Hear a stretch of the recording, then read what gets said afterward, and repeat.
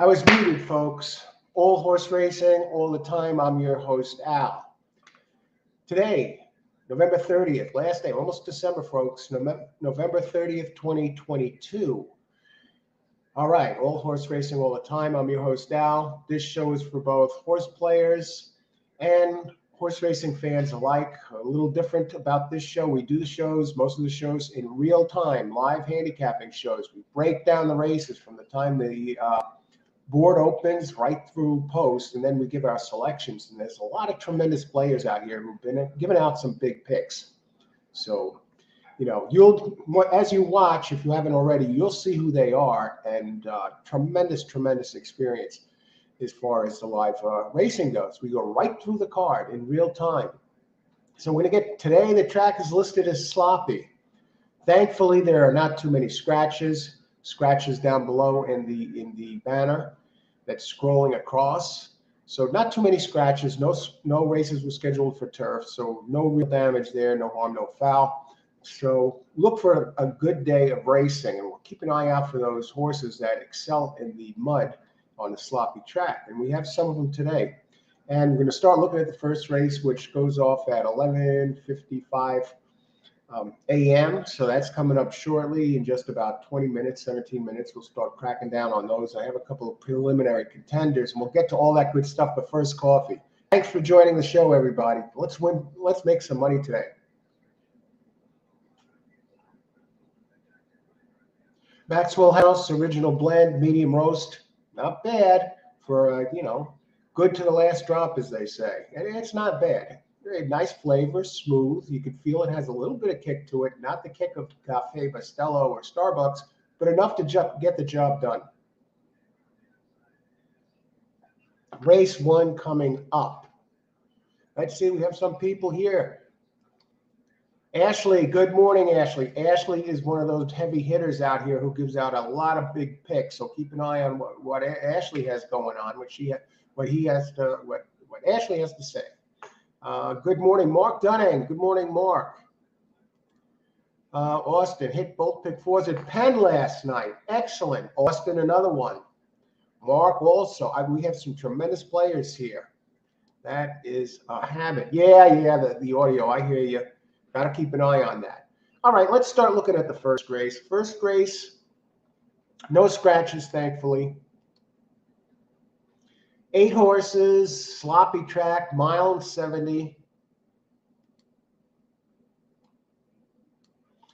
Okay, 1.70 miles. I'm on, preliminary selections. I'm going to see if I could expand on that. It's no real secret. The 2 and the 7. The 7 is, I believe, 6 to 5. Early speed. My lone thing about the 7 here, it's open 6 to 5, but really doesn't do its best running on a wet track. 0 for 4 in the mud, but in the money 6 of 9. This is a maiden race. In the money 3 seconds and 3/3 out of 9 tries, but its tries on an off track are kind of off-putting to get right down to brass tacks. 0 for 17, too, a career maiden. So I'm going to try and beat this one, considering how it runs in the slop and considering that it just doesn't seem to like to win. 0 for 17, they've been waiting forever. It looked like it was going to wire the field a few times and fell back with 2 seconds and 1/3 in those efforts. And another one, too. Led all the way and then finished second by a length and a quarter. That type of stuff gets old after a while. And it's a $10,000 claimer. It stays at this level. And the speed in this race, the 7 is one of the early speeds. And the other one that shows a little early speed here and there is the 6, Factum Love Style. So let's take a look. Is this 6? It hasn't been running fast early. Is this correct? Can't be. No. 6 can't be the other speed. No. Old Bow. Now he breaks inside of the 7 at this level. 0 for 10, has never been in the money at Parx. Doesn't show any indication that he likes the mud. 0 for 2 in the mud. Opens a 15 to 1, and I can see why. Does have a 16% trainer in Lewis Linder. And a 9% jock in Gerardo Milan. I can't back this one. Decent trainer. Let's look elsewhere here. Now, we talked a little bit about the 2. What I like about the 2 is the 2 has performed 0 for 14. Another one, Social Joe, has not really put his foot forward to break his maiden. The 0 for 14. But on an off track, this one is in 5 tries, has 3 seconds and a third. So it does some decent running when it gets sloppy, including the 1 3 back where it finished second, 3 back. That's coming close to breaking the maiden there. Has a turf race. Yeah, I think this one prefers it wet. 4 out of 5 times in the money with 3 seconds. So I think the 2, if I was going to single one and I had to make a choice, I'd land on the 2. Who else? We have some comments. Let's catch up on the comments. Ashley, I've gone through this card and I'm semi-prepared. Yeah, I've looked at it too. I've been through it once. And I think the wet track might help matters today, actually. I think it makes some of the races more clear. Like 8 win place, also 3, 8, and 1, 3 in doubles. All right, we're getting our first selections here. Charles, hey Charles, how's it going? How's it going, everybody? Thanks for joining the show. We're still 17 minutes to post. I like the 8 before the sloppy track.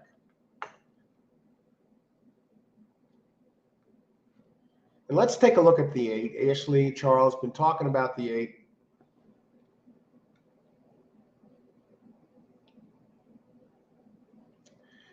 Now this is a turf one, and they're shipping in for Raphael Schisti, a jockey, Joseph Rangel, 6% jock. Most of his racing here at Parx. The trainer, sneaky trainer, Raphael Schisti, 17% in 2022 out of 166 tries. Does have a win in 5 at Parx. Shipping in now from Monmouth and has run at Aqueduct and Belmont, so it has run on the higher circuits. Usually doesn't running on turf, though it has run a couple on a sealed track. We got to go all the way back to September 23rd of last year, where it looks like he's 0 for 6, never in the money, exclusive order. Had a rate, I mean, the closest he's ever came is within 5 3/4 lengths. I can't really back it. I'm not sure. What do you like about that 8? Except besides that one race, I think that the fact that it's coming and it's running on turf, I think that might help. It does have a couple of tries on and off track.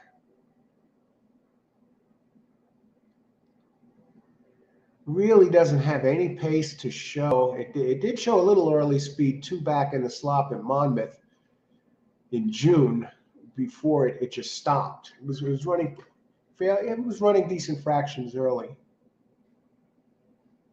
for the mile. And this is a mile and 70 yards.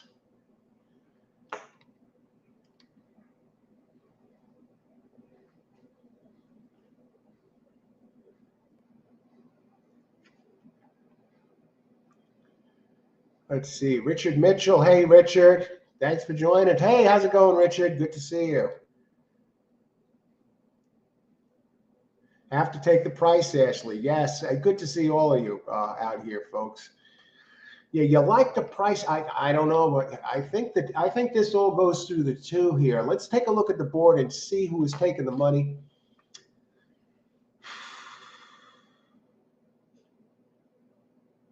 Two is the, as expected, is 3-2. 8, bet down from 4-1 to 3-2. The 7, which opened 6-5, is 5-2. I think it should probably even be higher than 5-2.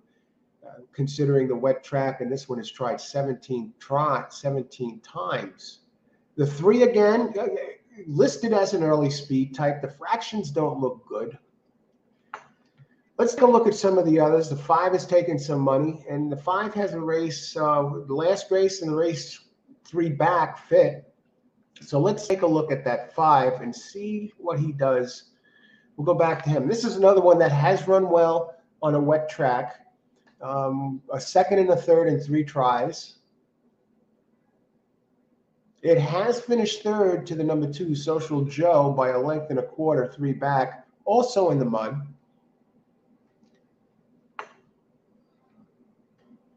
It has a fair running line. I like the race 3 back. And what happened 2 back?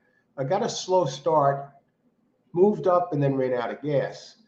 It gets Franklin Gonzalez, 11% jock, and 4% overall, but in a limited body of work at Parx, 9 races, has a win, a second, and 2/3. So in the money twice. Overall, in 105 starts this year, Franklin is only 4% out of 105 races. Not too good. But again, Dubrovnik does run well on a wet track, so I'd be inclined to lead with 2 or 5 in this race, and go look into the double here using 2 and 5, or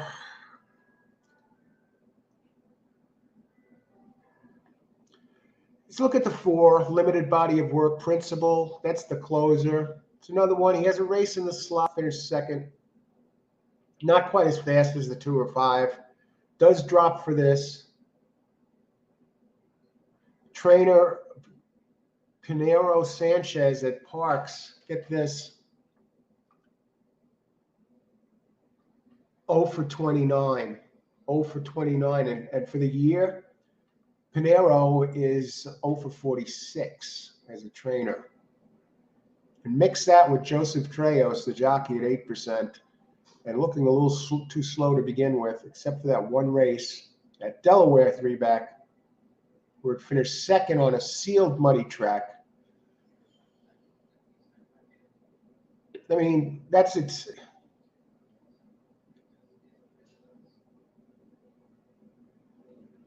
At the distance, 1 for 4, a high of 58 speed figure.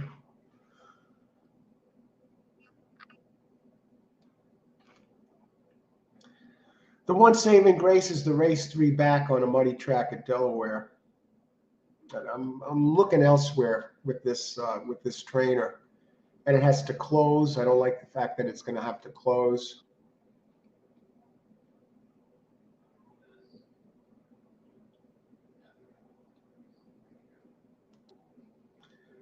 I have to take the price. Ashley, you like the price on 2? Last I saw it was 3 to 2. 8 to 5, I think that's a nice price for this one. I think it's the one to beat. I mean, 8 to 5, if you, I don't think it's a lot, but it looks like the best. It sets up the pace. It sets up good with the pace. This one runs well on an off track. I think 8 to 5. I like the price on it. 8 to 5. I wish it was 20 to 1, but take what the defense gives you. Austin, what a hard field. I wouldn't take less than 10 to 1 here. Well, in the slop, it opens the door for some surprises. So I hear you, Austin. Thanks for weighing in here. Thanks for weighing in there. Blair, good morning. Blair, how are you? Blair is one of the real heavy hitters in here, and produced some tremendous winners on the show. Big long shots, big exactas, big win plays. And it's not just a flash in the pan. Blair does it regularly over the course of a number of shows. Participating and sharing some tremendous winning picks. A lot of sharp players in here already. Austin had a couple of pick 3s at Penn last night. And Ashley, of course, has been giving out winners. I mean, this is a who's who of top-notch handicapping who participate on the show. Let's do it again. Mark, who presses the 7? Looks like Lone Speed. It does look like Lone Speed, Mark. By the fractions, my only problem is this one is folded like a tent 3-4 times when it looked like it was the Lone Speed and should had every right to run away with the race. and still finishing the money, but just can't seem to get it done. I don't know why. 0 for 17, but it could be very well be the load speed today. The 3 might press it a little bit. That's the other thing. But I think it sets up for the 2. Okay, we're sarcastic. Okay. My grandparents were from Dubrovnik. Charles, is that an angle? Oh, yeah. Well, it's a fun angle, just like the cat horses or the gray horses. Not going to get rich with those angles, though. Okay, the scratch is there.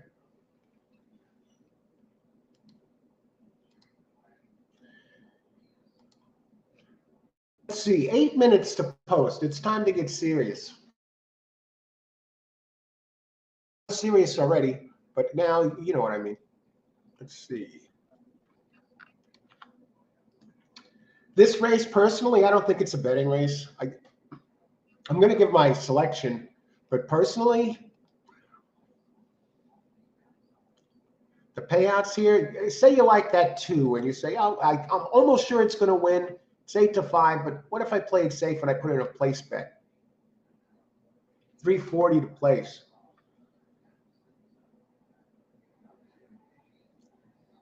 In the place betting, both the 2 and the 7 are 340. How about that 8?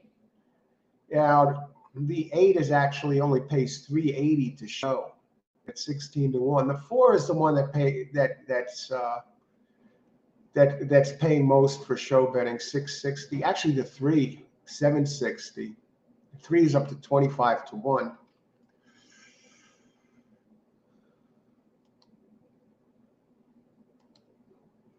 I'm not going to get fancy here. I'll give out who I think this race is up for grabs for the 2nd spot. So I'll just give you who I like best. Personally, I'm not going to bet it, but I still attack it, and with the same gusto, even pretend bets as I do if I'm putting money on it. So you get my 100% effort, and I've looked through this card once, and we're looking through the horses again. Let's see if there's any that we didn't talk about, since we still have 6 minutes. I played some tries with 2 and 8 on top. Good luck with that 8. I would love to see you deliver here with that 8. 7 underneath. Yeah, the 7 got to be used underneath. I think none of the horses in the slop like getting mud kicked in their face, and that 7 is going to be kicking it up. Should get the lead early. Doesn't like the wet track. Usually 7 starting the sequence. Okay, good luck. Ashley, thanks. Awesome. They're betting the 6 on an 0 for 52 6-year-old maiden.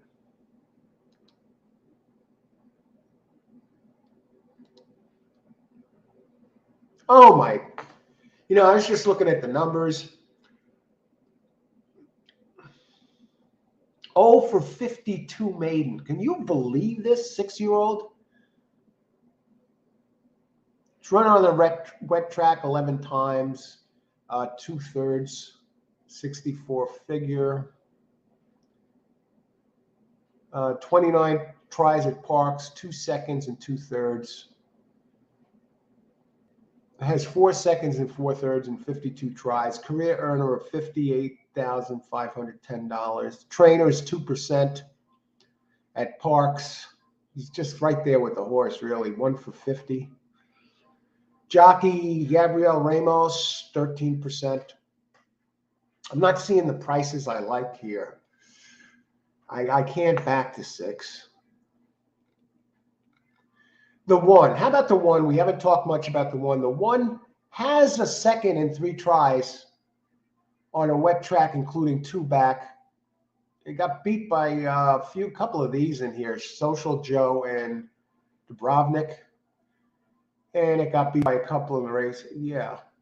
Because you know why? It's facing some of these again. It's getting the jockey Andrew Wolfson, 13% here. The trainer Michael Aro, 7%. 42 races here at Parx. 3 wins, a 2nd, and 3/3. What are the odds on the 1? The 1 is currently 9 to 1. The race 2 back does fit. What kind of pace does he have?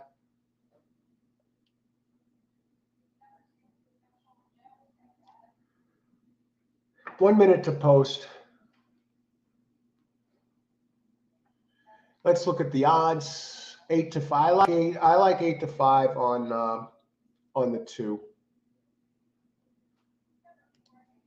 7, 8, 3. A lot like that 8. Charles on it, Ashley on it. I'll tell you what, when everyone's talking about it, watch out. I like to Ashley 3-8, box 8 with 3-8 with 1-3 in the doubles, swinging for the fences. That would be some way to kick off the day, Austin. Good luck. Thanks for sharing. Does Pia have an age limit on maidens? Not that I know of. That's an interesting question. Austin, should I add the 3? Okay. Race 1. Number 2 to win.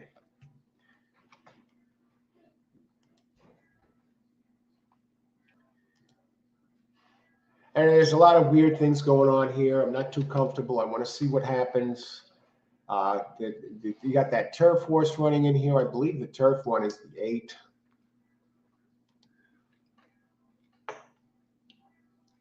Yeah, the 8 shipping in for Raphael Schisti. And a lot of it's running on turf. It's dropping in class. It's coming off a really nice work, 16th out of 82 on the 23rd. It's working regularly, folks. It worked on the 15th here, 52nd out of 71, but 49 and 3 for 4. So they're winding it up, exclusive order. So we'll be keeping an eye on that one. And it does have a turf number on September 23rd that can take this race and switch it over to the on a sloppy track. I think that'll helps his cause here. If it was a dry track, I wouldn't be able to back this one at all. And the fact it's run twice on this type of surface. And 2 back, it did flash some speed, and in its maiden race, it flashed some speed, even though the numbers don't really indicate it, because it was running 5th on the 23rd. But he's running 83 early pace, 78 mid. This one gets it together. Now, how about this? First start with the team. This is the first start for exclusive order with Raphael this 8. And he connects 10% out of 31 tries. So he wins first start with the team sometimes. Kind of sneaky. He's 17% trainer overall, knows what he's doing, and 1 for 5 at Parx with a win. So good luck, everybody. Blair 257 Parx.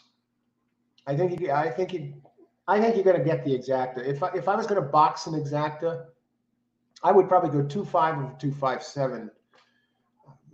Let's see, Richard. In Louisiana, I used to see some jockey races on maidens reaching the age limit in December. Okay. Is there an age limit? I'm going to have to check on that. I think, look at it over at Parx. Look at it. It's even foggy over there.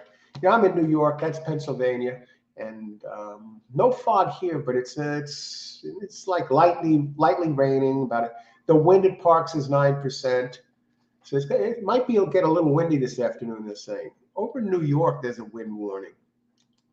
What's Rapoli doing with this? Rapoli is the owner?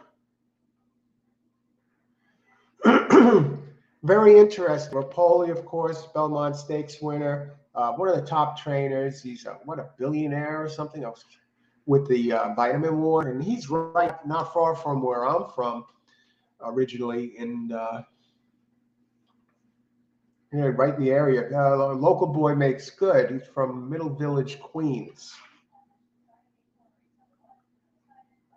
But good question there. Good question.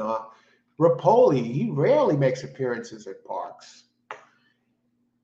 How long has Rapoli owned this horse? It's very rare you see a Rapoli unable to get the job done. Now, he's going to have the early speed. What is he on the board right now? He is on the board at 5 to 2. See, the 2 went up a tick to 9 to 5. 5 at 5 to 2. I still think the 2 has it over the 5. So good luck, everybody. Let's see. Charles steps in. 7, 8, 7. 8. Wow, good luck. I think you're okay with the 7. The 8. 8 is a question mark. 245, 245. Good luck, Charles. Charles, tremendous player. Karen, 2 over 5-7. I like it, Karen.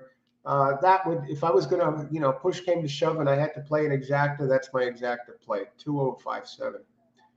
If you wanted to get cute, 2 over 157. But my play here, this race, I don't have a wager in, but I still give my selections for each race. I want to see what goes on here. There seems to be a lot of question marks.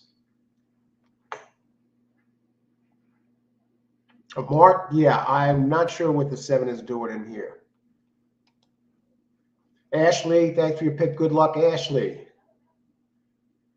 And it looks like Parx, they always seem to have a little trouble getting the horses into the starting gate. I don't know what's up there. Some tracks, they load them real quick. And boom, they just walk in like they can't wait to get into the gate. And this is not one of those tracks.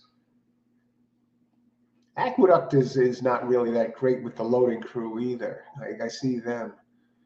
Who are the good loading crews?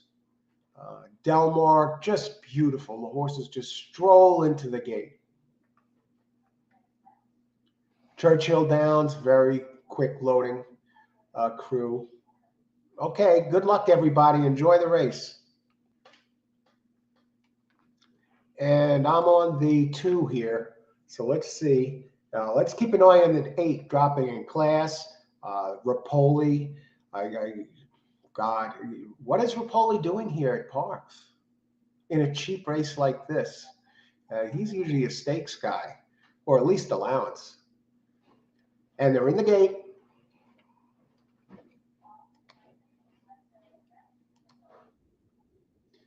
And as expected, 7 goes to the front. Is today the day for number 7? You're actually getting good odds on him at 5-2. This one opened at 6-5. The question is, can tough workout Rapoli hang on and finally get the job done? It's kicking mud back in everyone's face. 3 is running in second. Old Bo ticked down to 16-1 from up 16-1 from 15-1, and is listed as an early speed type. What about that 6 horse? Factum Love Style. 0 for 52 maiden. Nowhere to be found. 7 leading the way. It looks like 2 is in dead last. All right. We're going a mile in the slot. Here's 5. No surprises there. I think it's going to be 2 or 5. I just went with the one that I think is going to win this race. I don't have any skin in the game here as far as money. I didn't place a bet. I wanted to see how it goes.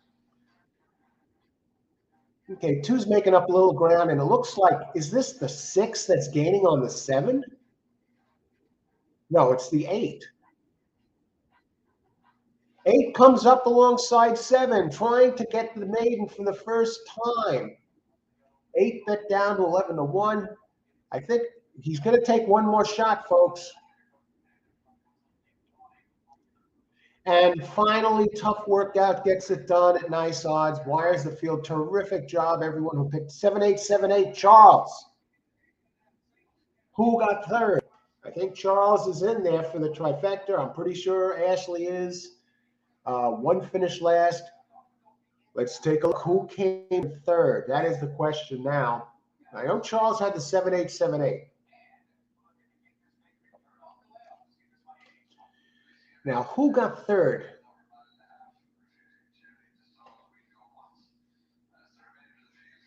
I hope they show it right through the finish line, because now I'm really curious. Did 6 get 3rd, and did everyone have the 6 3rd? 7, 8, 5.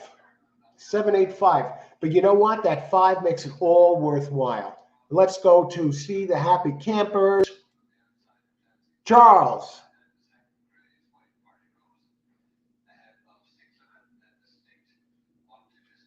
Maybe you got the 4. I don't know who got 4th.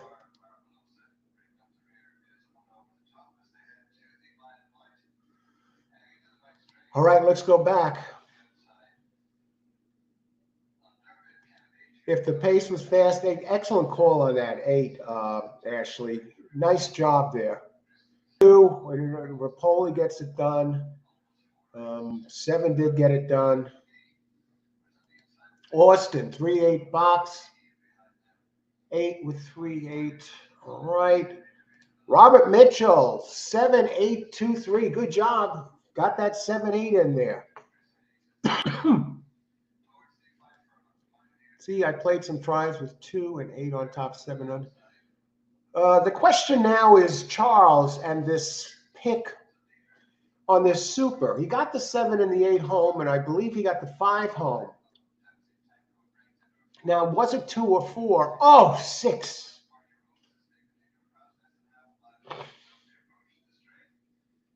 Okay, the race is official, folks. 7-8-5-3.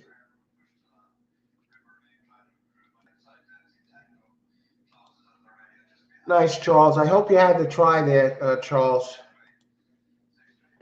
The 8, great job on all who played the 8 here.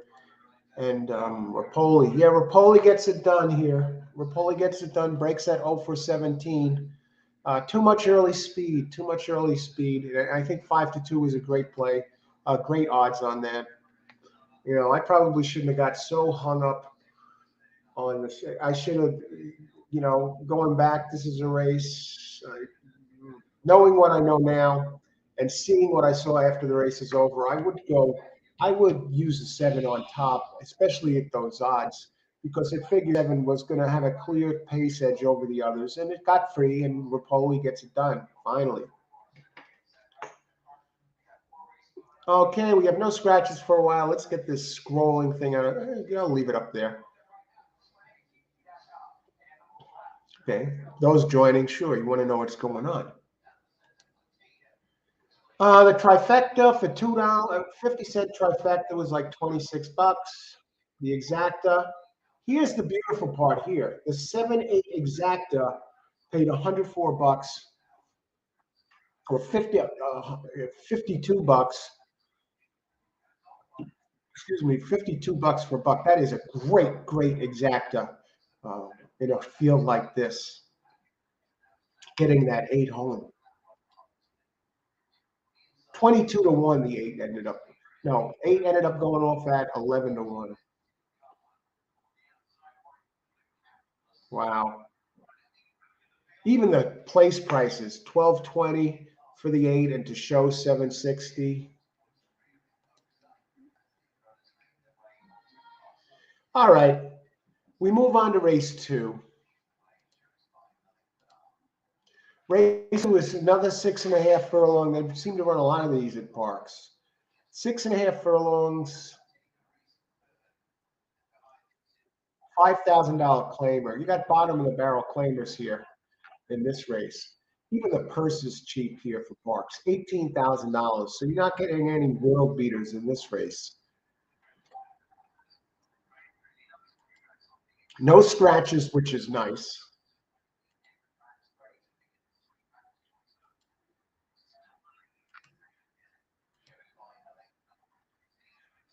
Race.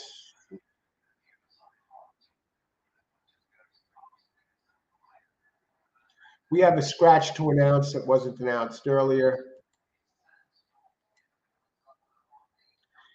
In race 3, we have a scratch, folks, late scratch. Race 3, late scratch, number 5.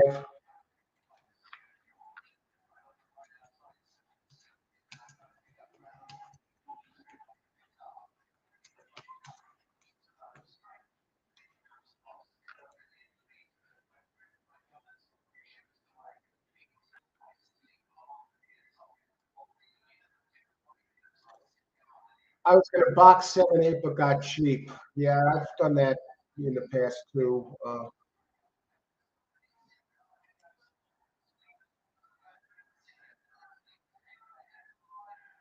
Parx conditions and scratches.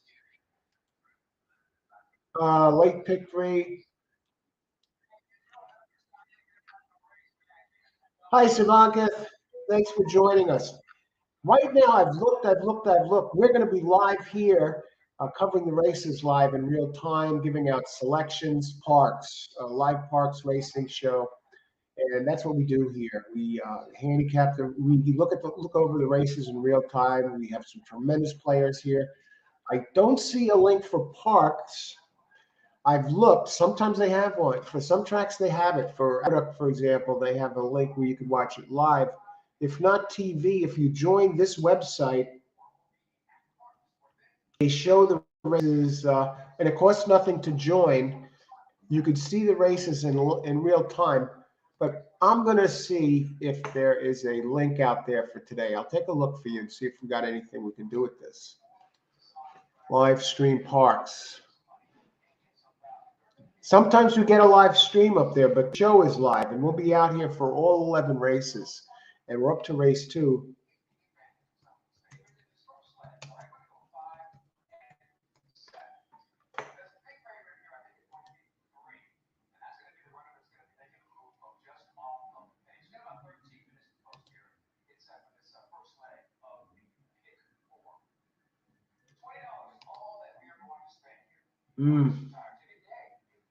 Not seeing a live stream here. Let me check YouTube. But we're going to be live. We're going to be out here all afternoon.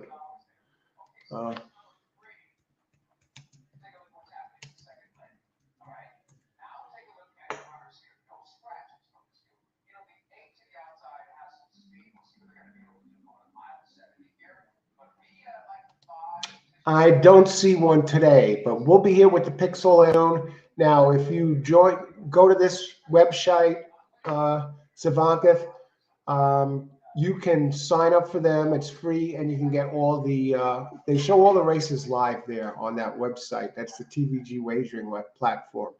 Thanks for joining the show. Good luck today. Hope you can win some money today. Okay, all horse racing all the time. Now, yeah, we have a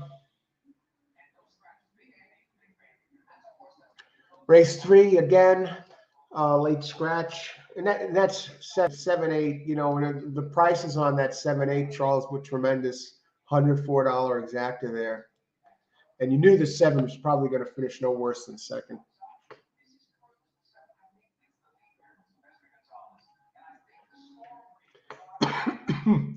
My preliminary picks here are 1 and 7, Ashley, but we're going to take a closer look at you like the one also. I'm looking at 8-5. It's not about the money. I just want to be right. Hi, Beatty. Austin. Any thoughts on race 2, Austin? We're going to start looking at that now, and Austin weighs in.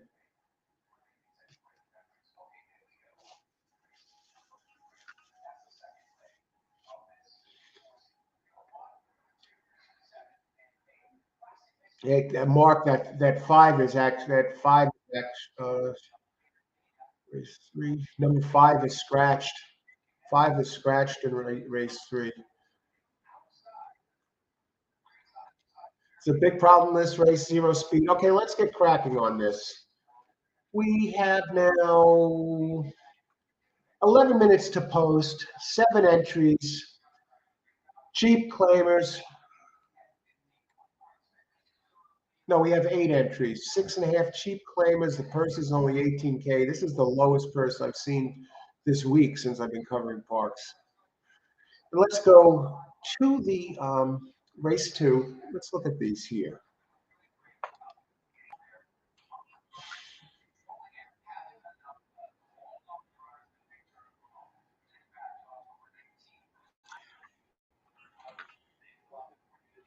We'll start with the number 1. I like 1 here. There's a couple of reasons. I'm on 1 and 7. Let's take a look at those, and then we're going to look around. The 1 lost the rider last race. You can pretty much throw that one out. Has won 3 of 14 at Parx with a second. Trainer is Gustavo Chacon, 14% trainer, and Gabriel Ramos, the jock, 13%. On the wet track, only 2 tries, ran a 69 and finished 3rd in that race.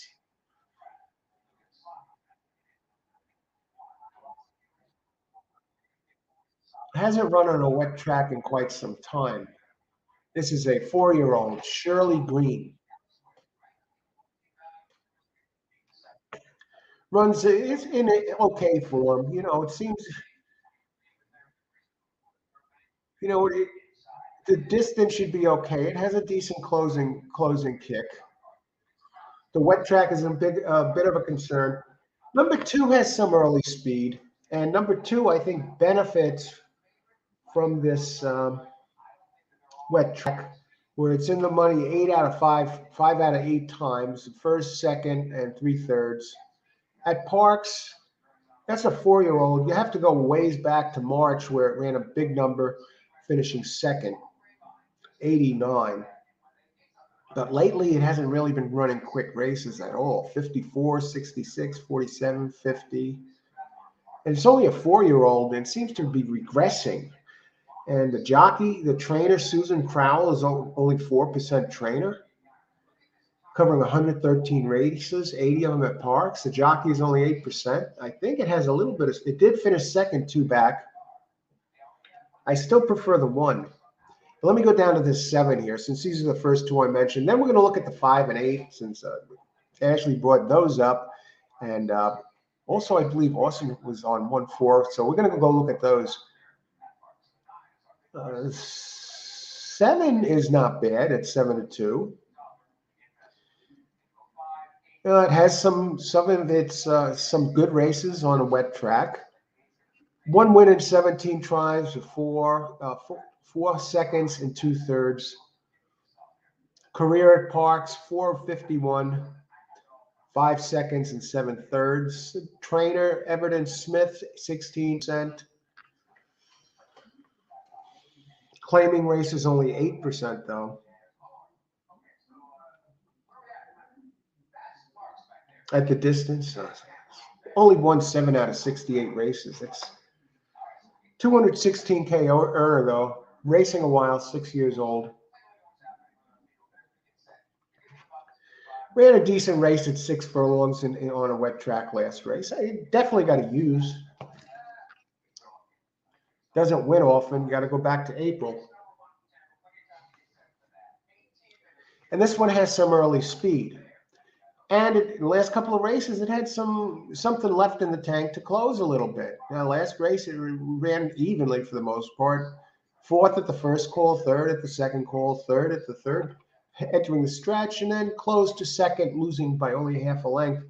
And if that was a little longer, that was at 6 on an off track. If that was a little longer, it might have got up.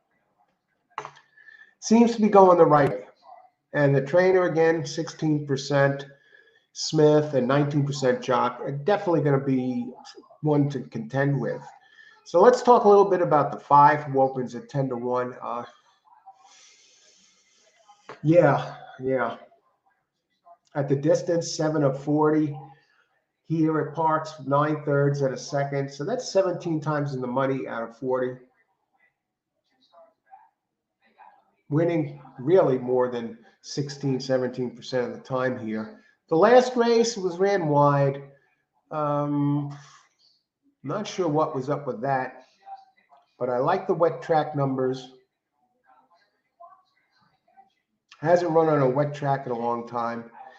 This is an 8-year-old, 76 starts, 15 wins, 5 seconds, 16/3. The trainer, Jorge Diaz, 6% trainer, and the Luis Rivera, the jock, is 12%. But they say best dirt speed is fastest among today's starters and hot jockey in the last week. Luis Rivera has won 3 of 6 over the last week. That's pretty damn good.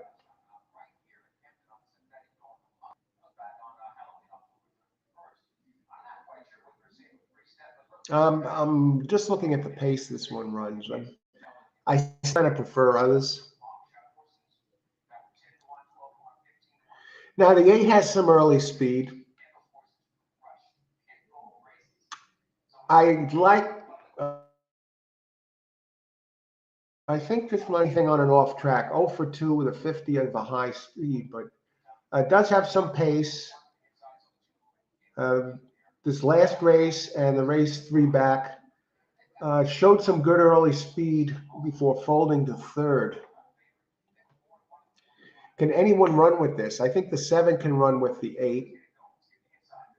The 7 has the ability to close, whereas the 8 really has not shown that. You have to go back to March 14th here at 7 furlongs were called the Popo, wired the field. And I think they're going to send this one today. So I'm going to add 8 to this mix. So far I'm on 178. I think I could make a case for all of them. And 8 lightly raced, only 9 races, a win, 2 seconds, and a third. The best might be yet to come for this one.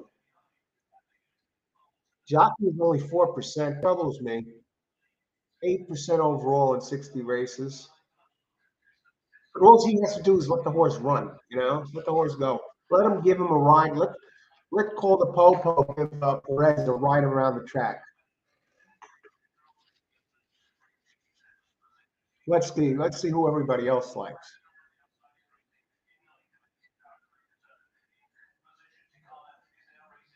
Big Andy, number 3. Never raced at Parx. Jockey, Luis Ocasio, 12% trainer. Now this trainer, Louis Linder, is 19% shipping. So it means business. And first race after a claim, he wins 16%. He's 16% overall. All but 19 of his 383 races have been at Parx. Get rid of the spam.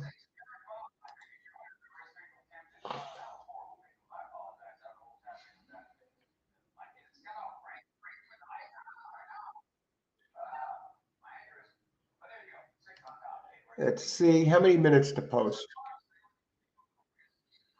We still have 3 minutes to post. Now, Big Andy is taking the money here. 8 finish, meaning he can't run anymore, and it's 2 is next up in speed. He stinks. This could be. And yeah, 8 is good. 8 is good. 8 is definitely a factor here. I want to buy, but I want the jockey to go early, but I don't trust he will. 5. I think I didn't like that one. Let me just look.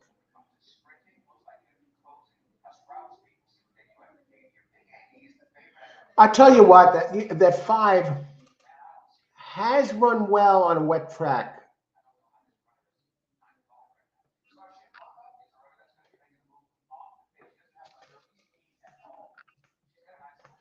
And I have a play here.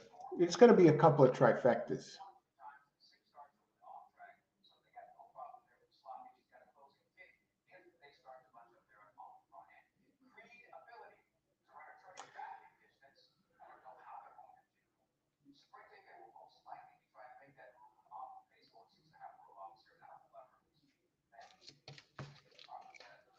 All right, let's go this way.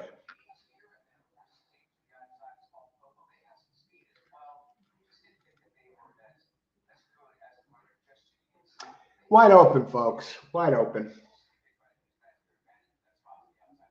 I'm looking at the 1.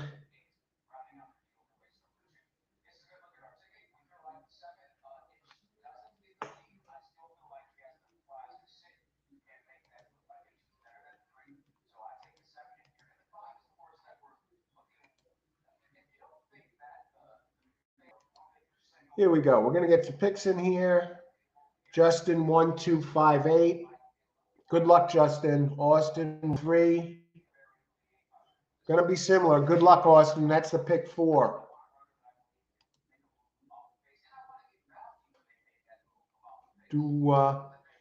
Hey, Anthony. When I can provide the link, I provide a link for show. We're doing live racing here. We're covering all the races in real time, handicapping, and but we have it on the TV. I don't have the rights to show the shows at the races live, but we discuss them live in real time. And what you can do though, if you go to this website, you could sign up for it, and it's free. You don't have to make a deposit, and they will show all of the races to you. It doesn't cost a penny. So good luck there. When we do Aqueduct, I'm going to have a link for the live stream. Yasuf, 37137 box. Good luck, Yasuf. And Richard, 3271. Let me get my pick out there. Race 2, exacta. 1-7 over.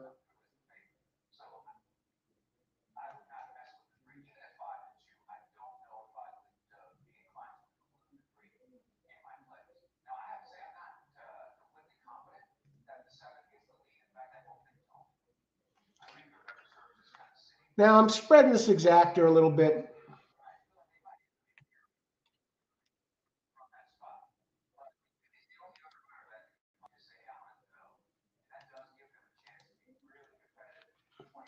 And so we will get this in. We still got time. This is an exacta 1-7 over 1-5-6-7-8. So good luck, everybody. Should be a good race. A 3 is taking the money, Big Andy.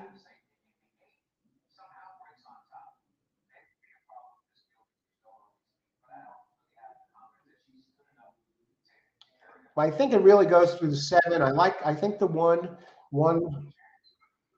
looks strong, and it's taking some money from 4-1 down to 3-1. So good luck, everybody. Look at the fog over there. Let's make some money. All horse racing all the time. Handicap selections, covering the races from start to finish in real time, looking it over, making our plays. Tremendous players here. Okay, they're in the gate. Let's do this. What's taking them so long? Seemed like they were in there a while already. Tell you the wet track, we had a nice 104 exactor in here. We had a couple of them. Ashley and Charles were on the 7-8. You listen to them and use the, boxing for the exacta. You got it done. And 8 looks like he's showing some speed. I thought 7 could run with him, but I think 8 will eventually take the lead here. I got 8 for second. I need 1 or 7 for first. Now 8 is on the board now at 29, now 25-1. Came down a little bit. This pace, how fast is this pace? 8 leading the way.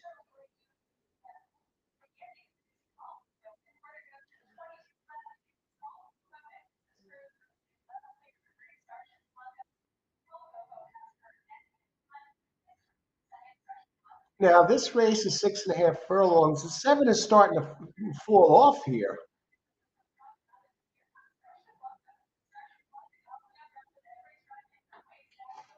Look at this. We need the 1 to get rolling, folks. 8 looks like he's gone. The speed on the wet track. Yeah, 8's going to get it done, folks.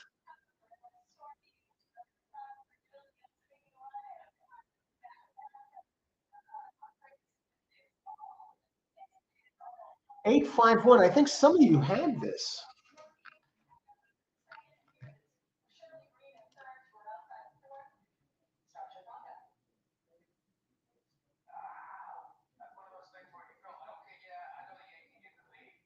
Now, Charles, I hope now this would be a great exacta box. 5 got third. Now the question is, did 3 slip into fourth here? Charles, where was the 3? Okay, you got the. I think the 8, 5.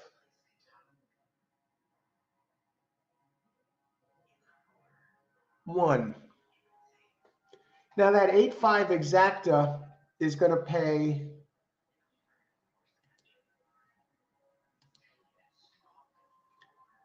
$501 for $501 for $2, so about $250 for $1.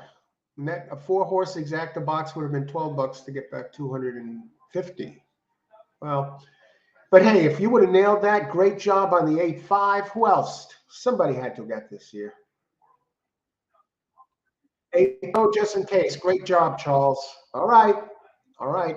Hate to show. Let's see. SVB, any live link? Not, hey, SJV. No, but we do. We are covering live in real time. Next time we do an Aqueduct show, I know for sure they have a live link. I can't show it here. We're giving out the picks live. But if you join this website, which is 100% free, it doesn't cost you a penny. Just become a member, and they show all the races, TVG.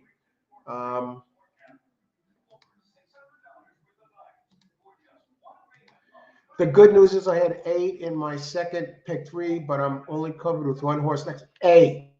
I'll be rooting for you. Great job.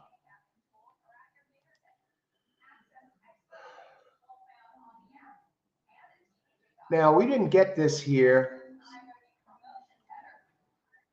You know, I've been doing this. Did we have any hits here? And Blair delivers again. Tremendous, tremendous job, Blair. That is a great, great, great exacta. And Blair, no stranger to big hits, 47-1 winner the other day, plus the exacta, and comes right off, comes right in firing. Tremendous. Great job. I'm telling you, some sharp players in here. Oh, one, my pick did not get it done. Look at the 7. The 7 got smoked. It looks like the early speed, as expected, handling the slop. Boom, yeah, that is an explosion. That is a big hit. Balloons race 2. We have the 5 who was scratched. Race 3. Excuse me.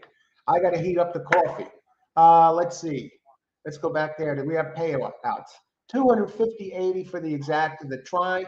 $1, 1,493. The 11.20 to show on the 8. And the 8 really figured to be perhaps the only speed. The 7 could run with the 8, doesn't like to go to the front, which it did, and it eventually cost him. He ran completely out of gas. All right, let me heat up my coffee. I don't like drinking coffee when it gets cool. I got the ice water here too. Not a green cup today. We're going to the blue cup. Green cup usually the color of money, but today true blue. Let's get some winners here. Got some nice hits on the show from our participants. Thanks so much for participating. Thanks for giving out that big winner to all of us, Blair. Tremendous. And I'll be right back. I'm going to heat up the coffee. On to race 3. On to race 3 already. Where's the time going? How much time do we have? 16 minutes to post. Let me bring up the PPs. And the ones I'm looking at preliminary that I like in the 3rd race, I'll put them up while I heat up the coffee. Preliminary race 3.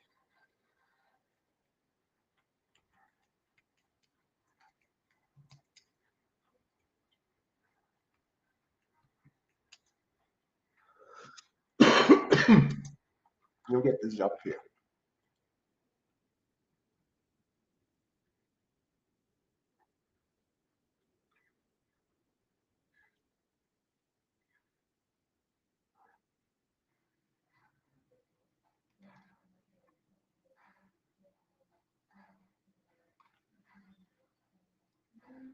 Now, this is pretty much almost a coin flip here with these. Now, the 3 getting scratched out of there definitely impacts the race.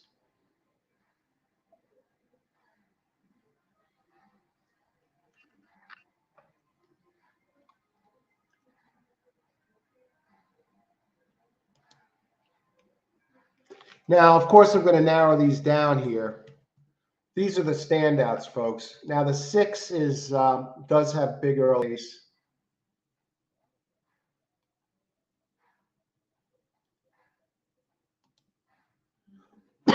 Looks like early speed premium today. The speed is holding, yes. Let's go 7.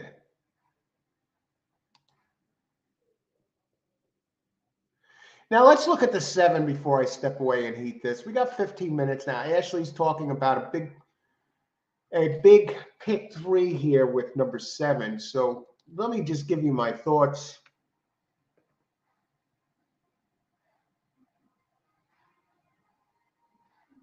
Turf horse. No running on a wet track. The thing I like about the 7, it seems to be getting better every race. 2 wins and 5 starts and a third. The races weren't that, they were nothing special. Did break its maiden on dirt here at Parx at a mile. But and the numbers, the speed figures have went up every race. It has a workout on the 19th.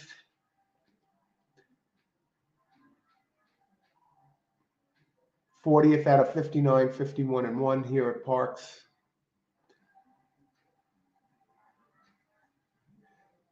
I'm going to wish you luck. I'm not in love with the 7, but you got a high percentage trainer, Michael Pino, gets him ready, and you got a high percentage jock, Michael Sanchez, 17%. Turf to dirt, Pino, 15%. Claiming races, 18%. You got your trainer. You got your trainer. You're not going to get much better than him here. 23% at Parx, 23% overall. 175 of his 213 races that are in right here at Parx. High percentage trainer. Pino also has the 6 in there, who is likely the speed in this race. But this is another one that's going over to dirt. Can that speed carry on dirt? Ran its best race last race.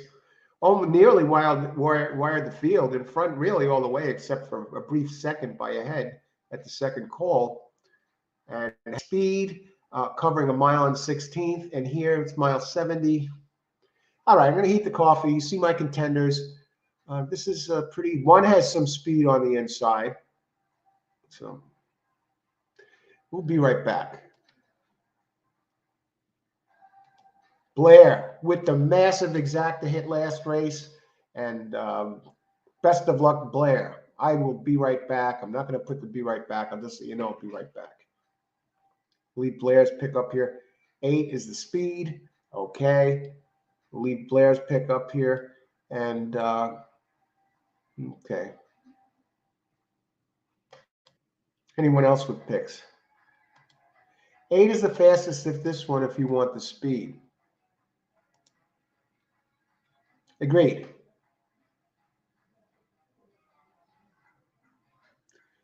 And this one's 2 for 25. It hasn't really performed in the mud. I think the fractions, though, the other ones could run faster fractions.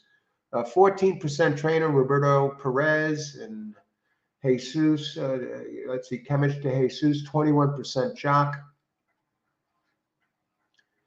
But I'm just looking at the speed that others have shown in here. I mean, even the 3 has some speed. 2 for 4 at Parx, 1 for 3. No, the 3's the one that's scratched, right? No. 3 is on the board. This is a wide open race. I'll be right back. We got 11 minutes. Okay, Ashley, thanks. Blair. Leave Blair up here. 1, 2, 3 at Parx, just so you get an idea. 3 goes to lead. I think that's probably going to happen, Richard. I think 3 looks like the inside speed. Either that or the 1 or the 8. I think this might open the door here for the 2, 4, and 6. All right, I will be right back. Leave these. I want sure pick here. I'll be right back.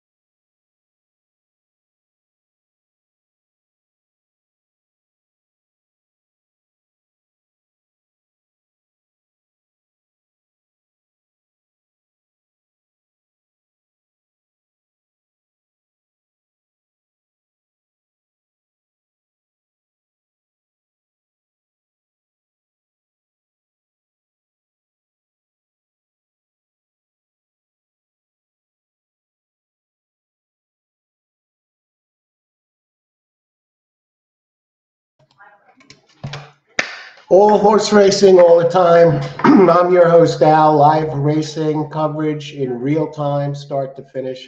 Show for horse players and horse racing fans. We cover the races live. And today we're doing Parx. Third race coming up. Look at that. We have some bombs coming in here so far. And we'll get to this race nearing post the first coffee. Maxwell House Original Blend. Let's catch up. Oh, God. Get rid of the spam.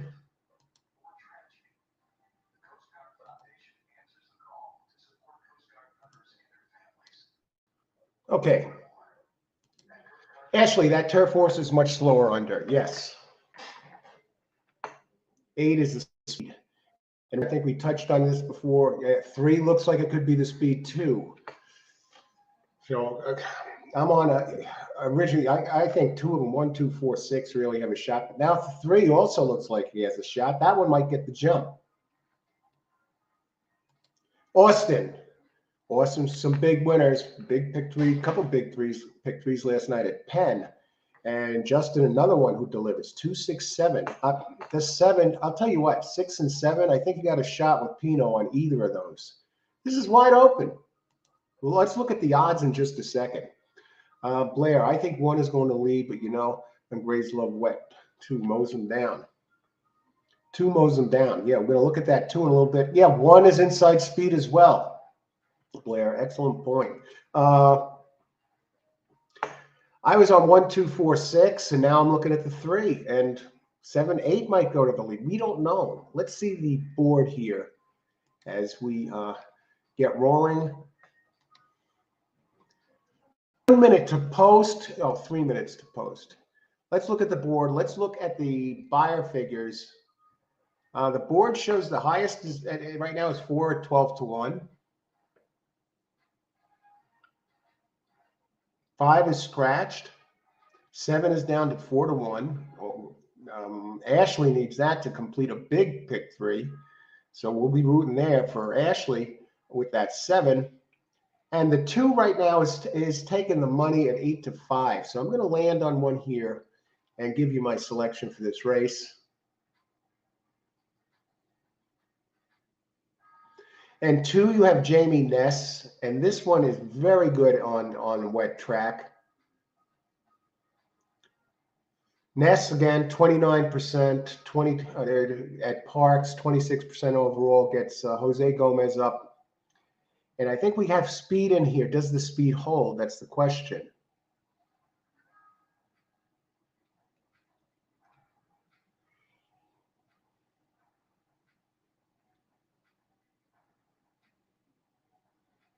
Eight has big speed, but it looks too slow.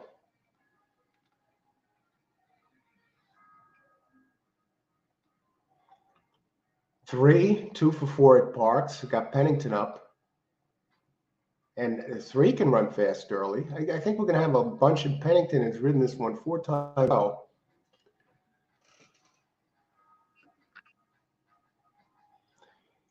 And 2 has a big race in the slop, 4 back. I think this the overall speed. The 1 has early speed. I think I'm going to go.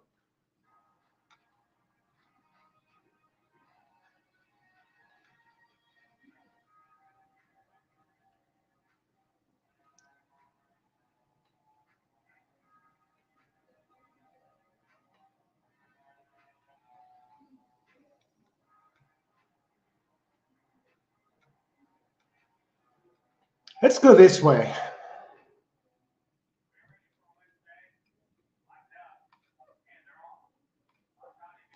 My play, here it is. Race 3, exacta.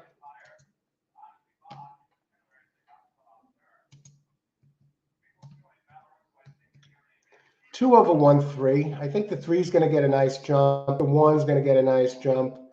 I'm looking for at least one of the 2 to hold on here. Yeah, that's that Ness factor.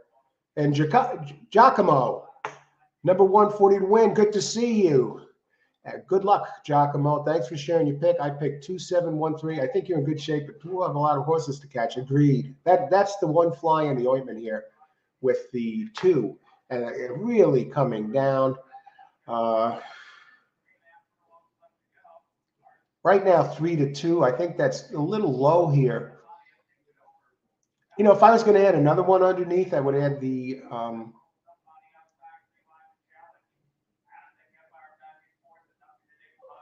I'm just going to sit tight with what I have to get this in.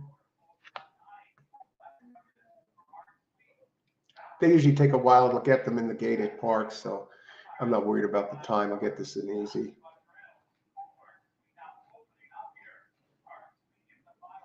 All right, we're all set. What do we got?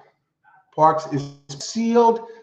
Richard, it's listed as sloppy. I don't know if it's sealed. I didn't hear anything about that. Price on 2 is horrible.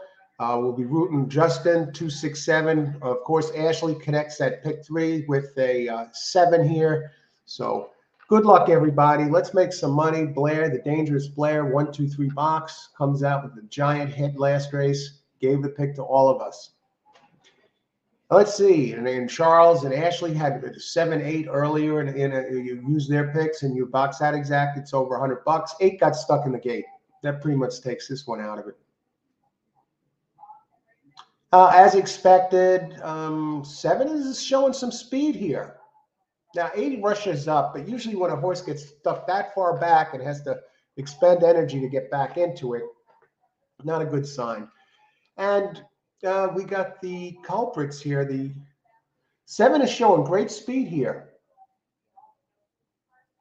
7, Musa Maha. Opens up about 2-3 lengths on the 1, and then followed by the 6.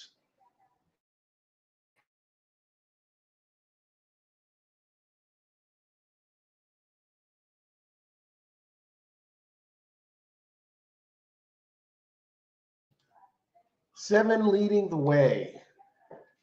And what do we got here? Continues to lead comfortably. And 6 is coming up, heading down the backstretch. This is a mile 70. 1 starting to move. 2 is nowhere to be seen. Here comes the 3. And 3 runs by the 7. Still no sign of the 2 as they enter the turn. 2 is starting to make a move, but still got a lot of ground to make up. And they're heading for home. And it's going to be 3, folks. It's going to be 3 followed by, who is this making a move now? It's all speed here today, folks. 3 heads for home. I believe it's 2 that's in second. I would guess it would be. Or maybe it was the 1.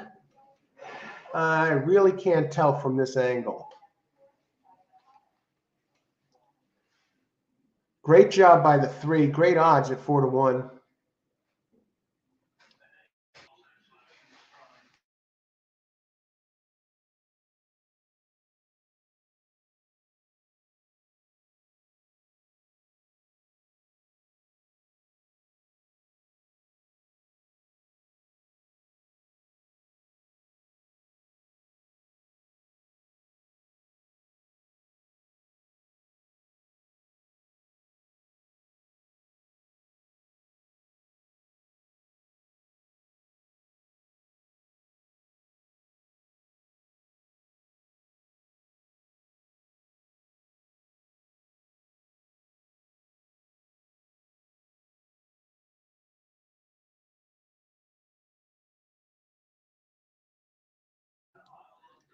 Great odds on the 3 there.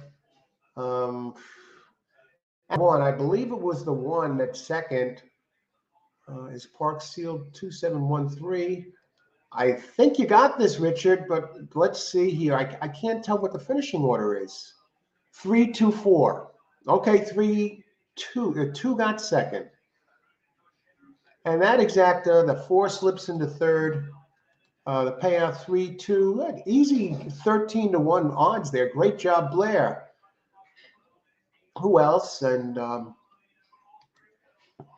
Karen 1273 try box.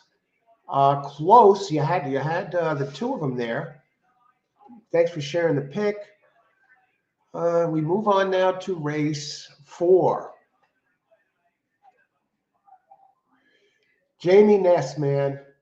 I think out of the races I played the last 2 days, I've used him 3 times, and he lost all 3 of those. And then today, 4 times, and he has not delivered in any of those races. But when I don't play him, the race I didn't play him, he won. Easy on a horse he really didn't figure. These trainers, man. The speed, for the most part, held up today. Held up again because the 3, well, he kind of came on a little bit. I'm surprised at the 7. Great job there, Ashley. I mean, you were right there. You know, I was thinking you looked good there for a while. My play there, 2 over 1-3. I should have just played 3 over 1-2, given the price and given the speed of the 3. But I thought the 1 was going to show more speed than that.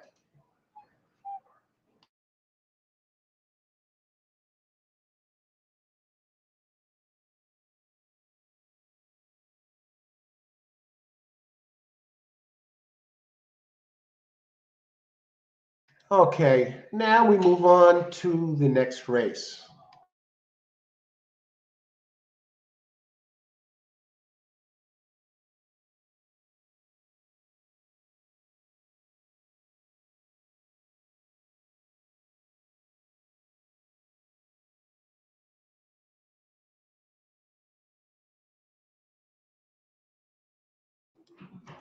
Now this race looks like a wide open affair. Let's see if there are any new scratches to announce. We still got time here. I'm trying to let you know. They had a late scratch in the 3. The 5 wasn't supposed to be scratched. It wasn't in the early scratches.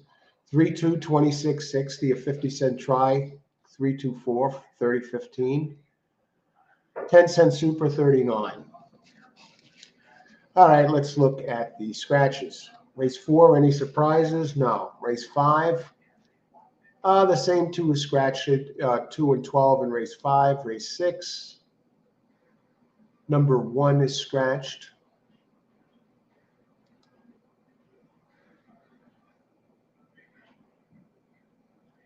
Okay, no changes there. Race 7, no scratches. Thankfully, the wet track conditions hasn't really hurt us in scratches. Race 8, no scratches. Race 9, number 2, Silver Edge is scratched. Let's make sure that's announced up here. 5, 6, 7, 8, 9, number 2. Race 11, number 10. Let's just check those. We have a new scratch to announce on race 10, scratch number 1. Hiya, Corky. Kempton, who won? Anyone know who won at Kempton? Let's take a look. We got Kempton here.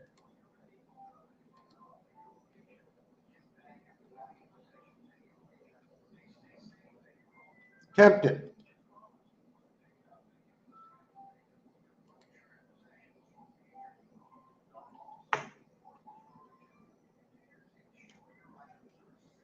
They're not showing. I see a horse here. They have his number off. They might not even run yet. I don't know. I don't know, Corky. Thanks for joining us. No results yet on 4. I don't even know if the race ran. I haven't been following it. Photograph, awaiting details. I guess it's a photo in race 4 at Kempton.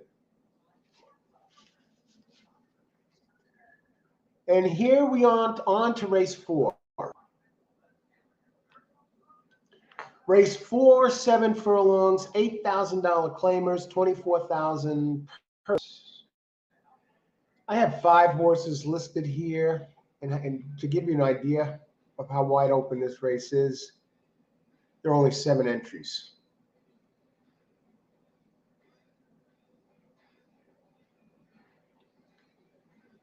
One has high velocity, high speed. Silvera, the jock, 20%, and Rodriguez, the trainer, 24%.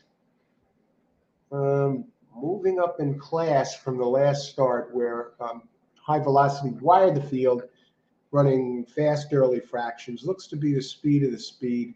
Has run at the 10 claiming level, 7 furlongs at this distance, 3 back, wired the field there. 13 races, 3 victories, 3 seconds on a wet track, in the money every time, and ran an 89, has an 89 high speed figure in the slop. Hasn't run in the slop in a while. It's a 5-year-old, 215K plus earner. I'd have to say this one is the main threat, folks. But we're going to move on. Kempton, 11-3-8-12.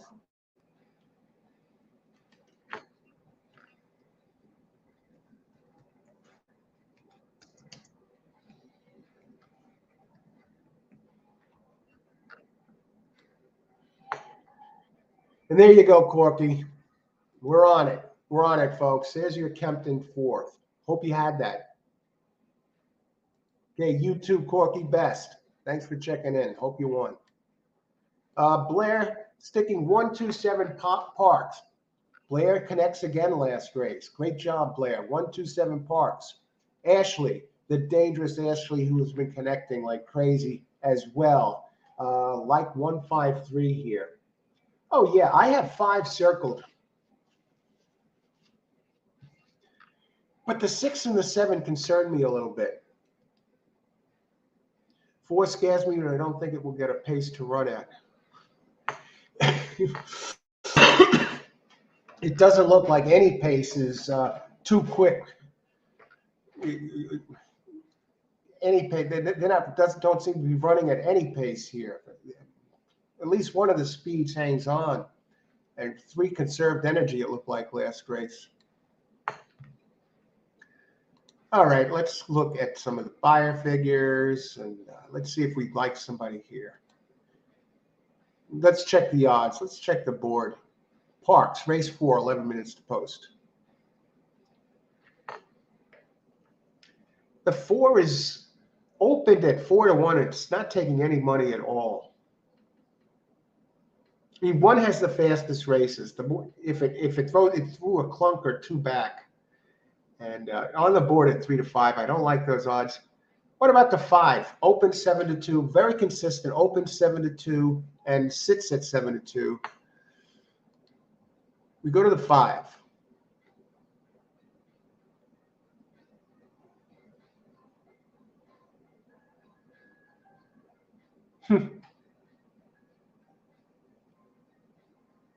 I'm 5. I'll take my chances with the 5 over the 1. 8 running on an off track, 8 tries, 3 first, a second, and 2/3 in the money, 6 out of 8. At Parx, in the money, 10 out of 25 with 4 wins, 2 seconds, and 4/3. 246K earner. You got a trainer here who's 20% at Parx. Felix Flores, jockey 9%. Mian. Now, why the same? Now, 3 back. Last time it raced on a wet track, it tracked in second, running very nice fractions, and closed to finish first by a length and a half. Wore down the pace setter, and it was at this distance. And today, it actually comes down a little in class from 10K to 8K. 2 back now. This one was running an allowance company. Yes. And I have 5 circled, and I see it's circled for a reason. What about that 4? 0 for 3 at Parx. Has run well on a wet track. And Harold Weiner, 8% here at Parx, 11% overall. Jockey, 12% at Parx, Dexter Haddock. Has run well on a wet track in the past. It's a 7-year-old, though.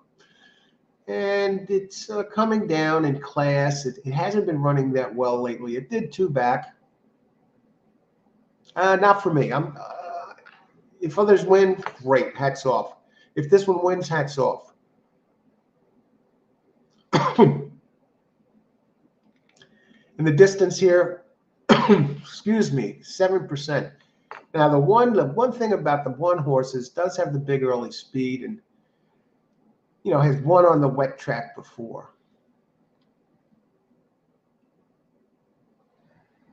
What about the 6? I thought that one was a little interesting. It's another one that runs well on a wet track, but this is a closer. I don't think this is the day for closers. So I can't be an advocate for the right path, number 6.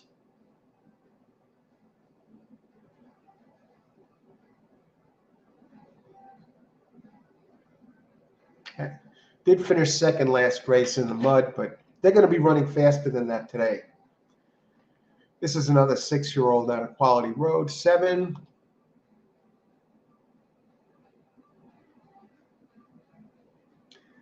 Seven likes it wet. I think this is another one that doesn't really have the early speed to be part of this. It's going to need to close into something here. At the distance, it's never raced at the distance, usually runs a mile. It's running in routes going way back. Now they're shortening it up. And this trainer, though, Estrada Bravo, 18 times in 2022 has went route to sprint, has won 2 of those races for 11%. Jockey Gabriel Ramos is 13% at Parx. Class level. Moves up in class from the last start. Not for me. Not for me. So I've narrowed this down to the 5 and the 1 and the 3. So let's go back to the 3. Anybody else have anything as we near post time? 6 minutes to post. Blair 127. Yeah. Ashley. I'm on the same ones as you here, Ashley. Good luck. 4 scares me. I'm not really worried about the 4. We just touched on that with the closing. 5 on top. I prefer 5 on top too. Now let's go look at the board here. Wow, I can't believe that the 3 is 12-1, or that the 1 is 3-5. I guess they figure it's going to pull a wire job. And that's what's been happening. Let's look at the exactas, see what the payoffs are with these exactas. Pools, let's look at the pools. 3 is taking absolutely no money in the pools. 2 is taking money in the pools. Laprida up, Curl and Thrill. Let's go look at the 2. I didn't talk about that one. Currents to post. What about a daily double? Curl and Thrill. Now this one has a closing kick. It's coming from ran its last at Parx. 0 for 1 at Parx. 2 races on a muddy track, on an off track. 1 has a second in one of them. Why is the 3 not taking any money?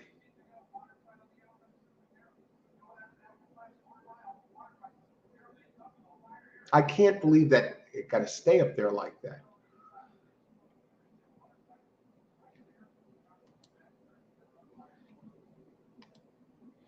Richard, I would be surprised if anyone catches the 1 and the 5.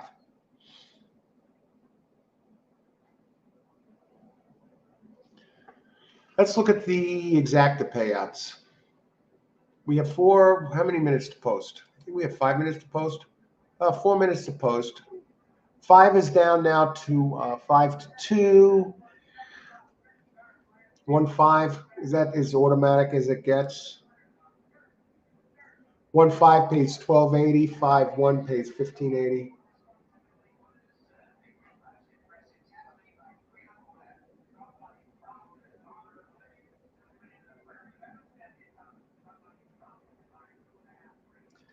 Will pays. 1 is taking the money and the will pays. 5 is 6. Let me take a quick look at the 3 again. I know he's dead on the board.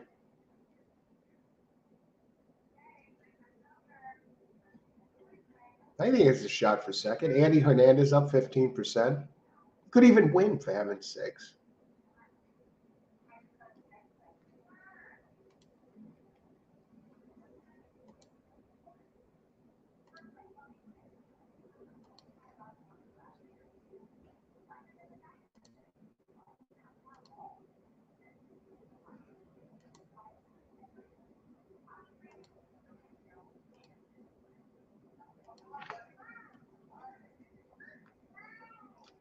Take a quick look at the next race before we go any further. How much time do we have before this?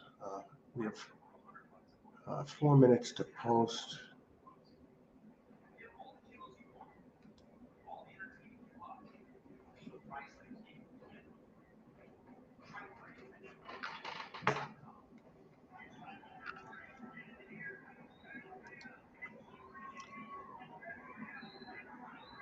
Austin weighs in.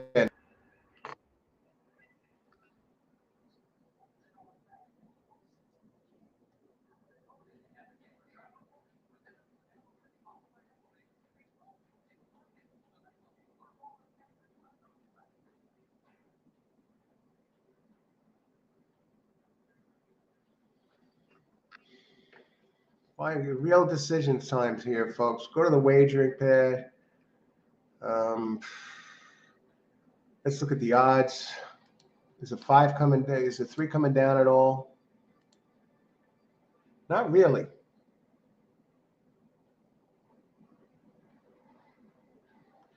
Five is down a bit.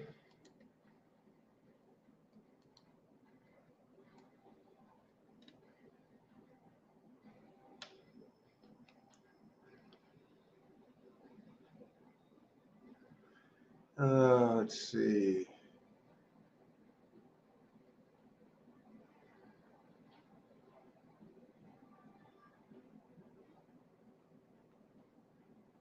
Tough, folks.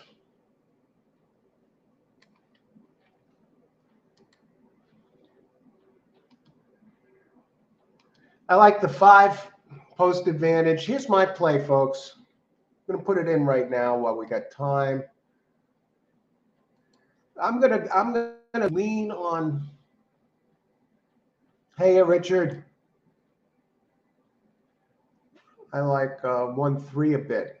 I think 3 has a shot. 1 is going to try and run away.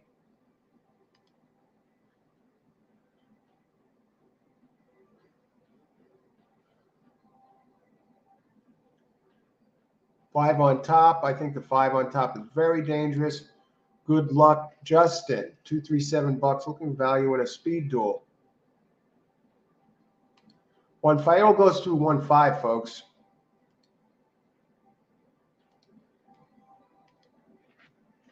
Blair, the 7 looks really good. What are the odds on the 7?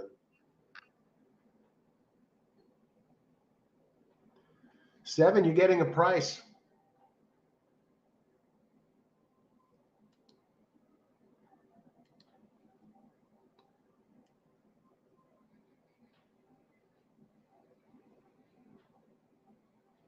Seven has every right, really, to get it done here.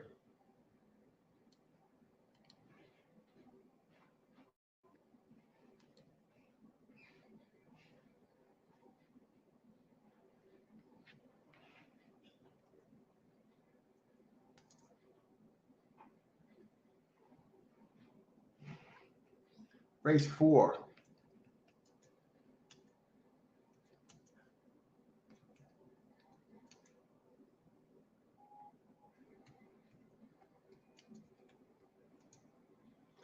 Okay, we got an exacta.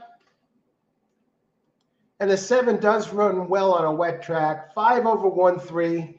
And the show play is number 7 to show. You get paid at that one with that one.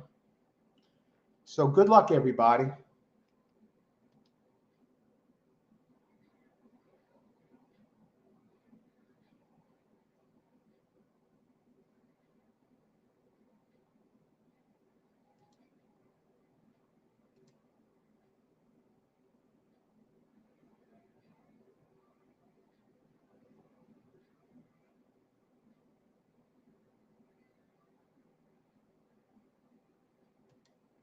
All righty. 0 minutes to post.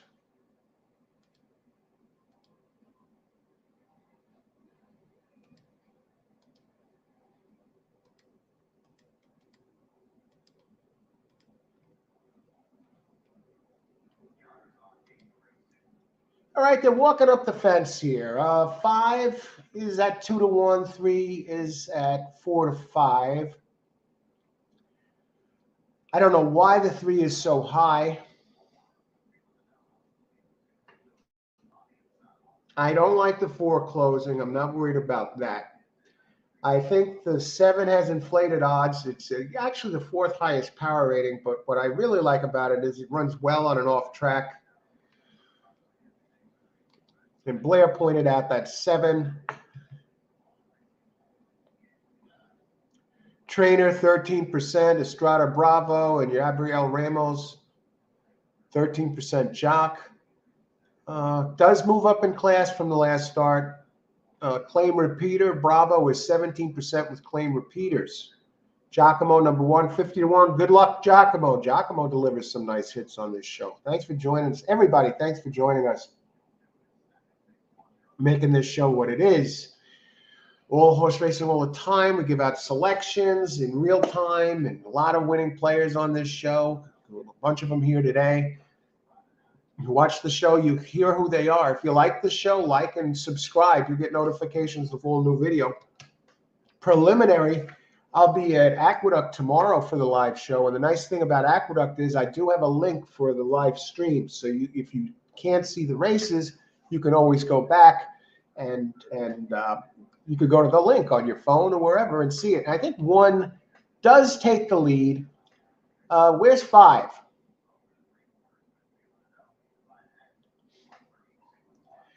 He's running second at 9 to 5. It's 1, 5, 3, and I got 5 over 1, 3. I got 7 to show, and 7 is running 4th, and hopefully 7 makes up some ground here.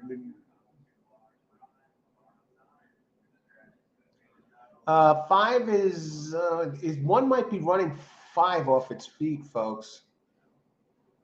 Now the 4 is starting to make a move. Come on, 7. Get rolling, baby. Somebody else is starting to make a move. Looks like 5 is overhauling the 1. Closer's coming this time, unlike the other races. And 4 is starting to pick it up. Still no sign of 7. Somebody's coming up the rail. Is that 7?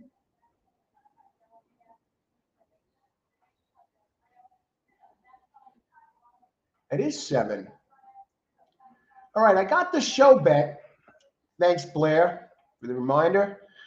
But 4 did sneak into second. And 5 was the cream of the crop, 9 to 5. 4, 13 to 1, and 7, 21 to 1. That'll be a decent show pay. And what happened to this 1 here? I think the 5 was just the one with the best numbers on a wet track. And look at the 7. He shifted all the way inside and snuck into 3rd. Who's that coming there on the inside? 2. 4 almost got there, folks. All right, who are the happy campers? Who had this? Austin, Merrigan, 1-5 exact. That's what it looked like it was going to be. I'm not sure why the 1 ran out of gas. Blair called it 7. Got it for show there. Great call, Blair. You know, it looked like it vanished from the scene, the 7, and then it came back and somehow really got 3rd. I'm glad I put in the show bet. Jeez. 1-5 second. Okay, Austin is alive in the pick 4. He delivered some big pick 4 on the show already. And last night he was at Penn National. He had 2 big ones. 2 pick. Were they pick 3s he hit last night, Austin? But thanks for giving us the early heads up. And Ashley was on it again. I like the early. The exacted distance could help the 3 and the 4s. Ashley was all over this. So great job, Ashley. The 4 came in second. Indeed. Great call. Ashley produces big winners consistently since joining us here on the show. Pick 4s. Wow. Pick 4s. That makes it even juicier. And Austin is a great job again, Austin. And you got all next race. And that's the 5th race coming up. So you can pretty much relax and just, you got the leg covered, right? So we move on to race 5. 5 of 11 here at Parx. And we're having just terrific cards. My picks were one. Richard, great job, Richard. 5-4 gets that done. My picks again. I got the show bet in. And that was a great call with Blair talking about the 7 there. And that 7 had every right to show up. He has run well on a wet track. And let's see. Ashley, you hit the super with that 7. I hope so. All horse racing all the time. Okay. And tomorrow, again, tomorrow the plan is to be at Aqueduct tomorrow and at Del Mar on Friday. So stay tuned for that, for the scheduling of the shows. There is a slim chance, no, right now, definitely that I'm planning on is Aqueduct tomorrow. Go back there.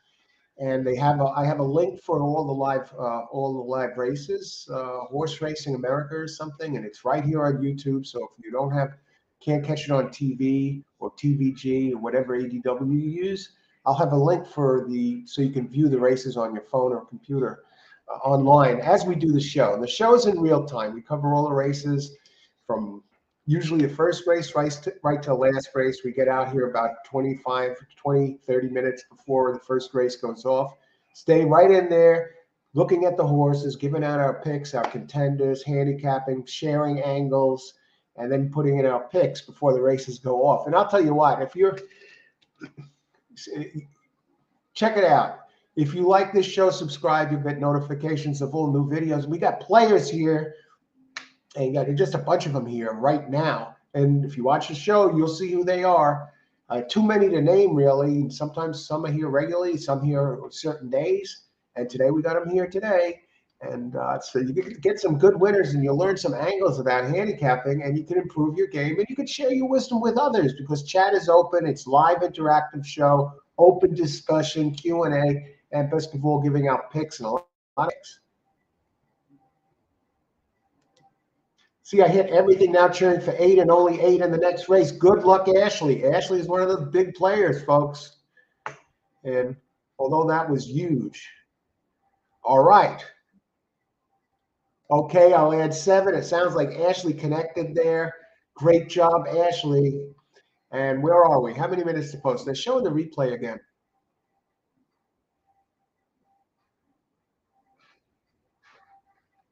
All righty.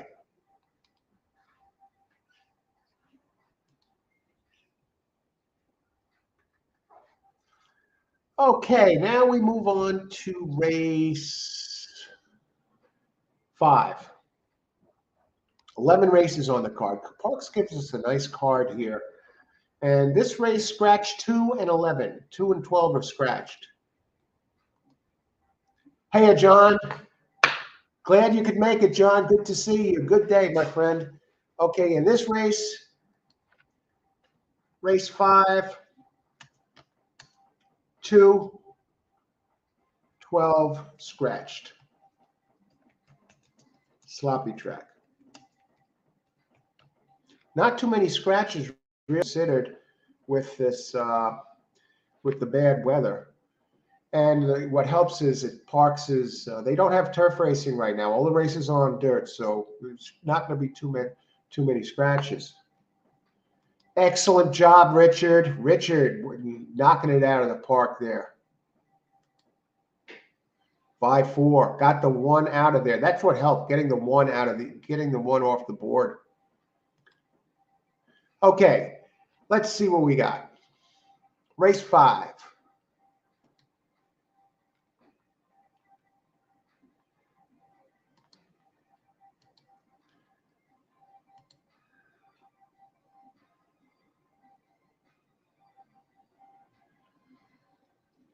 I'll tell you what. And Ashley mentioned number 8, and I think you should be in really good shape this race with number 8 Clubman uh, on a wet track. This one likes it wet. Has registered a 101 Brisnet figure on the wet track before, 9 times on the wet track, 3 firsts and 2 thirds. Hey, you're getting Jamie Ness. Now Ness better come through this time for you, Ashley. 29%. I'm getting sick of saying 29% with this guy. I'm 0 for 4 with Ness the last yesterday and today. The only time I didn't use him, he won. So let's see. Do I try and beat Ness here? It seems to be in good form. Claiming races, Ness is 27%. He's always dangerous first off the claim. And the jockey, one of the big men on campus, Ruben Silvera, 20% here at Parx. Ruben Silvera, 20% at Parx. For the 2022, he's 19% over. 913 races here in 2022 and 747 over at Parx. Silvera is a Parx scientist, and so is Ness at 29%. So I'm liking 8 so far, and that is the one that stands out to me. But we're going to look around, folks. We're going to look around. We're not through yet. The thing with the 8 is, now 8 is more of a presser. 8 is more of a closer. Now, we showed last race that closing is not out of the question, as that 4 demonstrated, and even the 7 came up.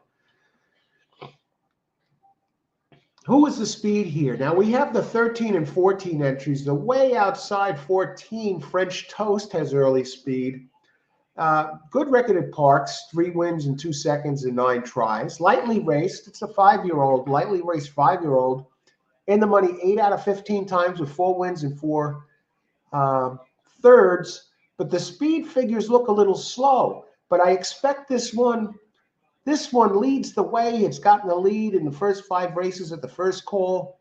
And in the last 5 races at the first call. And the second call had the lead in 4 out of 5. And the last race really got it done, wire the field. And it did wire the field also at Parx on the 4th, not the 4th of July. Yes, the 4th of July, set off the fireworks. But what was different about that one was it was a slow early pace. And so it was able to cruise home running its fastest fractions in the closing stages of the race. Opens at 6-1, number 14. And this is a 1.70 miles again. The other speeds, Verrazano Bridge, just inside of French Toast, is another with early speed. Verrazano Bridge. This is a very evenly raced. This is a difficult race. This might be the most competitive race on this card. 4 early speed.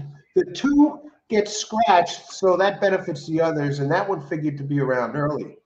Arrivederci. Now,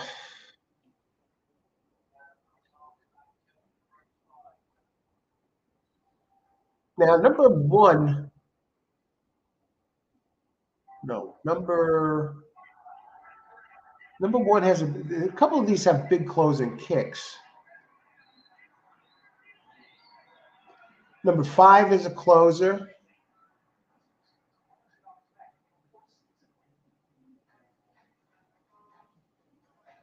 Number 5, Samaranti.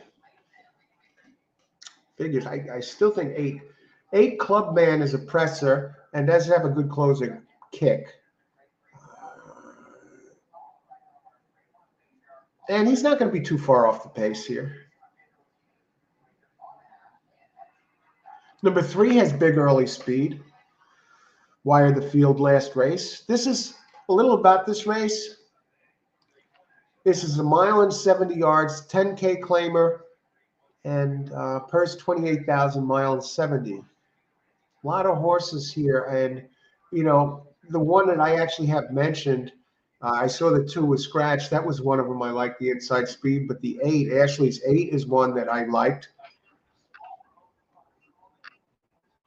And I actually like those 2 best, and one of them now scratched.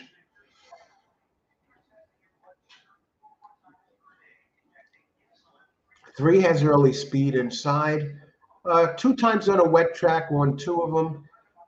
Usually goes to the front. I think 3 might be the speed of the speed and is inside, so that helps. Let's see what we got. Let's catch up a little bit. Austin, anything can happen. Yeah, this is wide open, Austin. You got them all. You got them all. There's a good chance you're going to get a price here. Good luck, Austin. Thanks for sharing that. Hey, let's to go back to Austin for a second here. He gave us his pick 4, and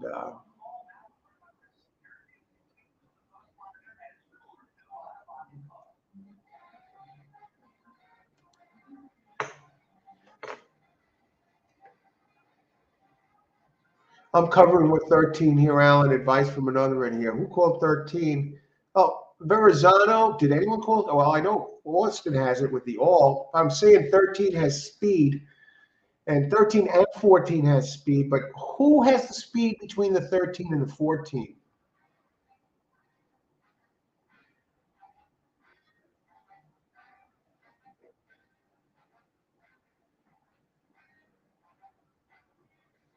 The 14 always likes to go to the front. Here's the thing, though. The 14 is lightly raced for a 5-year-old, and the 13 likes to go to the – both of these like to go to the front. 13 is 1 for 1 on a wet track.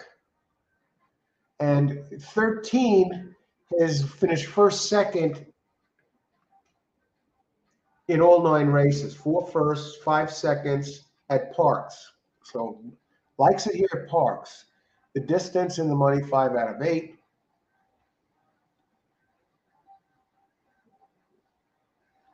I'd go 13.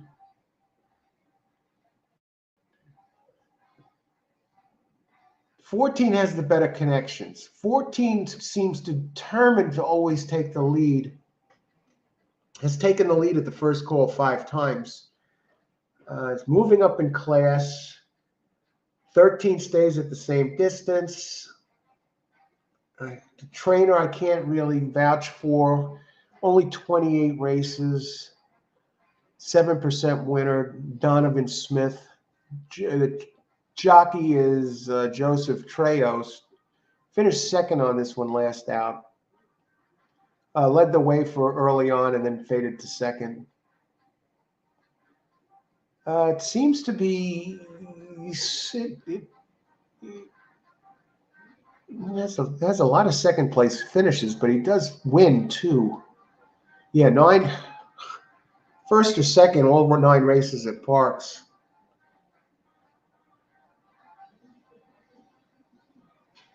My only problem here is this trainer now.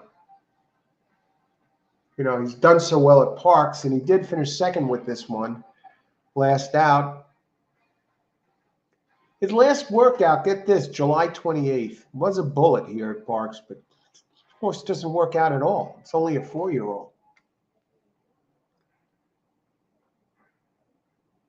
The thing about the 14 French Toast, I think the 13 has a little bit more consistent early speed.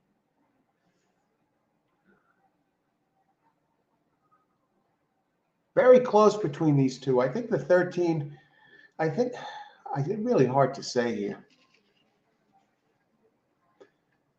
At least the 13 is 1 for 1 on the track, so, and it takes money. And the 14 is moving up in class. So I like the 13. I like the 8. I like the 13. Okay.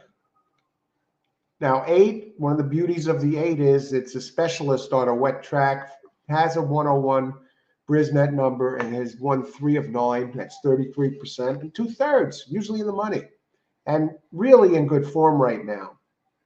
And by the numbers, it should win this race. The only race that was kind of on the slow side was the race 2 back, but get this, that was at Stakes Company and it was on turf. So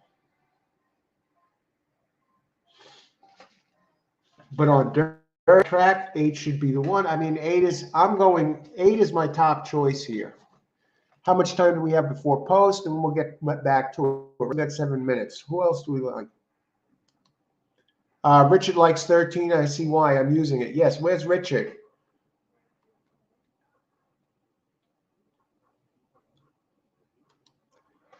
Ashley, this race is a mess to look at. It's a very tough race. I think Austin, from the way things are going, there could be a lot of chaos in this race, and Austin can wind up with a very good price. What if I had to toss a horse? All right, Austin used the all. We got 12 runners in here.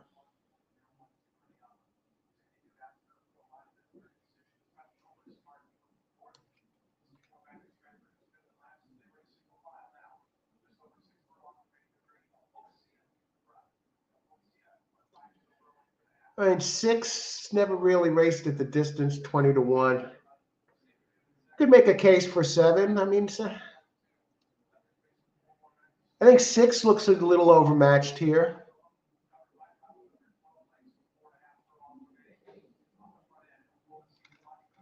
What about the rail horse? Jockey is Silvestre Gonzalez, 19%. Trainer, 17%. This one is running at the level at Parx. It's won 6 of 39, 364K earner. On a wet track, runs very well. 2 wins, 3 seconds, 2/3. I think it's the others are running in better form than this one right now. They say the rail's winning at 20%. I don't think others are going to get the jump on this one, and I can't really be an advocate for it. Not impossible though. Has run well on a wet track. 9 years old in quality. 2 scratched.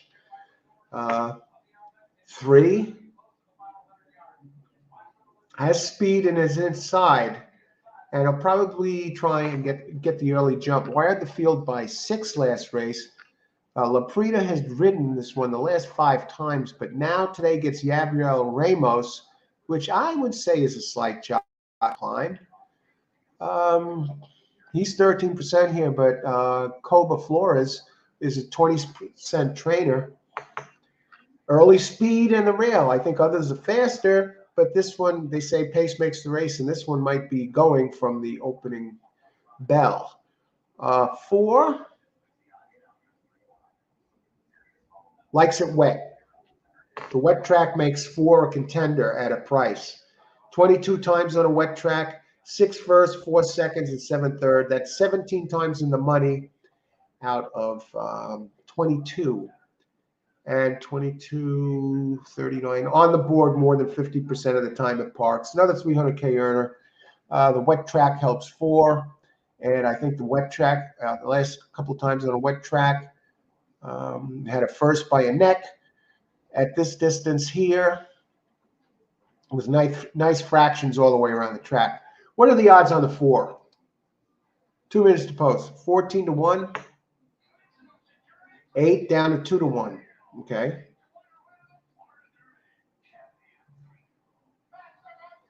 I'm putting in my play right now. We'll get this out of the way. Race 5. Exacta. 8 over 413.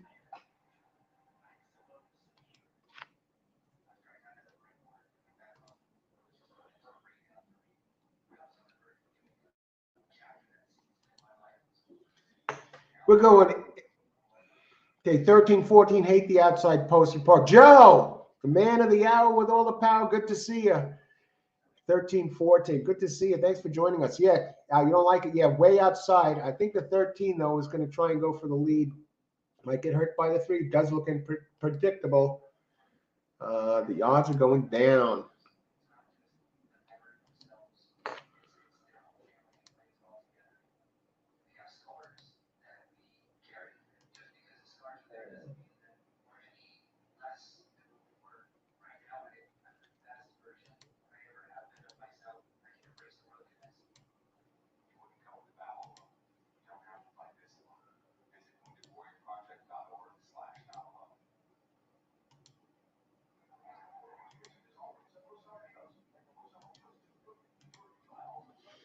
All right. My exact is in 8 over 13, 14. 11 is the only, I bet 13 because of Rich. All right. Good luck, Ashley. And good luck on that 8. I like it on top. Here's my exact. I'm singling 8 on the top of these. I like 4 in the slop. I like 13 with the speed. I like the connections. The 14, I don't like the class rising in class. And no, the 13, I really don't like the connection so much. Let me just double check that.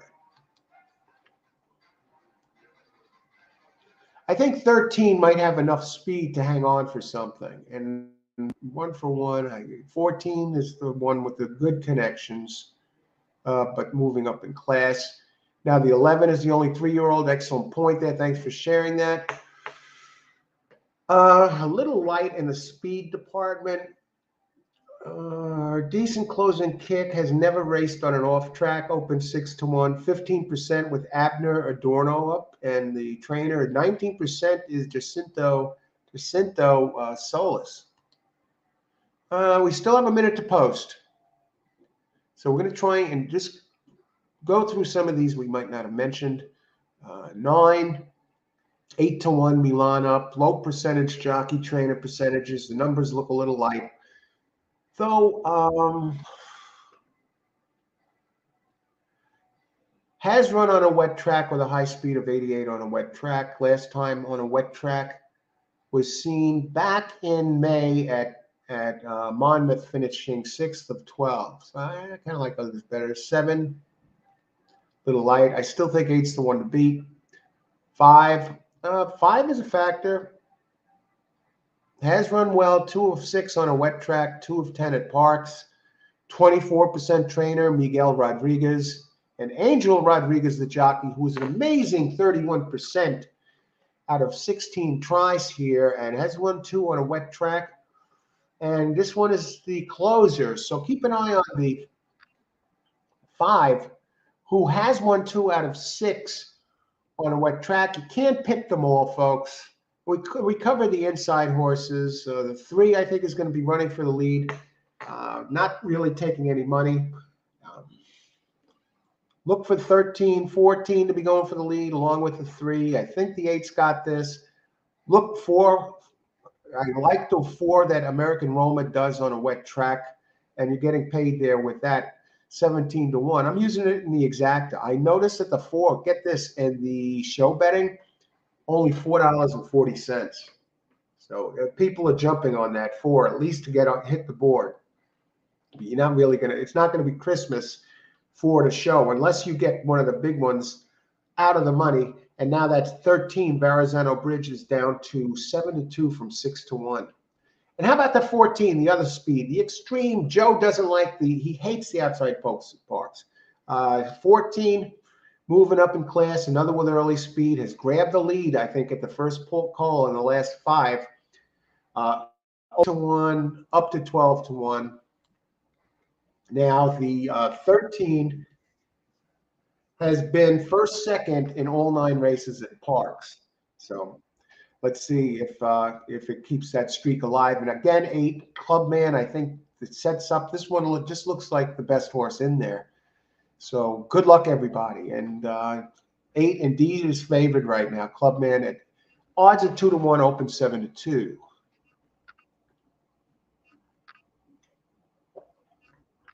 Are they in the gate, or is somebody still acting up? All right. Let's see how 3 breaks and 13, 14. You know, we've had some early pace. The last couple of races, we had some closers in there, at least making up some ground. We had some bombs early for people on the show here. And Austin, of course, is alive. I guess he wants a 7 to win. Currently on the board at 66-1. No biz like Jet Biz with Ocasio in the iron.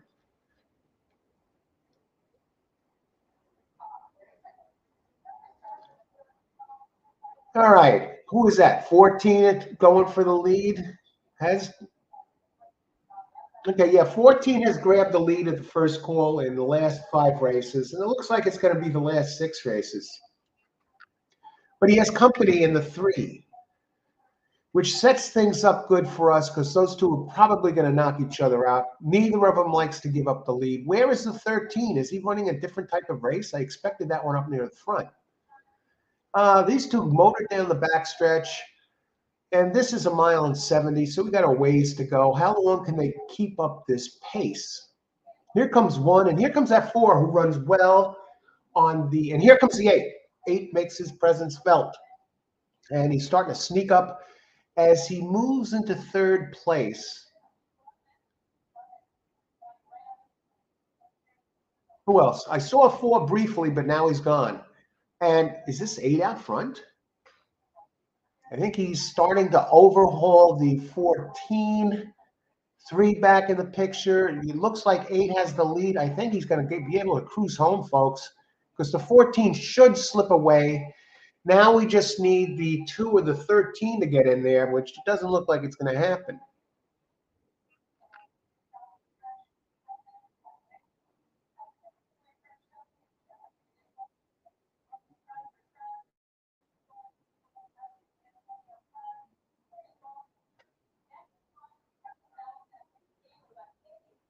One 8.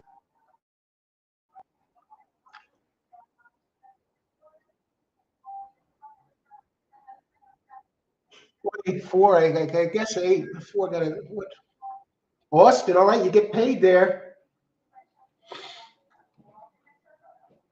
Austin, let's just Will pays. I think the 4 got 3rd.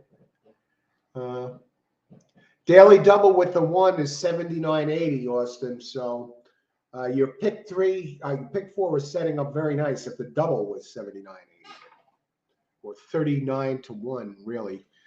So you're in good position here going forward. Good job. And 13-8-1. Great job, Richard. Richard is on fire here. I've got 11. Okay. Uh-oh. 10 is a sleeper, going 1.07 miles. I thought the 1 had this, 8 had this race. I was surprised. I couldn't even tell who was leading while they were in the fog there. I don't know what happened to 14. I think 4 got 3rd, if I'm not mistaken. 9 got 3rd. Holy cow. I'm telling you, this one was wide open.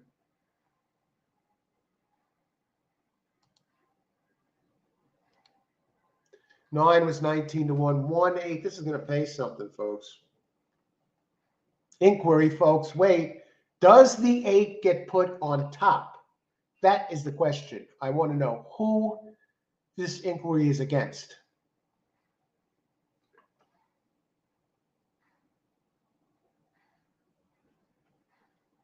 Also, what I'd like to know is where was the 13 at the start?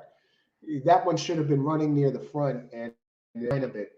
Was there a bad start? Is one going to be taken down and replaced with 8? Did something happen when they came around that turn heading for home? They're not showing any replays. Anyone see anything? Any idea what this is all about, folks? Too short a price. Okay. Win plays John. I thought the 4 was coming. I don't know why he stopped. That 4 looked like a nice play there. And I had 8 over 413.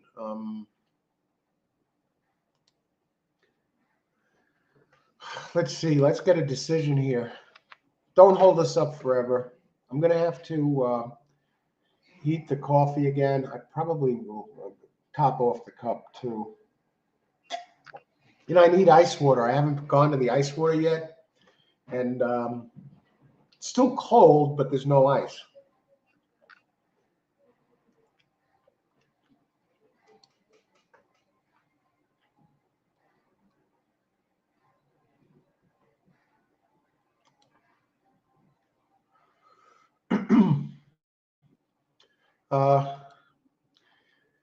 Jay, yeah, he does win. He does win when no one has him, I guess. You know,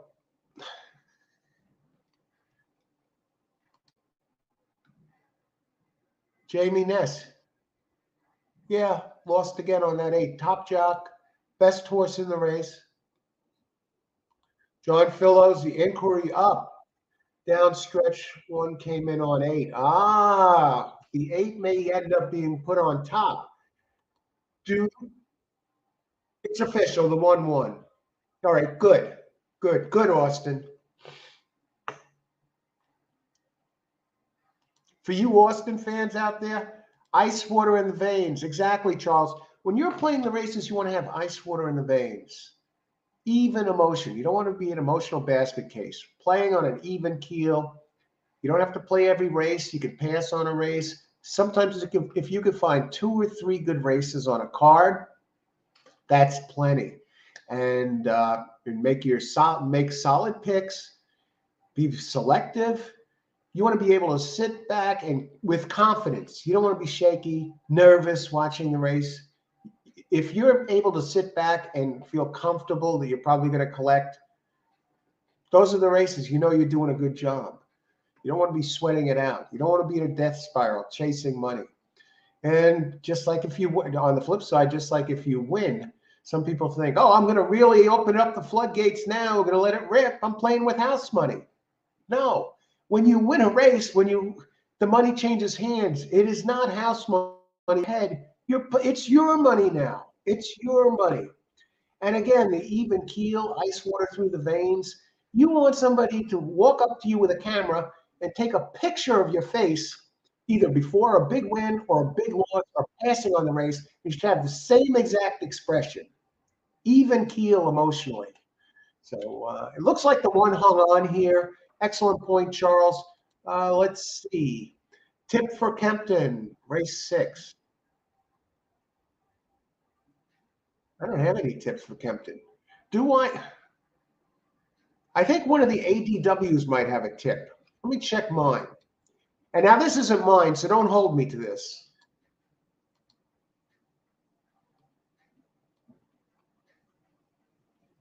I'm no expert. I don't know overseas. I don't know. I'm not familiar with the racing outside of the United States. Where's Kempton? I thought we had Kempton up here somewhere. Don't see it. I don't have Kempton. I did before. Are they finished? All right, let's stick at Parx.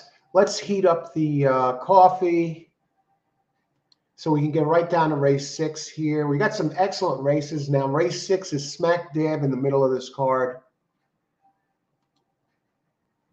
The 1/8 exacta, 61.20, not bad. I really will take a look back quick at that 1 to see if there's anything we can really talk about.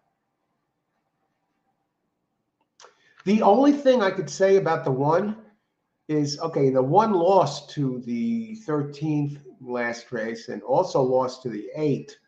But this one is a different animal. In equality, the 1 does its best running on a wet track. So 7 out of 12 in the money on a wet track. 2 wins, 3 seconds, and 2/3. And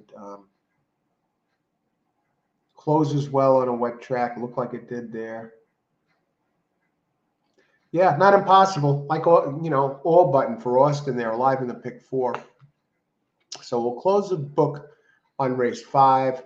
Let's bring up some of the other PPs before we heat up the coffee. Actually, let's see, heat up the coffee a little bit. Race 8. Okay. This is smack dab. Race 6 out of 11. We have 5. The first 5 are in the books. Now the 6 is in the middle. Another 5. And at first glance here, this is a 1.75K claiming, another cheap race. Excuse me, and 18K purse. Only 6 entries. Come on. You should be able to hit this race. If you can't hit this race, might be time to hang them up. And the 1 is scratched. So you only have 5 entries, and they are on the board at odds of ranging from 2-1, 2-1, 5-2, 7-2, and 7-1. And believe it or not, Mondays with Mike, the number 6 is the one that opened 15-1, and that's bet all the way down to 7-2. So we'll take a look at this when we come back. I'm not going to rush it right now. I don't want to cut corners. Race 6, another evenly matched race. I don't know why the 6 is taking money.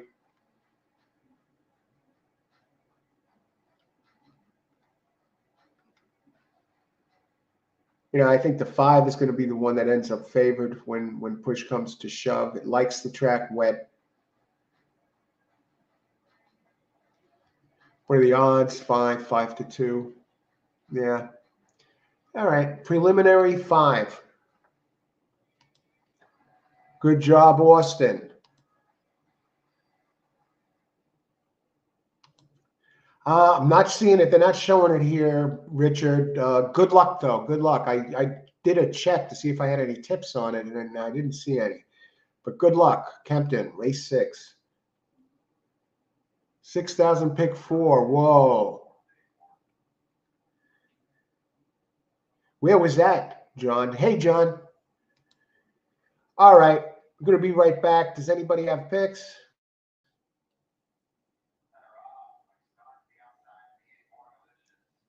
Justin, we're going international, folks. Racing, good luck. Pick 5, Dan. Blair, the dangerous Blair. Another big hit here. Another huge hit earlier.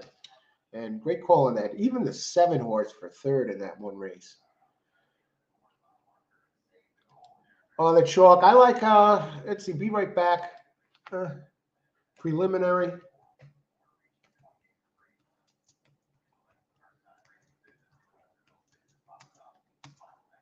Number 5.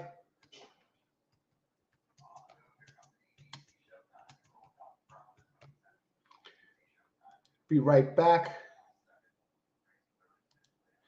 We'll heat up the coffee.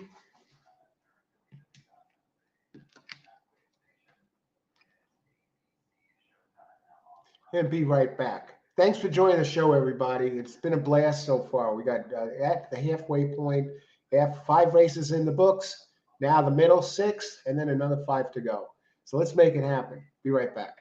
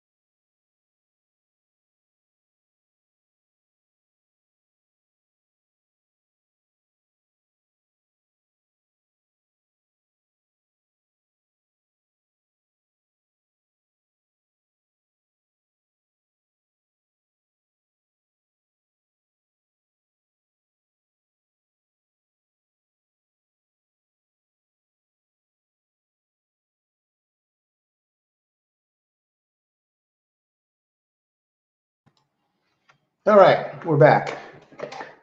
Race 6. Let's catch up in the chat. Chandeep, how you doing? Good to see you. Thanks for getting close. The best horse in Parx 6. What is that? Race 6, 4 minutes to post. Is this correct?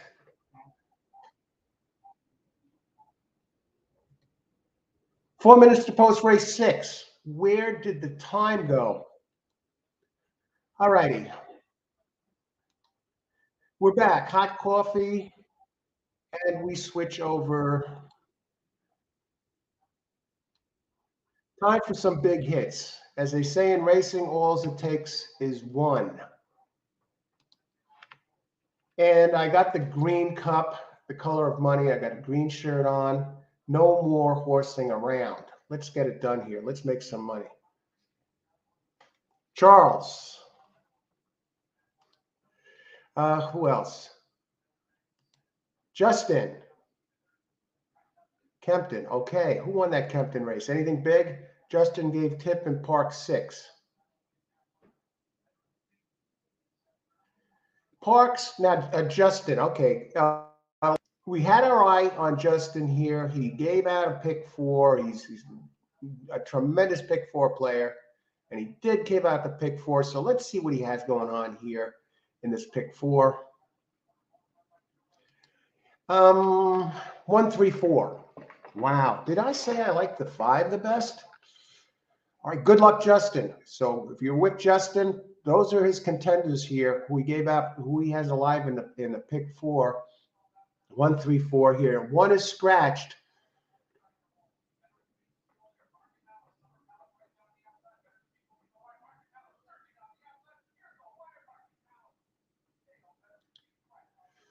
All right. Okay, 3 minutes to post.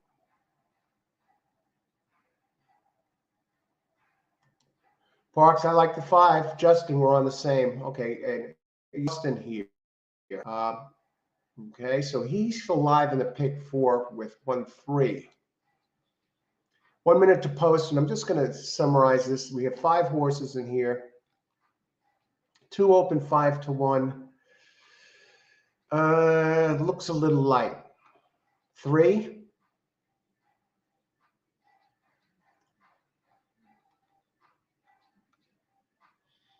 1, 2, or 5 on a wet track. 1 for 4 at Parx. 29. Jamie Ness. 29% trainer. Jamie Ness on the 3. The morning line favorite, and with again comes right back with top dog. A big man on campus here. One of them anyway. Ruben Silvera, who's 20%. 4.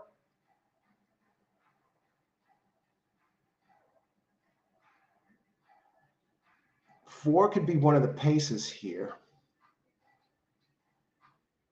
5 is going to have to close, but 5 likes it wet. And 6 I can't advocate. I just use 5 here for the win, folks. And down to 7 to 5. What about Ness? You're getting 2 to 1 on Ness.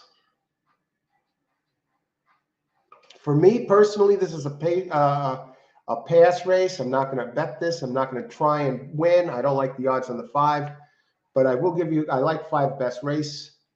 6. Parx. Exact a box, make it small. We'll try and get something out of the 5 and hope the other one, the next wins.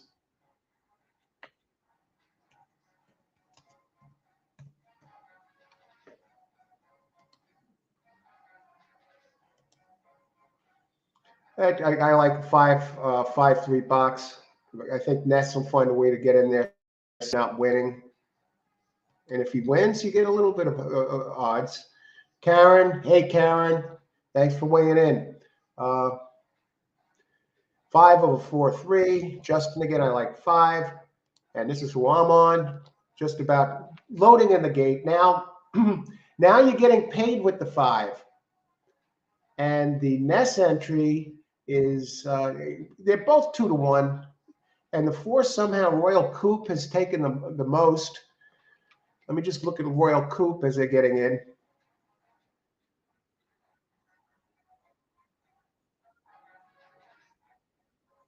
14% Trainer Hawthorne, 15% Jock. Hernandez, 6 for 7, 13 times in the money at Parx.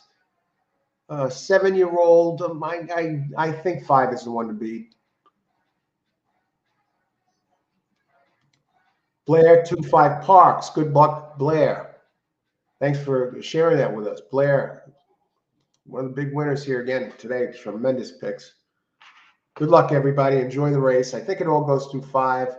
Ness, his 29%.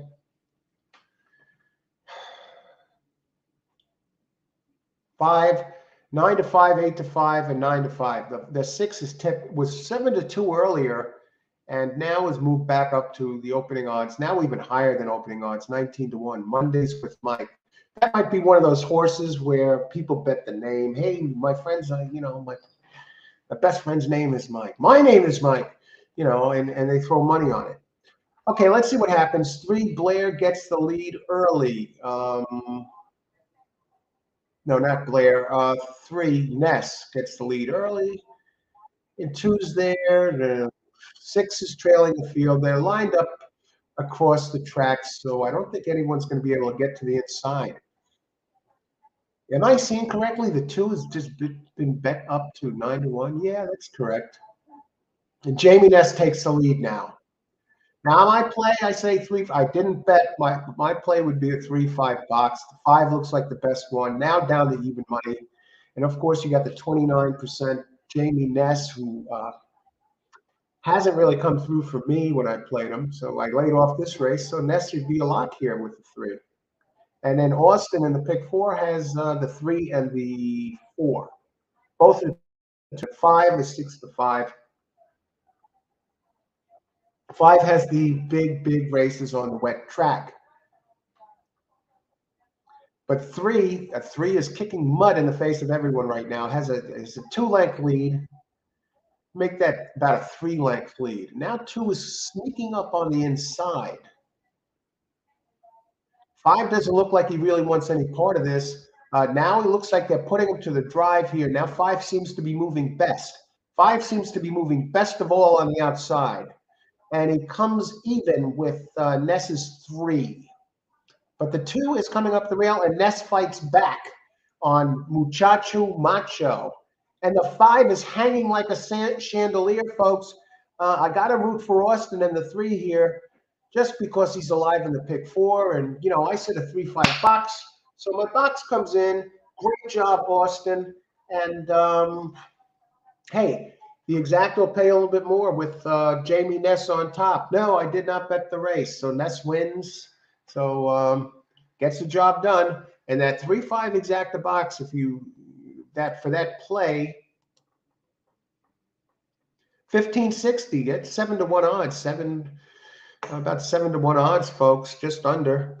6.8 to 1 or something. Easy money, right? 1560, 780 for $2. How can you go wrong? Who got third? It looks like the 2. And the only thing that bugs me about this is that the 5 got there, was running the fastest of all, and then just kind of hung on. Just, hey, I'm going along for the ride. Hey, this is fun. I'm running second. My friend is right with me, just a little ahead of me, just the way I like it. A hang job. And 5 took all the place money. All right. Richard 4352. All right. Thanks for weighing in. Carlos, the man of the hour with all the power. Good to see you, Carlos. 7th race. Good to see you. You made it. All right. Is there an inquiry here, Justin? No, there's no inquiry. 3 grabbed the lead and ran away. 5 was the best one in here, really, by the numbers. But this time, Ness and his great, who's hot air. We have a number. Justin is alive in the pick 4 here, and that's gonna pay something. And Blair hit a massive exacta earlier, and he also gave out a great show horse in that race. and or maybe it was the other race, but he hit a big exacta early. And of course, we have the dangerous Justin and Austin and Ashley, always hot. Jeez, a lot of people. Come on, and Austin needs 2 or 7 to hit the Big Four. We've been with him through the start, and here he is. He hit 2 Pick Fours at Penn yesterday, and let's see. You're too kind, Carlos. Doing good today. It's great to be back. And tomorrow, the plan for tomorrow is covering Aqueduct. And the plan for Friday, most likely, well, the plan for Friday is Del Mar for sure. I don't know if I'm going to do a double dip Friday or not, but definitely Del Mar is is my plan for Friday. And this weekend at Del Mar, it's going to be their final weekend of racing. So I expect some big races at Del Mar. Let's talk about Del Mar a little bit. Are they going to give us some big cards for Saturday, for example? Let's take a look at the DRF and see. Usually on the last weekend of the year, they put something special out there. But Aqueduct is the plan for tomorrow. I believe they get started at 12:20 p.m. So I'll probably go live at noon. But these Parx days have been terrific. 11 race cards, and here they're racing. Carlos, they're racing. It's a sloppy track at Parx. Parx is south of here, about 100, 200 miles. I don't know. I think it's over 100 miles. Maybe it's 100. I don't know. I never measured it. But it's raining here in New York, and it's sloppy raining there at Parx. Let's go take a look at Del Mar. What I can tell you a little bit about the weekend card. Be there all 3 days. Cover the final 3 days. It's been a great meet over at Del Mar. And it was hot there. And so it's another reason. 56 degrees. Okay, Friday. I don't think there's any. Now, Saturday's Del Mar card. Let me just tell you, the only reason I'm talking about it is because we have time right now. This race just ended.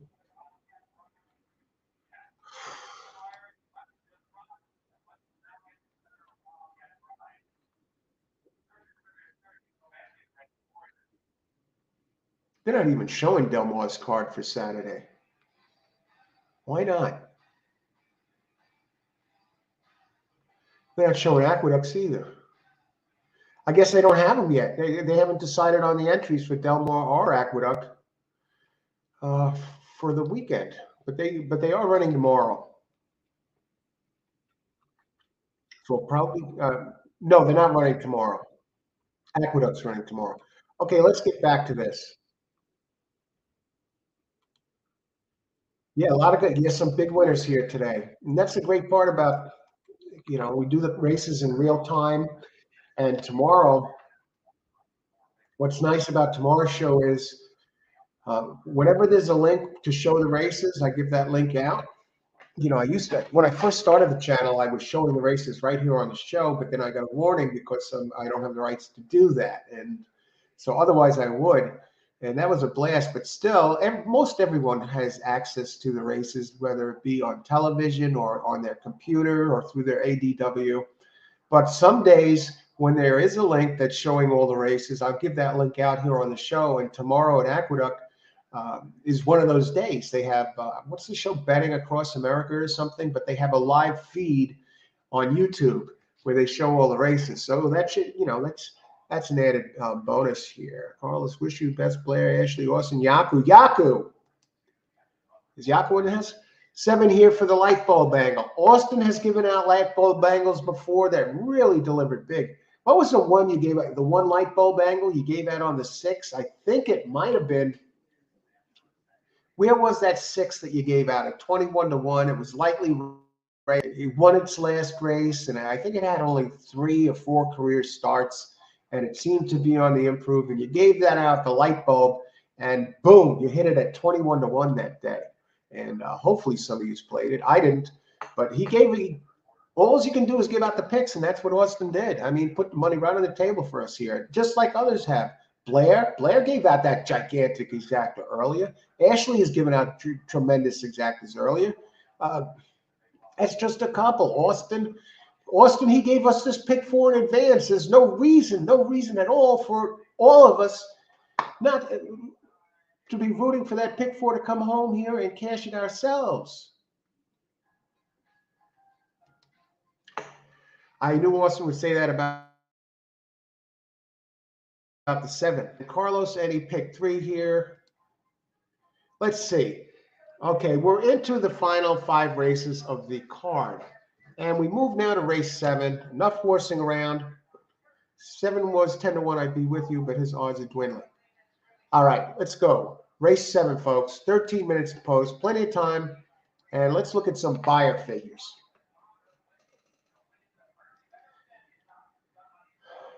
This is 7's race to lose, really. If you go by the last race, and you got the hot trainer, Pino, and you got Sanchez up, hot jock on number 2, Jokemeister.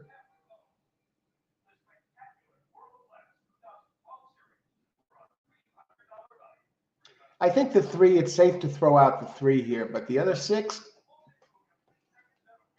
not impossible. I mean, if you throw out the Enforcers, number 7's last race, and go to the 2 prior, I mean, I could easily get beat by number 1, Connecting, or number 2, Jokemeister. And Jokemeister, I think that one's going to come down. 4 to 1 on the board, open 3 to 1. Late to the show, number 4. Okay, just off number 6 is taking all the place money, but 2, most of the place money, but 2 is taking a largest chunk by far, almost triple of any other. Number 2, Jokemeister, is taking the show money. And we'll talk about the pools and probables. For the pick 4, the probable payout,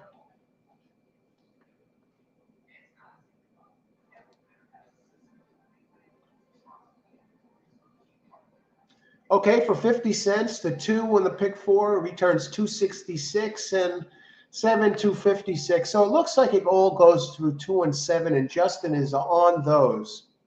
In the daily doubles, their 2 pays a little less. In the pick 3s, the 2 pays a little less again. But in the pick 4, the 7 pays $10 more than the 2. So, it's really between those 2. But let's see, is there somebody else? And Carlos is talking about a pick 3 here. So you want to keep an eye on that. Ice Water, Green Cup, the color of money. No more horsing around, folks. Let's connect. How about speed? How about pace? 2 looks like the speed. 7 has speed 2, but I think 2 is going to get the jump from the inside. Now the question is, who is better on a wet track? 7 has not been successful on a wet track. 7 can go to the lead, or it can press, lay off the lead. Sometimes he goes to the lead, sometimes he runs second. Won the last race by 9 lengths. 5.5 furlongs at Parx. Race before that, had big early speed, faster than usual, but then faded to 6, 2 back. That was at 6 furlongs. But today's race is at 6 furlongs again. And yeah, 2's going to get a jump here, no doubt. You have Ruben Silvera up, rode the winner of the last race for Ness, 20%. And this Michael Catalano Jr., he's 18% at Parx and in 72 races. But he has 36 other races at other tracks where he's done a little bit better, Aqueduct being one of them. So overall, Michael Catalano Jr. is 20% as a trainer. And high percentage jockey.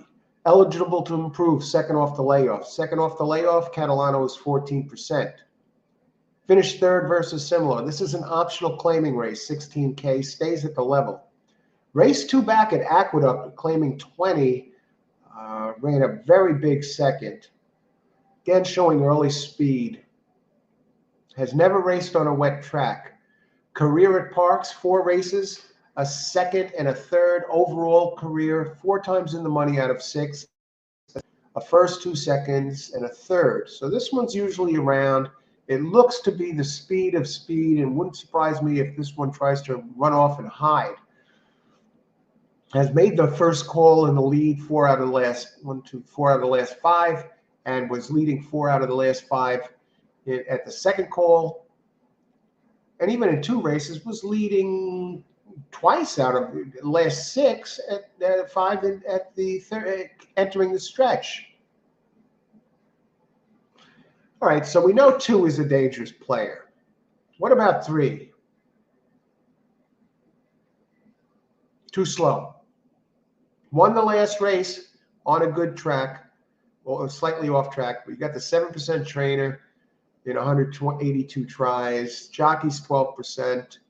Won the last race, but that was at Penn National. Just putting up garbage numbers. I don't know why it's only 6-1. Pace-wise, I don't like it either. So I don't like 3. Late to the show, number 4.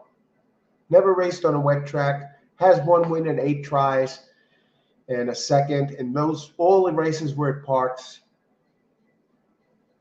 No wet track experience. 7%. D. Curry is the trainer. 7%. And Jonathan Ocasio, 7% jock. Did finish second last race at this distance. And not impossible for second based on the last race. How is this? Doesn't seem to have off-track breeding that stands out. Sire is Rimrod. Has been running at this level the last 4. And with the last race, a repeat of the last race gives this one a puncher's chance if the speed breaks down. So 4 is not completely impossible. Number 5, Battle of Berlin, 1 for 1 on a wet track. Broke its maiden on a wet track here. Last race, it had a bad start, stumbled and lost the rider. It's been running at this distance, at this level. I still prefer others. I do like that it broke its maiden on a wet track and closed well on a wet track at 7 furlongs. Has the same jockey for all 7 career races, and now race number 8 gets him again. Now Silvestre Gonzalez is the jock, 19%, and he got thrown off this one last time. So let's see if he's jittery today. Open 7-2, Battle of Berlin. How about 6? Gets the time. This is a tough race. All right, let's see who's weighing in here, and then we're going to get to the rest of them since we got.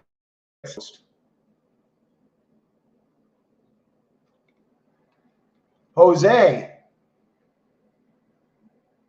Hey, scares me. Not too scared about the 1. I think you're in good shape, Austin. Why does the 1 scare you?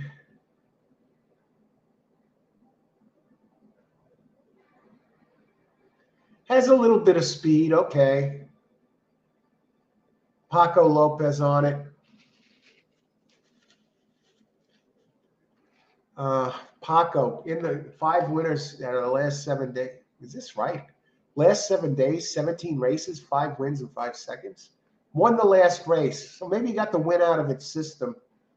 They're going to try and go to lead. 1 for 1 at Parx. Runs okay. It's a contender, no doubt about it. And Paco's going to send him. I don't think he can run with the 2, though.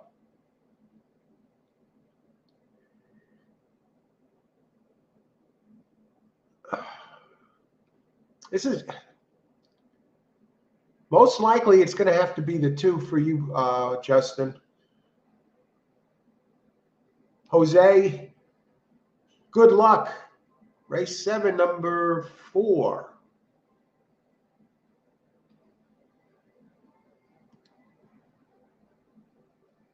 Oh, you'll get paid. I think I've just covered the 4. Let me catch up on the chat. Good luck, Jose. Or else we got some Great players. I love the show. Glad you enjoy the show, Carlos. Glad you could make it.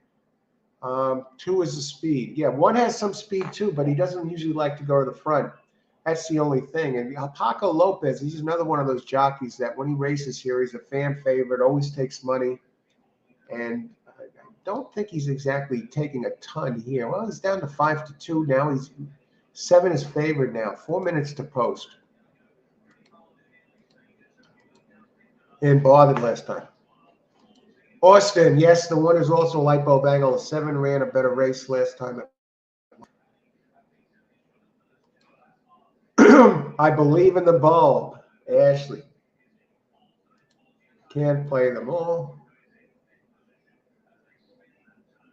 Ashley passing on the race. Yeah, so you don't have to play every race. I haven't landed on 1. Please, 2-7, going to pray. 1 over 2-7 exact is a saver. Nice play, just in case. So you get paid either way.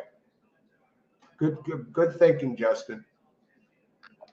1 is going to be part of the pace, even though 2 really is the regular front-running type.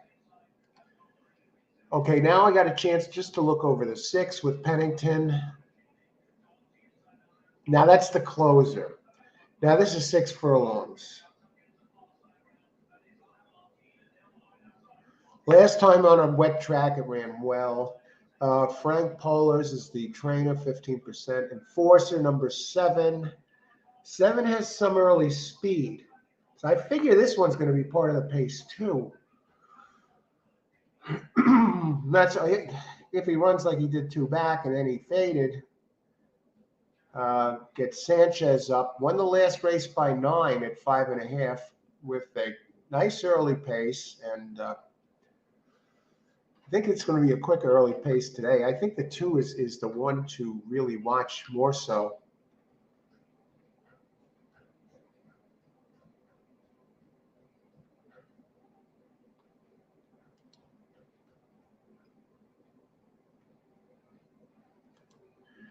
Richard, 7413. Richard has been delivering the goods today. Another one to keep him. When Richard talks, listen. Good luck, Richard. Thanks for sharing the pick. 7 folds in final half furlong. Blame Austin. Austin is alive. My gut feeling is to say box 1, 2 for the exacta. Do both of them hang on? And Austin with a sense of humor and heading into this race. How many minutes to post? Minute to post. Why is 5? 5 is taking money with Pennington. Let's go back, take a look at 5 real quick. Now the 5 has a win on a wet track through the jockey last race.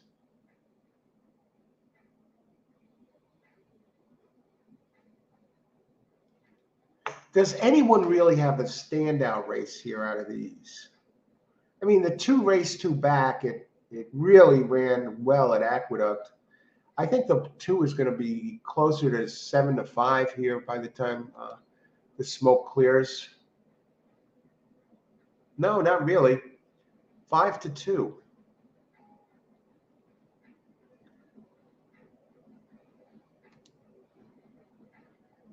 Okay, let's not get too hung up on this. What about next race? 8th race, 1 mile and 70 yards.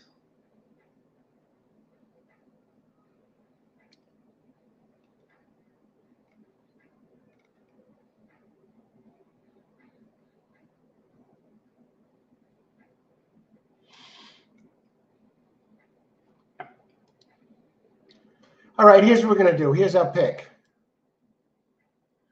Giving you, I don't know if I have time to get it in.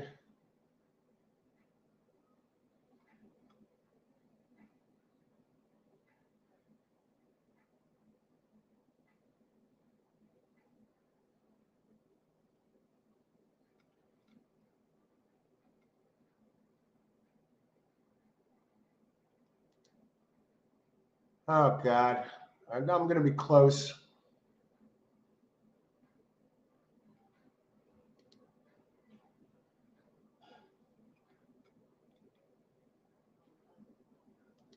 One, 2 with 2.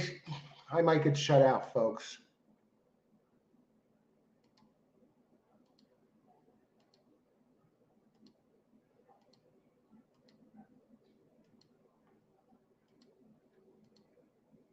All right, I'm in. So I'll put my pick up. I don't know if we even have time to get this in. 1-2 with 2 daily double.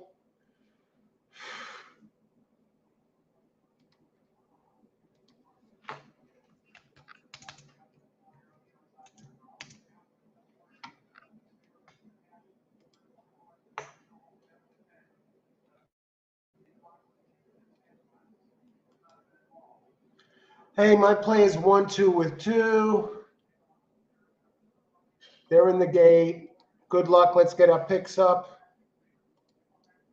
Blair, 1-2-7. Good luck, Blair. All on 7. Good luck. Good luck, Joe. Thanks for weighing in.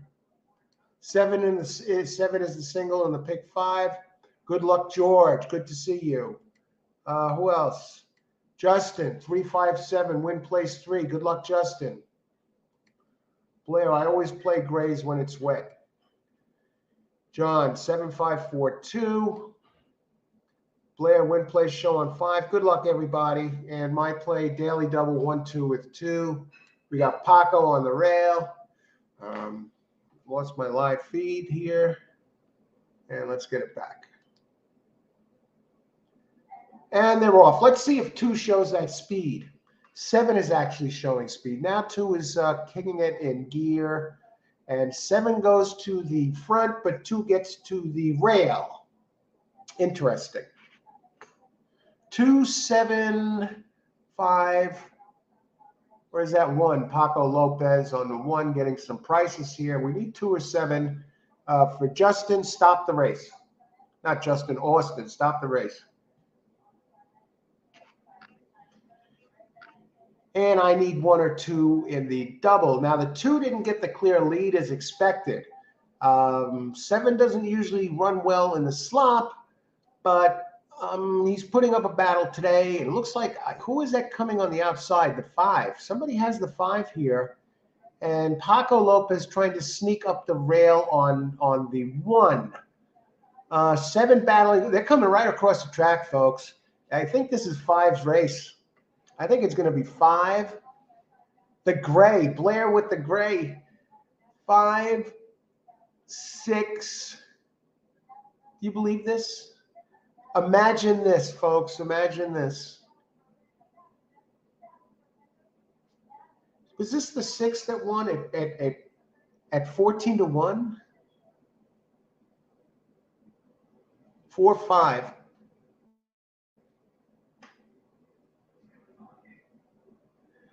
I thought Paco was making a move. I'm looking at the replay. And the 5, Blair's gray. Of course, always bet the gray in the mud, right? Now we got a new angle. You learn new angles all the time on the show. And we're talking about closers not getting it done here. What is the finishing order going to be? 6-5. Does the 4 get up? Let's talk about the exacta payouts. I got to heat up the coffee again. Probably 6-5, 126.60 for $2. What's the number of that bus?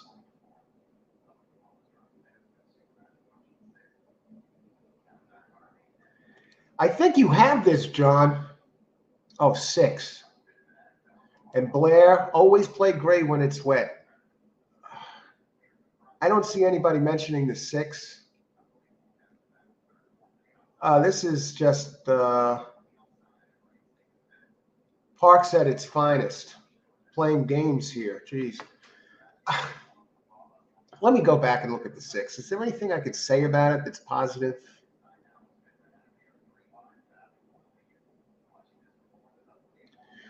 It's a closer, and it's a 4-year-old, and it has run a 83 Brisnet on a wet track. I don't see it here on the PPs. I'm using Brisnet, so it was a prior race. Imagine this. This one, a 4-year-old, already has 18 career races. A hard-knocking horse. No winners that I see in 2022. No winners. 0 for 11 this year. Lone career win at Parx. 1 out of 17 overall. They're 2nd and 2/3. Need to regroup after that one. I thought I was in good shape with the 1 and the 2. And I thought I was in a good shape. Somebody had the 5 here. Let me get that. Let's give credit where credit's due. I think somebody was saying win place on the 5 or something.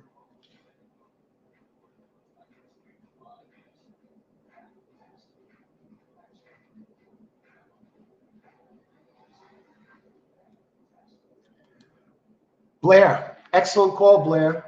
All right, I think you're going to do good there because I don't think the favorite got third.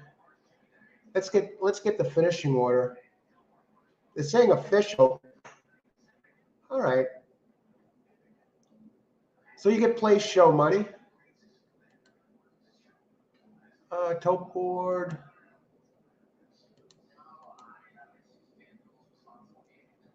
$360, $260, $620. So you'll make some tiny return depending on what the wager was. So it beats losing. Good call on that 5. All right, let's go. Let me go back and 6. I have no one. 6, 5, $63 for $1. On to race 8. Early wagering sees the 5 and 6 taking a lot of money. I thought 2 is a good play here in this race. I had 2 singled in race 8.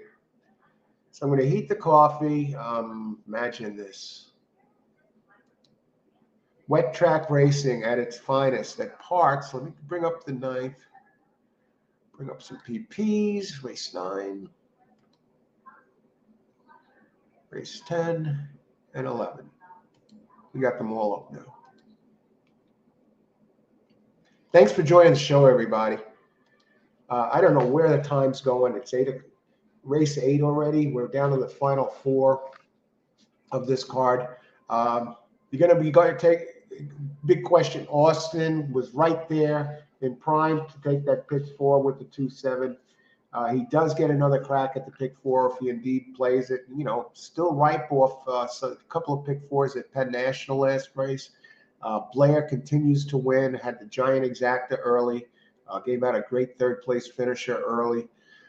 Hitting exactas, hitting with called the 5 last race. Justin always dangerous. Ashley has given out so many big winners in just a short amount. In the last shows over the last week here, multiple days. One of these days we're going to be doing a Woodbine show. I'm going to look to slot that in, which I think is going to be Canada, and that's Ashley's main track. So could just imagine what type of winners and Ashley put on a tour de force probably did in the last couple of days, but at Woodbine, it's probably like shooting fish in a barrel. So, and they got the 20-cent pick 3s and 20-cent trifectas there. And I've hit some 20-cent trifectas at that place, Woodbine. They've been over $100. So, but because they have good field sizes and you can get creative with your plays, especially if you slip a bomb into that second spot.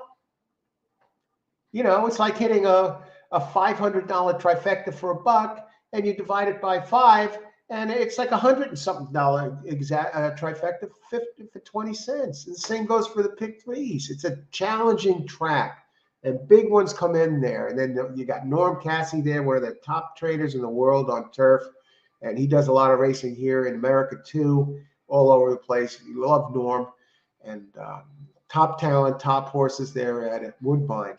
And big purses. So you're getting the, cream of the crop, creme de la creme there as far as tracks go. Example compared to Parx, the talent level and the prices and the purses, it blows Parx out of the water. Now I'm on the 2 preliminary. I like 2 best preliminary. I know the 6 and 7 were taking some money, but I think it all goes through the 2. Especially on the wet track.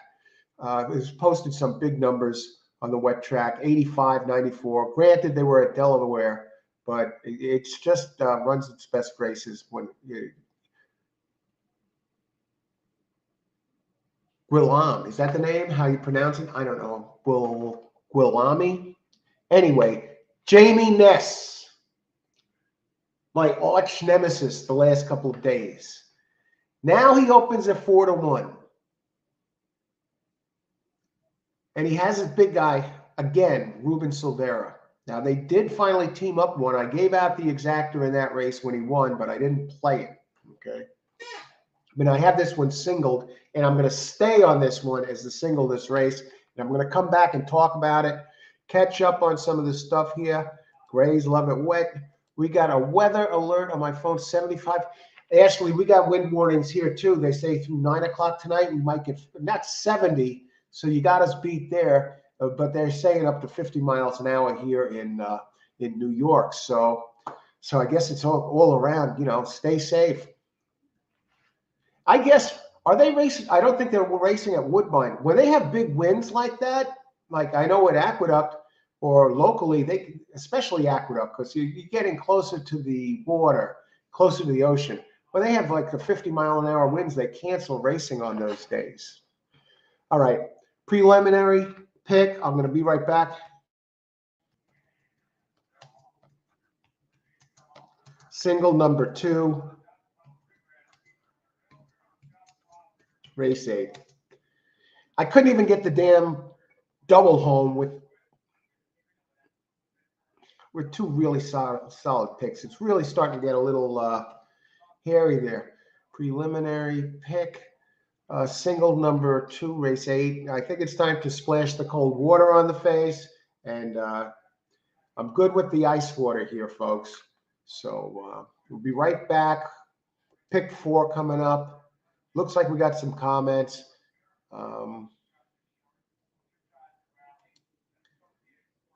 See, that was Blair. He said win play show on the 5. Yes, that was great, Carlos. He came through again. And that 5, it really looked, you closed well there. Nice call, Blair. We have some good handicap. Yes, excellent handicappers here. Wow. And, you know, giving the picks out right here. Geez. Right on the show. All right. We're getting close here. Good luck, Blair. Late pick 4 from Austin. Now, I'm going to step away. I'm going to heat up the coffee again. Because really, you're going almost like a half hour between races, and the coffee doesn't hold its heat like, and I don't want to drink cold coffee. Single number 2, race 8. I like that. And Austin, I'll be right back. I'm going to leave you with this. I'm going to leave you with Austin's late pick 4, and he's definitely going to be alive. I guarantee you. Now, take my word for this. Austin will be alive going into race 10. I guarantee it. Austin will be alive going into race 10. That much faith I have. Be right back.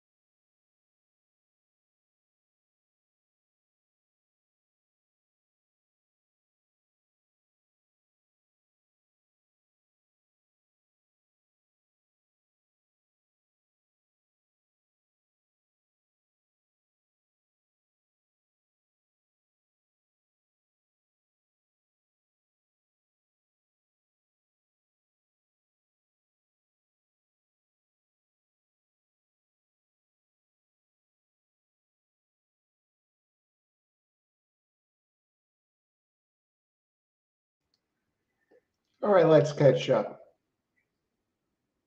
You need to hire a coffee boy. Charles. All right. Now I'm sitting on the 2 here.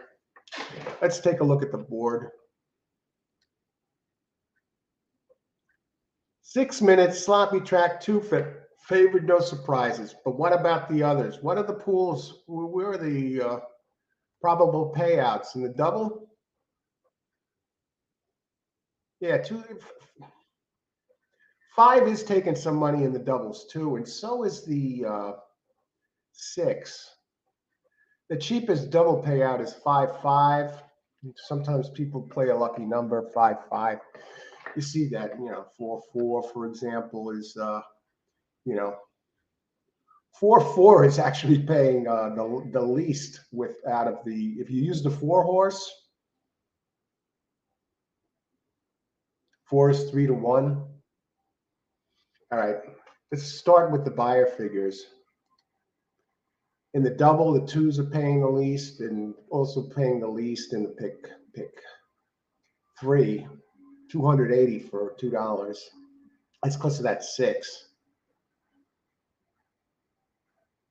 Pools, 2 is dominating the show pool wagering, more than double the next closest, which is the 1. I just think 2, the wet track, Ness, Silvera. I think this time they get it done. I think this one's going to probably be closer to 7-5. Say 8-5-1 right now. It might even go 6-5. So let's look at the 5. Look at this, and then let's see if we can put together a pick 4 here. I'm leading with the 8. We don't have a big field here. It's only 6. So I'll try and cover this. This way we can get to the multi-race plays. I know Carlos likes the pick 3s, and probably the pick 4 you can play for events here.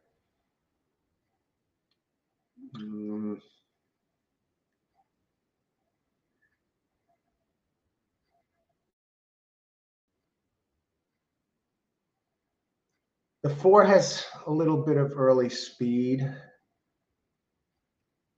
Let's look at the 4 here. Open 3-1. Never raced at Parx. Did run a nice number on a wet track. 3 times he likes it wet. Last race it won. It closed into it with a 90 speed figure on a wet track.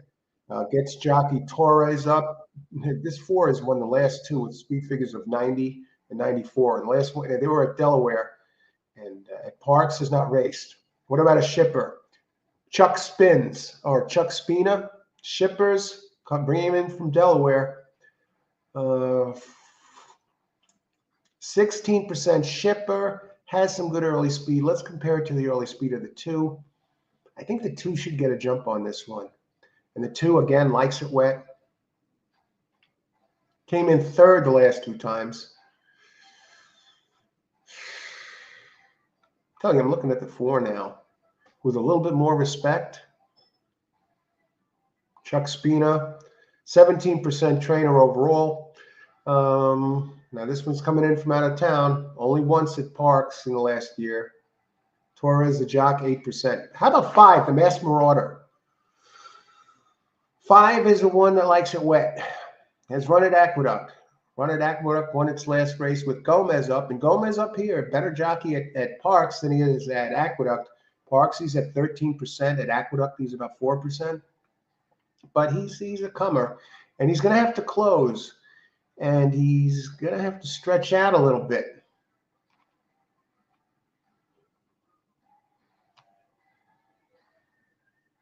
Allowance company.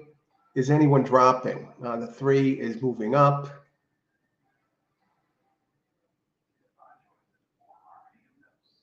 Four. I know the 4 likes it wet. 3 starts, a second and a third. 3 starts, a first and 2 seconds. Runs 90. Ran wet track last time. At this distance, 1. At the distance, 8 times in the money out of 10. Only 1 winner, though, and I'm concentrating on the winner. No.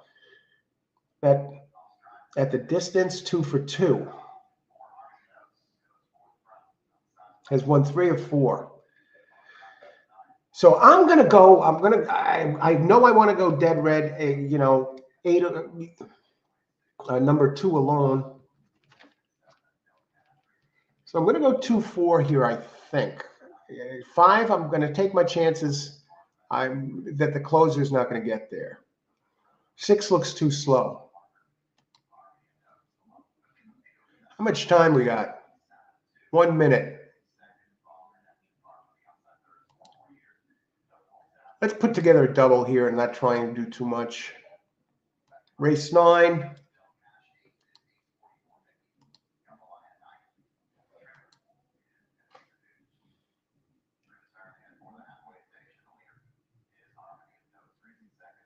We have Ness in there with Pennington next race.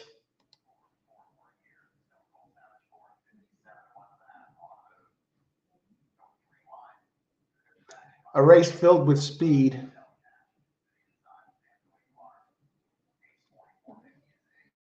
That's 7, Ruby Blue.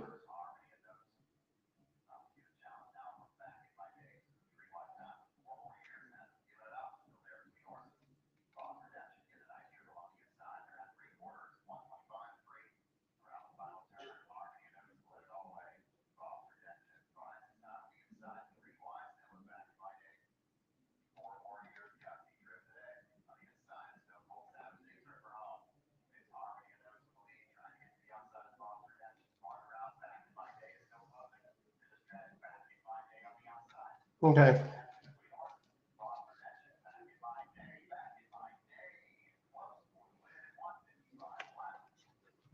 Okay, I'm going to put in my pick now. Race 8, daily double, 2, 4 with 7.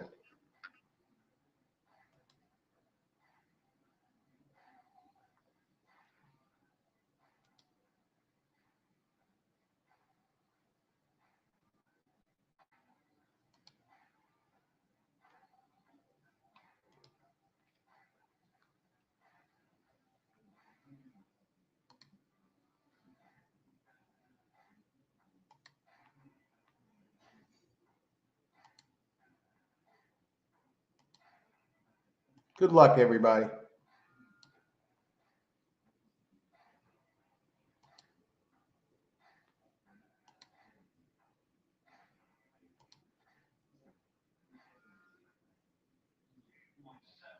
And they're off. Good luck, everybody. Who else we got? Ashley, I used the 3 as the bulb horse. Good luck. 2, 1, 4, 5. I think 2's the one to beat. The 4 is good. 3 out of 4 and good at on the wet track. 4 is a bulb horse. Good luck, everybody. We'll leave my pick up here and let's see what happens here. Jamie Ness bet down all the way to even money, but getting hounded by the 1. Where is the 4? 4 is currently running in 4th, shipping in from Delaware. Let's see. Do we got some fractions here on this? 1 and 2, just racing across the track. I find it hard. Both of them are going to hang on here. We got a speed duel. 4 is starting to come. 5 is hanging tough. 2 and the 5 really took the money in the doubles last I saw. Mass Marauder, the 5 is starting to move. 4 seems to be dropping back. Here comes the light bulb horse. 3 is coming into the picture as they enter the turn.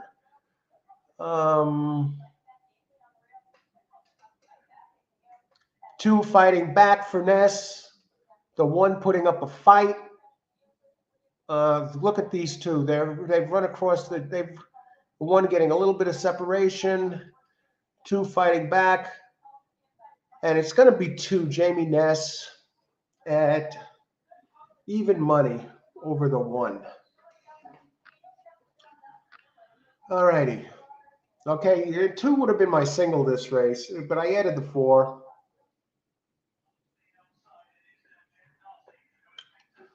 What is the 2-7 double pay? 27 bucks, 13 to 1 odds. Okay.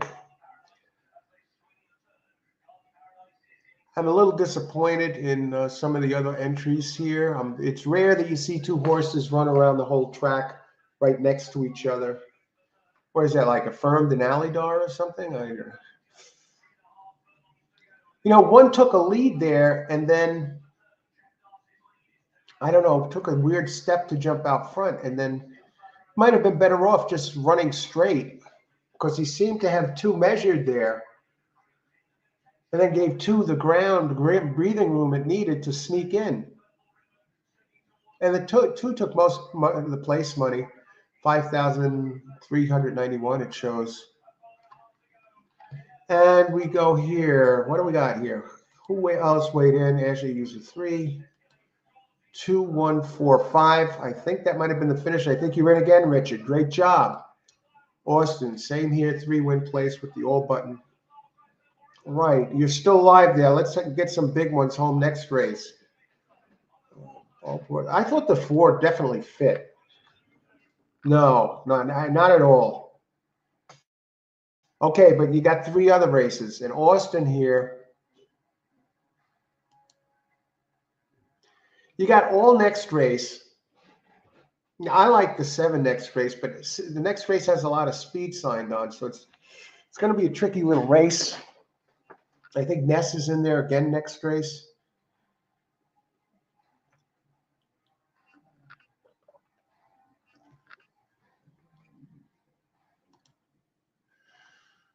All righty. Now we have a scratch number 2 next race.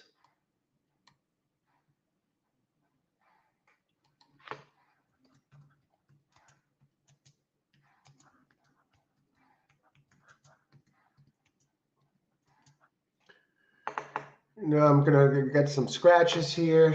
Race 8, scratch number 2.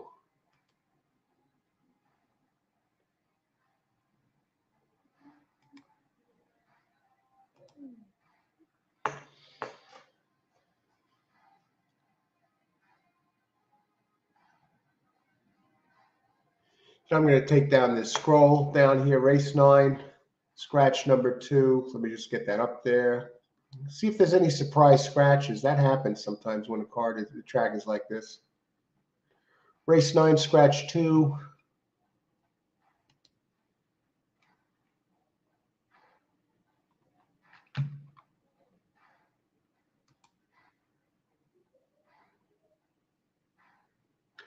All right, you're in, Ashley. Come on, keep it going. Great job. I thought the 4 was like 3. I didn't see, but some of you saw something in the 3, so I trust it had a shot. Race 9, we're going to scratch also 2.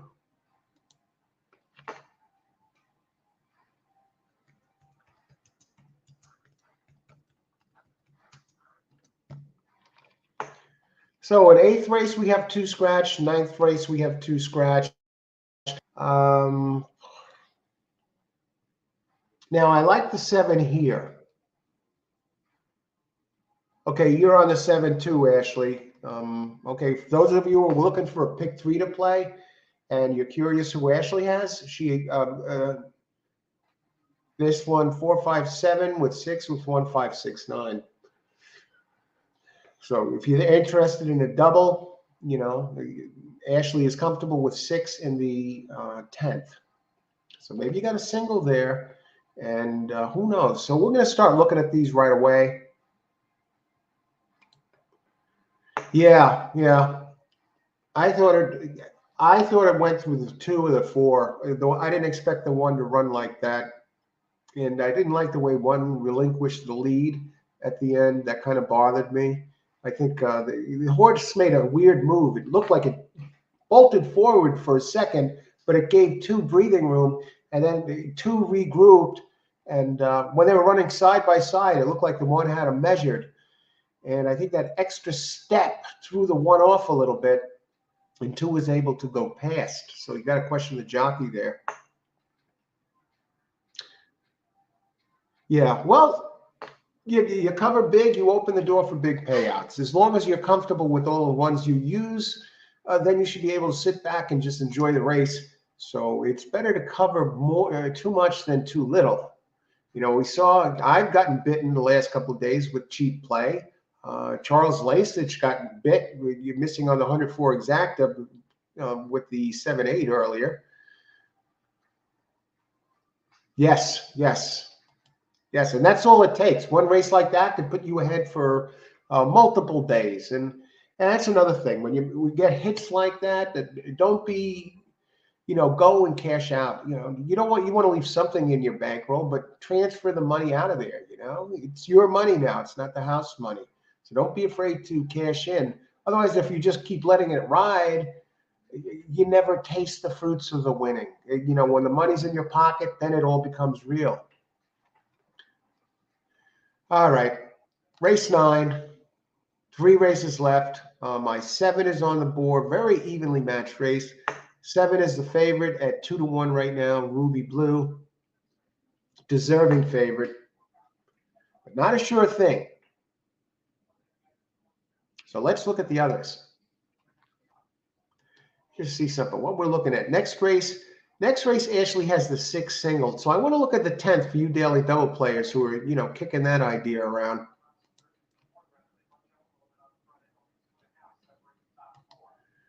So, maybe you want to get that in early. You want to look at the payouts.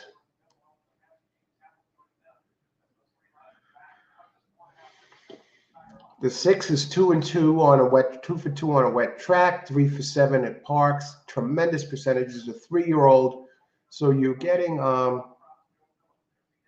weight break of a few pounds over the 4-year-olds. That's good. The weight makes a difference, folks. It's probably 3 pounds. It's probably a half a length to a length difference. Okay, what's the distance there? 1 mile. The 6 at a mile, for 2, question mark. But at a mile, it did run on a sealed track and did run on. My concern is the distance, but likes it wet. 2 for 2 on a wet track. And again, 3 for 7 at Parx. At 7 furlongs, was closing well, so the extra furlong should really not pose a problem. John Service, 23%. Last race on a wet track, November 1st here, it finished first by 6 3/4. That was tracking at the first call. Schnur Will was running in 6, 2 1/4 back, and then closed, got to a neck third by the second call, and then by the stretch was up 5 and extended that lead to 6 3/4. So this one looks like it's really starting to come into its own. And its other race on a wet track, again, open lengths, 1 by 8.5 lengths. So this one likes it wet. And this one closed huge at 6.5 furlongs on a sloppy track. I could see that. I could see 6. Is anybody, I'm just looking at the double here because I want to put out a pick 3 for those pick 3 players.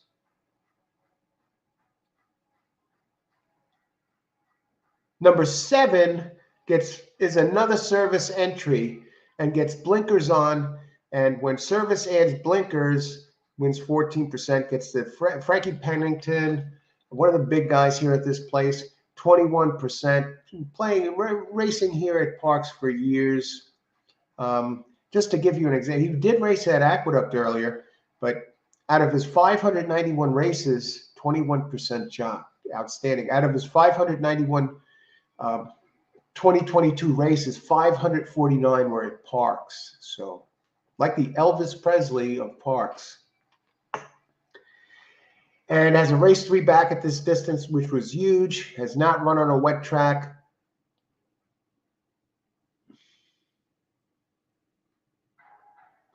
Has 6 races at Parx, 3 first, a second, and a third. Can anyone beat the 6 or 7? I'm trying to set up a pick 3. 4 looks too light. I know it's Jamie Ness. I don't think he can run with the 6, or 7. Never raced at the distance. I'll let Ness beat me in that one. Number 4 is 5-1. Again, Ruben Silvera, big guy, up 20%. Going sprint to route, though, get this. This one usually sprints. And Jamie Ness, when he stretches them out to a sprint to route, he wins 30% out of 376 tries. How about 3, Mariah's Fortune, the inside speed. But there's other speed in this race. Never raced at Parx. 4 times at the distance, the first, second, and third. Rudy Rodriguez comes in from New York, shipping in. Rodriguez is 26% with shippers. Drops in class for this. Jose Gomez up. Early speed. Won 2 of 3 the last 3. On a wet track, knows how to get it done. So I think the 3 is a dangerous horse.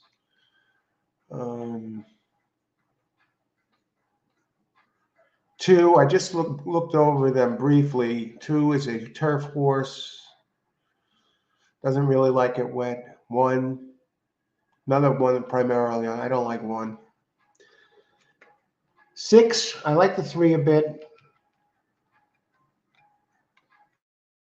7, 3, 6, 7, race 10. Let's catch up. 9 minutes to post. We're good on time. Please don't use that as a metric. Me singling, I just wanted to play pick 4. Not for a lot of money. Good luck, Ashley. Ah, that looks like a good one, you know? I'm wrong way more than I'm right. Yeah, you've been on fire. All right, I won't mention you singling. Let's see, Austin. I keep missing pick 4s and on the last leg here at Parx. And let's go back to this one. Let's go back to Austin's pick 4 to see who he's all about. 3 and 6. I think you're good there with 3, 6. I think that 3 is very dangerous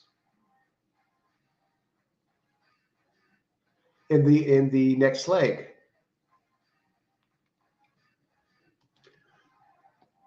Blair 1-2 Fonte. That was the last race, I believe. Good luck. Great job again, Blair. Okay, wait a second.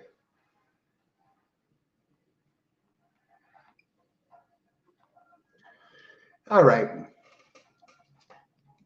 This race I like 7. So let me just see what 7 is on the board here in race 9. We still have about 9 minutes to post. The 7 is 8-5.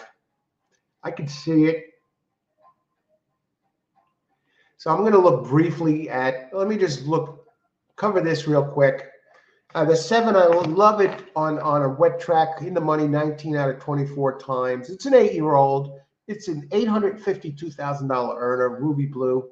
24% trainer, Miguel Rodriguez. An Angel 24%, Jockey 31%. Big early speed. Last race, it got off a step slow in the slop.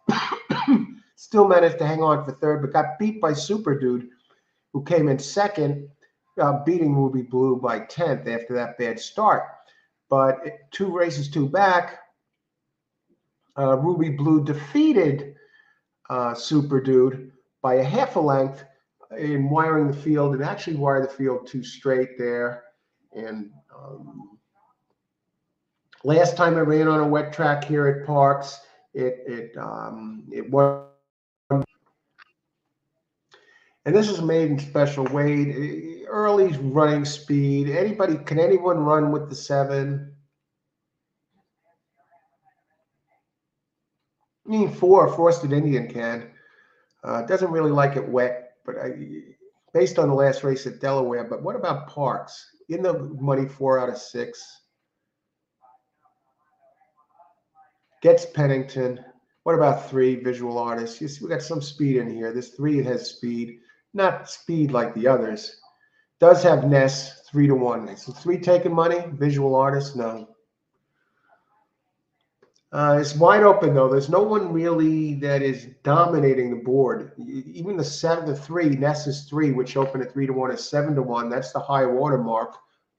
And then everyone is between 5-2 and 7-1. And we have the 4 is 5-2. The 5 is 4-1. The 7 is 9-5. I think the 7's the winner. Who do we like in the 11th? Do we have a standout in race 11 while we're at it? We got some scratches in race 11. Okay, race 10, we got 1 and 2 scratched. So you can get rid of those. Race 11, we have 10 scratched.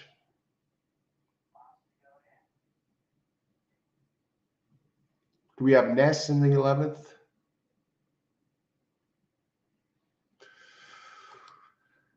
All right, here we go.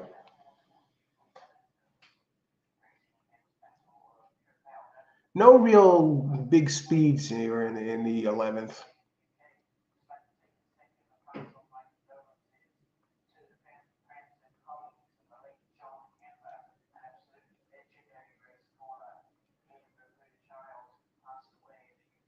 How about wet track specialists?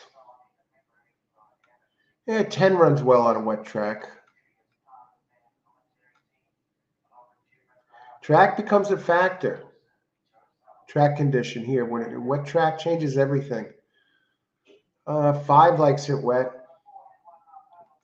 And the 10th race is a 7 furlong race. 1, 2 scratched.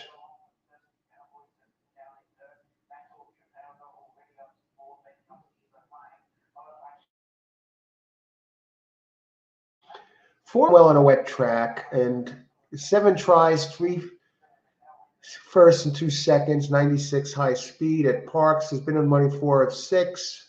Steve Hamilton, trainer, 8%. Luis Rivera, 12%. So the 4 looks a little interesting.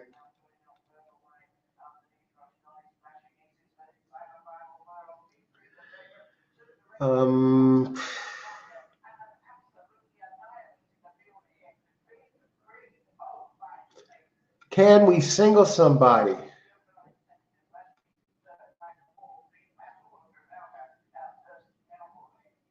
10 is a 9-year-old, hasn't run on a wet track in a long time. 6 wins. Let's go 4. 4 seems to like it here, likes it wet.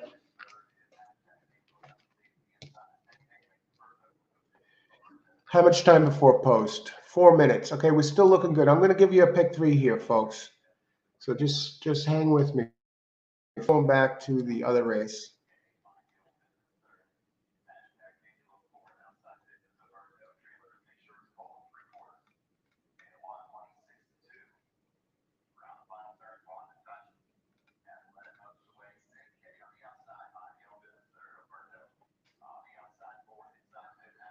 I'm going to try and do this here. It's race 8, race 9, pick 3.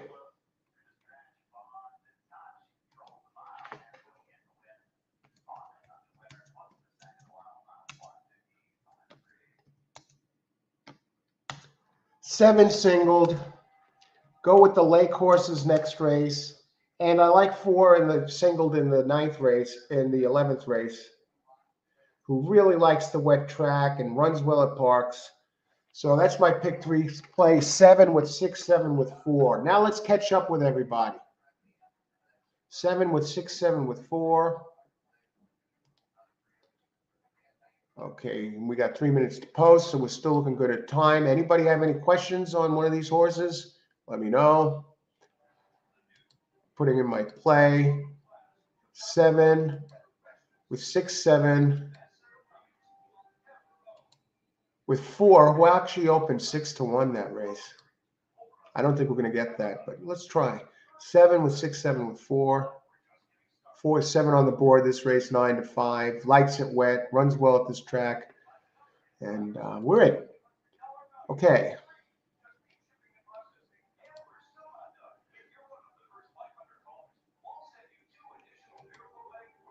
Richard, 7-3-4-5. Yes, 7 is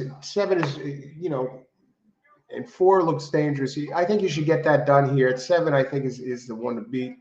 My big problem with 5 is he's back after only 8 days. And let's take a look at that, Ashley. So we got time to talk about this. 8 trade, great point. Does like it wet. High percentage trainer, 25% overall and 24% here. Jockey gets the regular jockey. This one, Bowman rides him all the time, and he seems to finish second a lot. Did win though at Penn by a neck. I mean, Bowman, the regular jock. Super Dude, yeah, 5-2. I believe that opened as the favorite. Place. Okay, good luck, Austin. Who else? Karen, 647. I think. Let me just go. How much time before post? Let me just look at that 3 real quick. 3, 5-2. Never raced here. Has a win in a third, and is going to probably be part of the pace. So Maria's Fortune, maybe gets a jump on the field from the inside. So good luck, Austin. Ashley, I don't know here anymore. I'm not comfortable with my 4, 5, 6 anymore. See, this is my pick 3, 7 with 6, 7 with 4. I played 6 with 1, 3 and tries. Okay, good luck, Ashley. And Blair, 3, 4, 6. All right, Blair. Good luck. Ness is 6-1 here, 3 win place. Now this is the type of race that Ness wins, right? He won the last race, and now he's starting to heat up. And I think he won a race earlier, so those percentages are going up. And always dangerous, Ness. Again, for the millionth time, 29% here. Probably go up to 30% after today. Ashley, 6 with others with 1, 3. Good luck, Ashley. They must be getting close. Yeah, they're getting in. Yeah, I just think 7 looks like the one to beat. 7 is drifting up now. The one fly in the ointment with the 7 this race is there's other early speeds. So he could get pressed by the 3, for example, visual artist. Let's have some coffee. Let's see. Good luck, everybody. Enjoy the race. Any late minute picks here? Okay, looks like we're caught up. I'm hoping the 7 does excellent on a wet track, and the last race I'm going to toss with the slow start. And 7 goes for the front, outruns the 3. Now I'm curious. I don't think he's going to have time to cross over. Yes, he will. So he gets to the rail. All righty. 7 at the board at 5-2. The 3 also has some speed. 4 is actually bet down now to the favoritism. So we got fairly 7 has a comfortable lead, really not being pressed. Who's that all the way in the back? Is that the 1? I think it's the 1. They hair up the backstretch. 7 leading, 3 in second, 4 in third, and that 5 sitting in the back at 7-2. Now 4 is starting to, is that 4 that's starting to crowd a little bit? It looks like it according to their numbers. Frosted Indian. Frosted Indian is the one that opened as a morning line favorite. And they're approaching the far turn. Front 3 are all running well, evenly at this point. Starting to get a little bit interested. 7 seems to be opening up a little bit as they come into the turn and getting a little bit of red. They enter the stretch, and 7 here still with a fairly comfortable lead. It would have to blow one for the ages to lose this. I get Blair's. I think Austin might have had the 3 win place, so they want to get the 3 in there for Austin. I believe it's Austin. Okay, so easy winner 7. 5. Wow, I'm a little surprised that the 5 got second. It came out of nowhere. It wasn't even in the screen there. I believe it was 7-5-3. No, there's no photo for second. Come on. What happened to the 4? Okay, so we got decent odds on this, and I'm alive with the 6-7 next race in the pick 3. So let's see what happens. And Ness, we finally beat Ness. You know, I've been losing with him when I play him, and when I don't play him, or whatever, he wins. So 753. Let's see, who are the happy results here?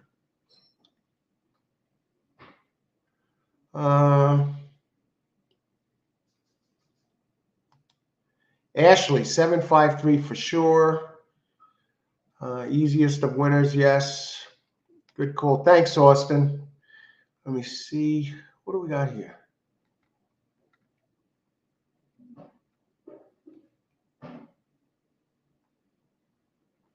Now we got 2 races left.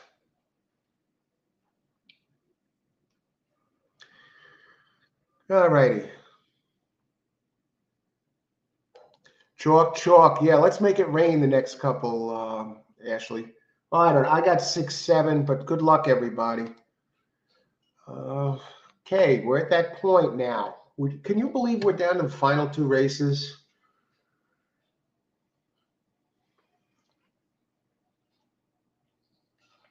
I got to change this TV channel. I'm not running away.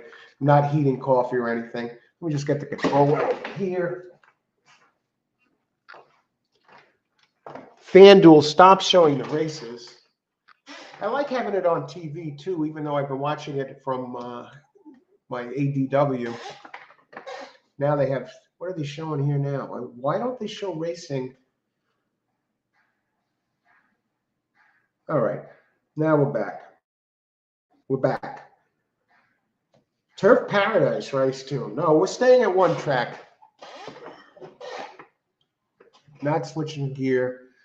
So now we got down to the last 2. Let's start looking at the 10th race. Terrible weather here in New York, and it's supposed to get really windy later. But hey, that's not stopping us at Parx. We're into the home stretch here. And I landed on 6-7. Let me put those up there.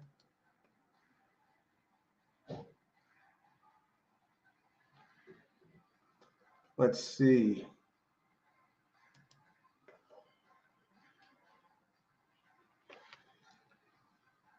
Here we go.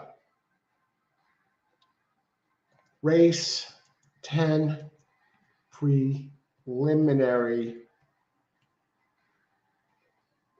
contenders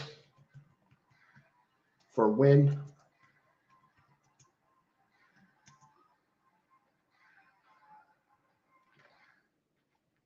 Now I got both Scott Lakes in here. He has 2 entries in here. Scott Lake is, no, John Service Lake. I could always get those guys confused.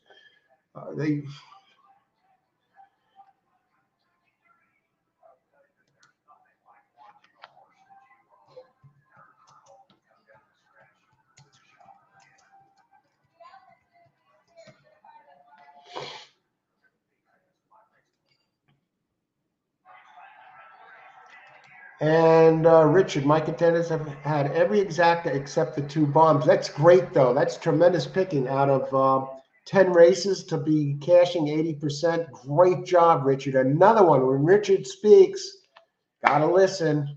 Just connecting here. And it's not just today. Great job. The 5 should be a price last leg. Okay. Let's see. So we got my contenders here. Let's start looking at these things. I think 14 minutes to post already. I wonder if they're speeding up the races because the weather is starting to get worse. That's probably what they're doing. Yeah, I think they've shortened the time between posts because of the inclement weather. It's right now the 2 service entries are the 2 favorites, 6 and 7. 7 at 8-5, Princess Sophia, and 5 and 6. Schnorr Will, 5-2. Maria's Fortune, Open at 5-2 as the chalk, currently 3-1. So let's start talking about the morning line favorite first. Maria's Fortune number 3, big early speed. Rudy Rodriguez, very sneaky, successful trainer, better than moderately successful, 15% for the year. 509 tries. He does most of his racing in a lot of it in New York. And at Parx, he comes in. He's had six entries over the last year, so it's a special occasion when Rudy comes to town, and he has 1 second out of 6 tries at Parx. And he gets his jockey, the guy that he uses at Aqueduct, Jose Gomez. Gomez is here. He does a lot of his riding at Parx, but he moves around. Jose Gomez. He has for example, he has 291 races at Parx here this year, 13%. But 291, that's a fraction, maybe a quarter or so of his 1,189 races this year, and where he wins 12%, 13% here. And this one, the 3, has been running on at Belmont, Saratoga, had a win at Saratoga on a sealed track in August in an allowance race. So this one is no stranger, runs an allowance company, and this is an allowance race. So 3 has every right to be the morning favorite.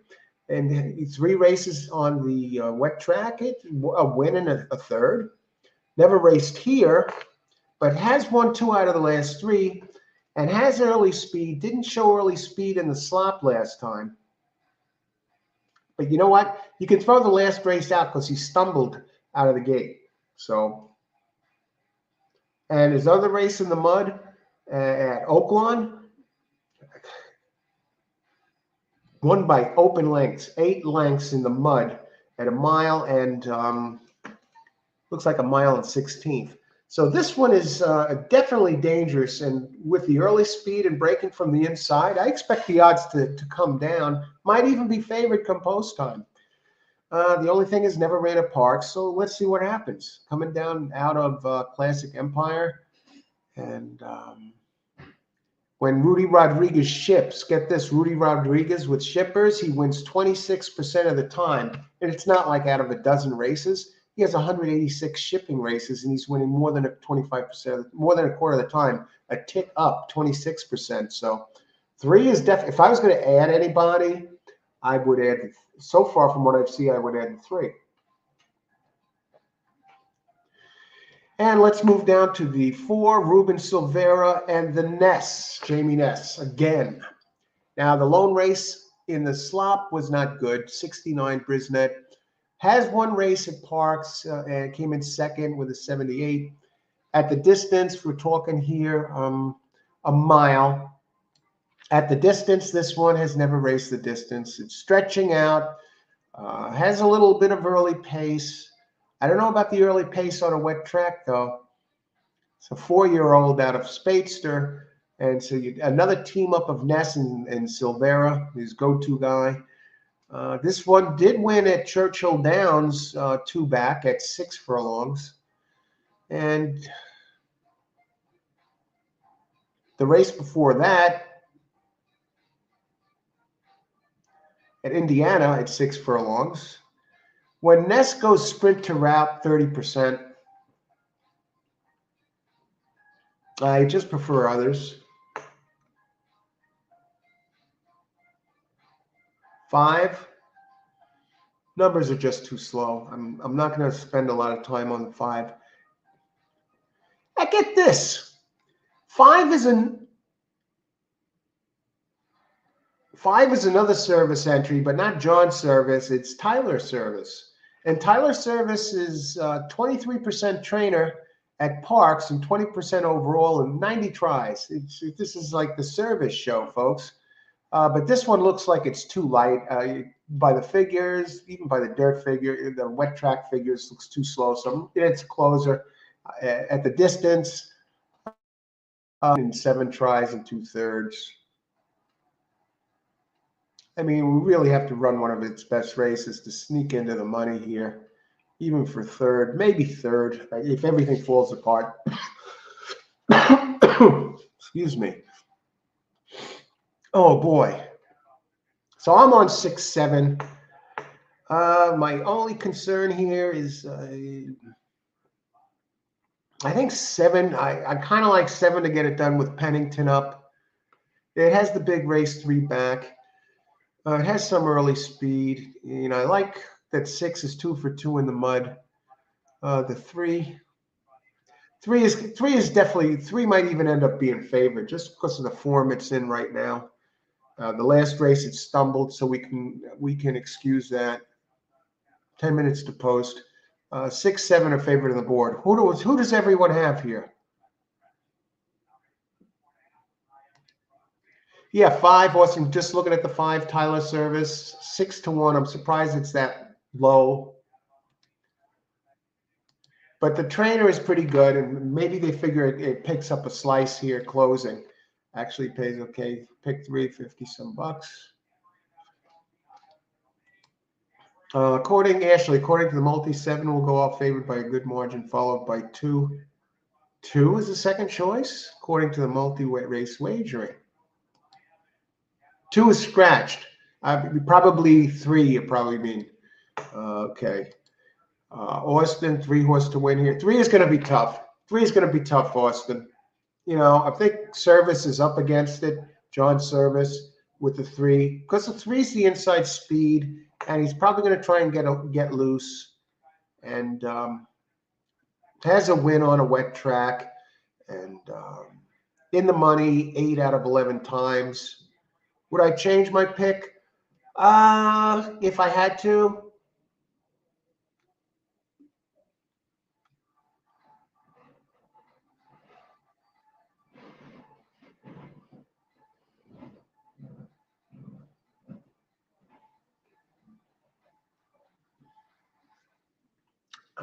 Not really. No, I'd sit tight. I like that both the 6 and the 7 have won regularly at this track.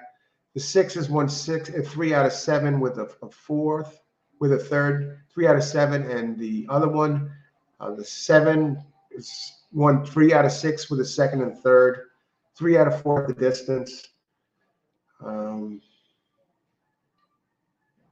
The 6 is 2 for 2 on a wet track. 7 never ran on a wet track. Service 23% trainer here at this track.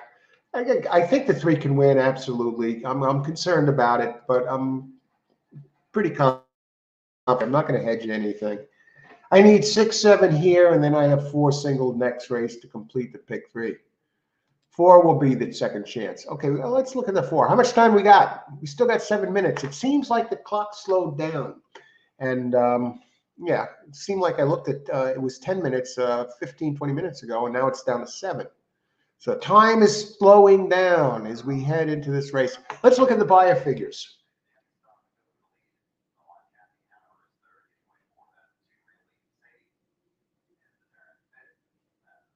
Jamie Ness, I'd be surprised if Ness is the second favorite.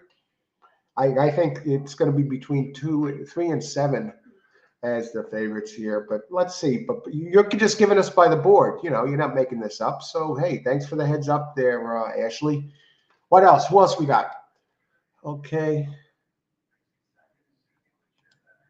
3, 7. Okay, we got the 7 here. 6, 7. I have. He's going to go off at 2-1, maybe less. Yeah. Okay, guys, smelling it already. Austin. I like the 6 better than the 7. I think the 3 is the horse to beat. It looks like it. The inside speed, on the wet track, I think the 3 is going to be very, very tough. But I think the 6, 7. I like the connections. I like the one of them. The 6 is what is it? 2 for 2 on the wet track. It's going to come down to the early speed, and the 3's delivered on the track. And Shipper, you got Rodriguez 26%. It's going to be between 3, 6, and 7. I like 4. We're going back to the 4. What is it? The Ness factor? 4, 7, 3, 6. You definitely get it done out of those, Richard. Thanks for sharing. Good luck. 6, 3, 4 box. Good luck, Karen. You'll get paid for that. because I believe the seven might wind up the favorite. The only thing, knock on the 7, horse for the course, does well at this track, well at this distance. It hasn't run on a wet track. We really don't know what to expect. And at the 7 gets the better jock, Pennington. 5 minutes to post. We're getting close. Let's go back, take an extra look at the 4. Jamie Ness did wire the. Now this is stretching out.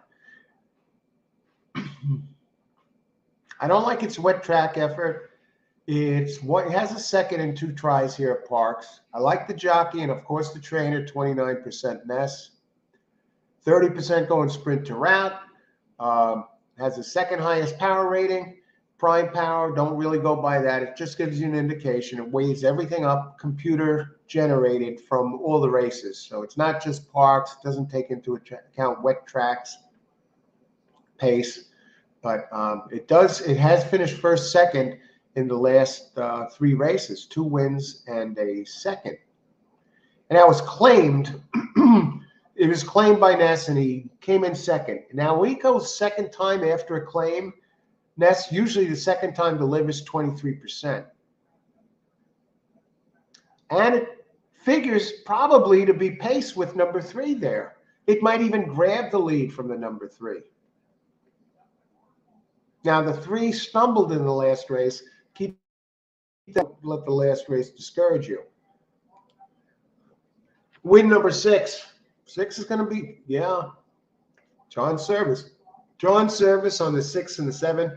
Trainer and 5. Tyler Service in limited duty. 23%. I don't know John Service.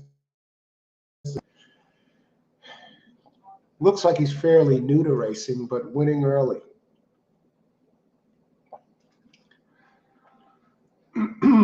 Race 11, we have the 10 scratched. Here we have the 2 scratched. Let me get rid of this.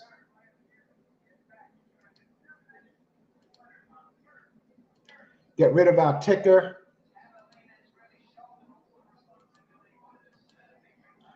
Justin 36136. I'm on. I need 6 or 7 here, and I need 4 to complete the pick 3. So good luck there. I like the 4 on the wet track. I like the 4 after the scratches. So good luck, Justin. Justin, another regular here. Blair 347 Parx. Good luck. I think you got a good shot to get this done. 3 and 7 really look like the ones to beat, even though 6 is undefeated on a wet track.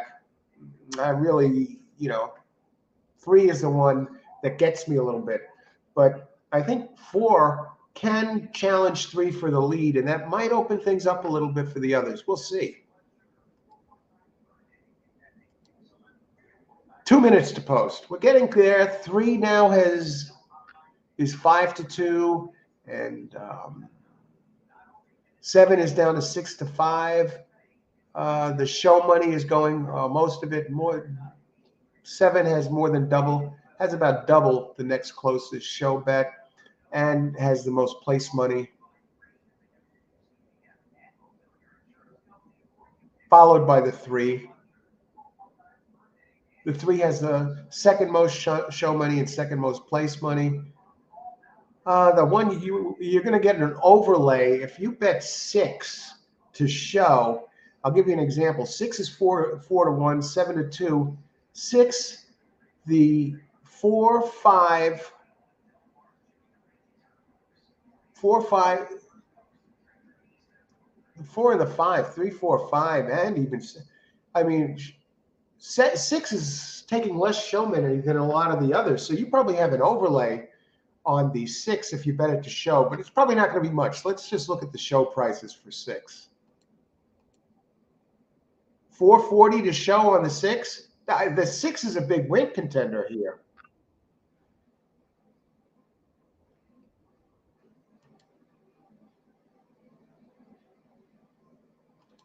And that's probably the easiest 440 you make. And I wouldn't be surprised if that's coming down right while we speak. Yeah, look at this. The 6 just took a lot of show money, and it dropped down to 260 from 440 in less than 30 seconds.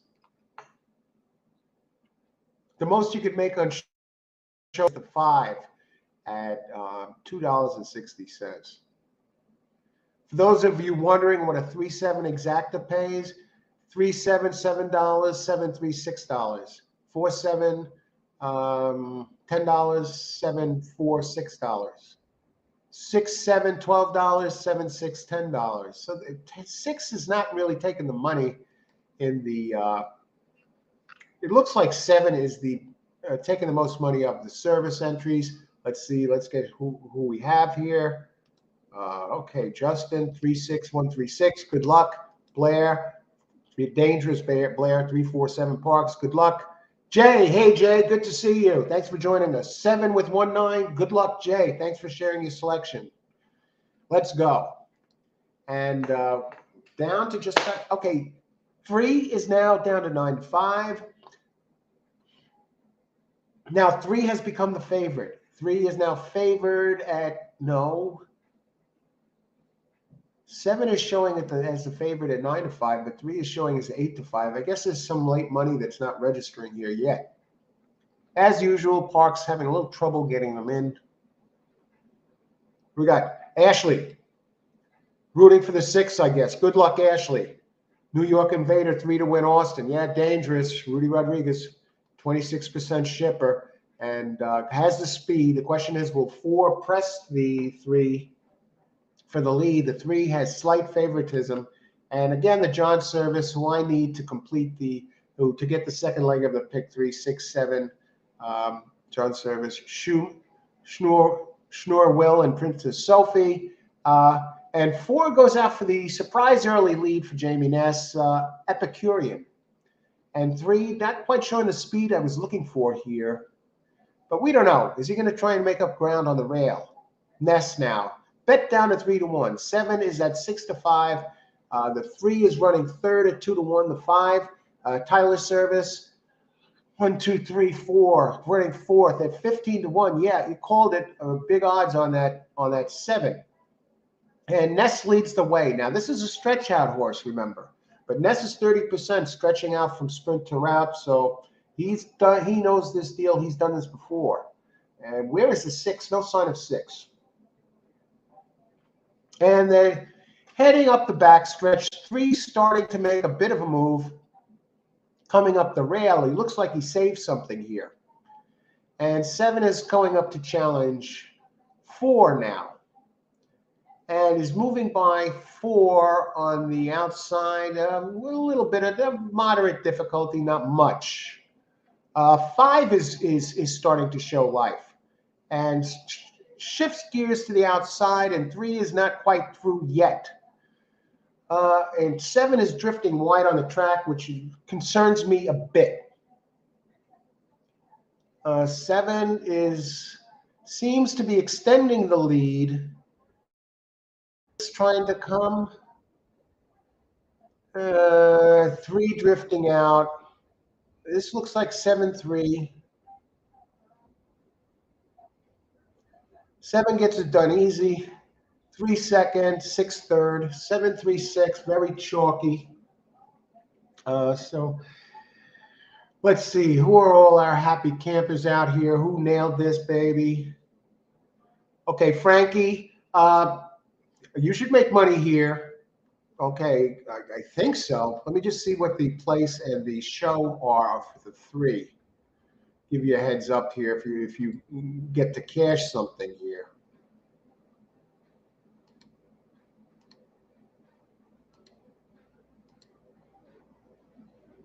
Yeah. You're going to lose a little bit, but almost. All right. Thanks for sharing that, Frankie. Good luck. Thanks for joining us. Back to the pig pen tonight. Paul from the Shakeup said to watch. Paul from the Shakeup said to watch. Thanks, Paul from the Shakeup. Thanks, Jay. Thanks, Paul. Appreciate it. Glad you could join us, Jay.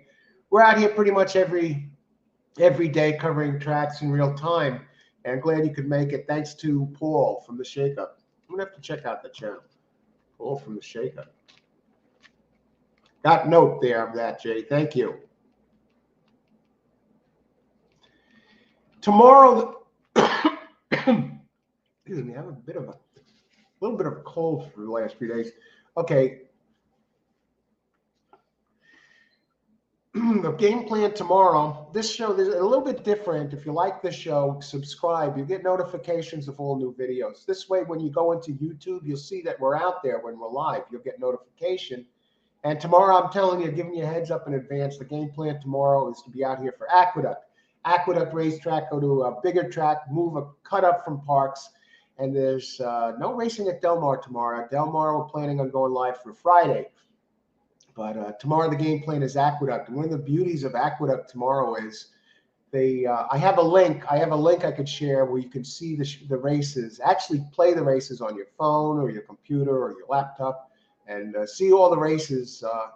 We handicap the races. What's different about this show is we're not going out there 2 hours in advance and giving out our picks and then vanishing like ghosts.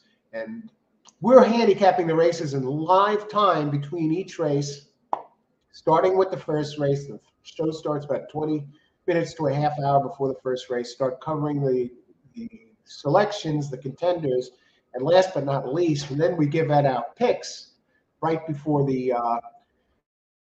race goes off. So you get our picks. We have great players here hitting tremendous bombs. The audience participation is fantastic. And they're not just saying, I like this horse. They give you the reason why. They give you the plays. I give you my plays before every race. In this race, I need 4 to complete the pick 3. I don't know what the odds are, what the payouts, but it looks like a great entry on a wet track. And it benefits from a couple of the scratches. So, yeah, join us for the shows. This weekend, the plan is Del Mar. Tomorrow, Aqueduct. I don't know if I'm going to do any double shows. Sometimes I do a double show, maybe an Aqueduct Del Mar from start to finish. Those shows run longer. Maybe, I don't know. Right now, the single tracks I'm definitely covering is Aqueduct today. Tomorrow, probably go live around noon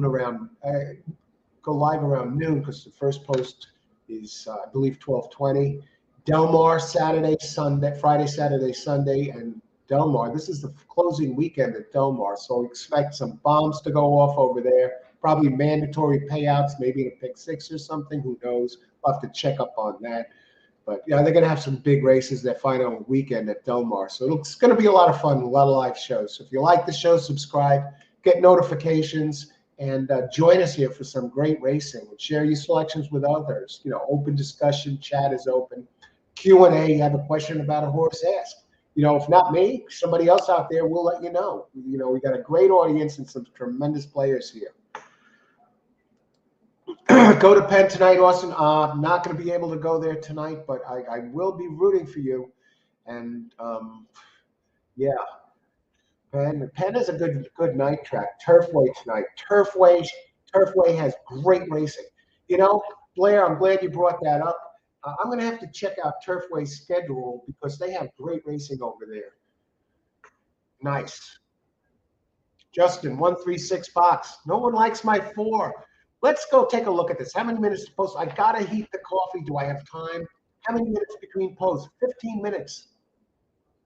Okay, my 4, Dizzy Gillespie on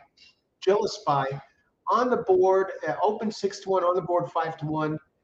And one is taking money, and one is taking the brunt of the money. The rest is, pretty much 5-1 and up. I thought, 10 is scratched this race. All right, I'm going to give you my preliminary pick, and then I'm going to hustle back. We'll be able to get some stuff in here because this is the last race. We don't get to look at the daily double. Race 11.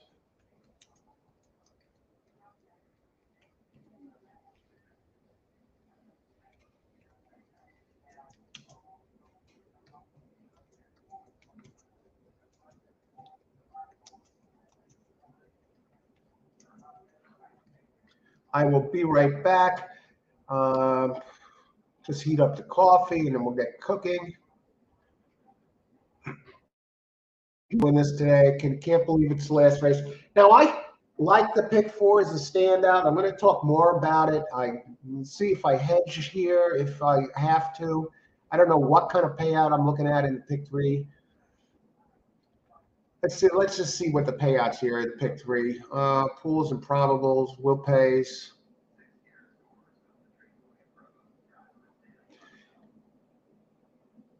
It's the third choice in the pick three. If I connect this, I get back 109.50. So need four for the pick three, but the two seems to be taking the money. Followed actually by the five and the nine. So I'm not really on the chalk here. So, but I'll get paid if this gets done. It's over 109 bucks. So yeah, and I'm going to talk about all of them when I get back. So let me heat up this coffee. How many minutes to post? We have 15 minutes, so we're in real good shape. We'll be able to cover this race like with a blanket. Charles. All right, here we go. Wind it up, baby. Wind it up. Prince of Parx. I was given that nickname. It's not self-proclaimed. From some big winning days I had that, when I got started playing. Okay, I'll be back in a few. Good luck, everybody. Let's see what's happening. Of course, we got Justin with 136. And let's see what we got here. Be back in a few. Just heating up the coffee for the last time. Getting ice water for the last time. Do I need ice for this water? It's still cold. It's still got tiny cubes in there. I don't know if you can see them. Anyway, I'll be back in a few. Okay, thanks for joining us, everybody. This has been a great day of racing at Parx again. Who else gives you 11 races at a decent-sized track during Monday, Tuesday, and Wednesday? Be right back.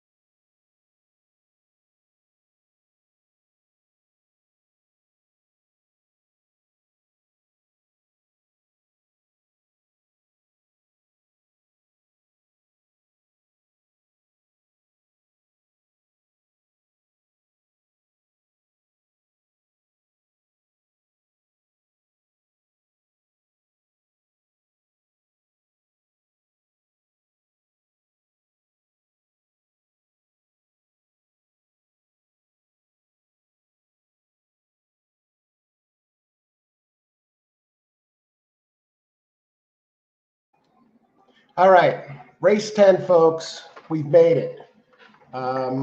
This is where the rubber meets the road. As the saying goes, there's always another race, and this gives everybody a chance.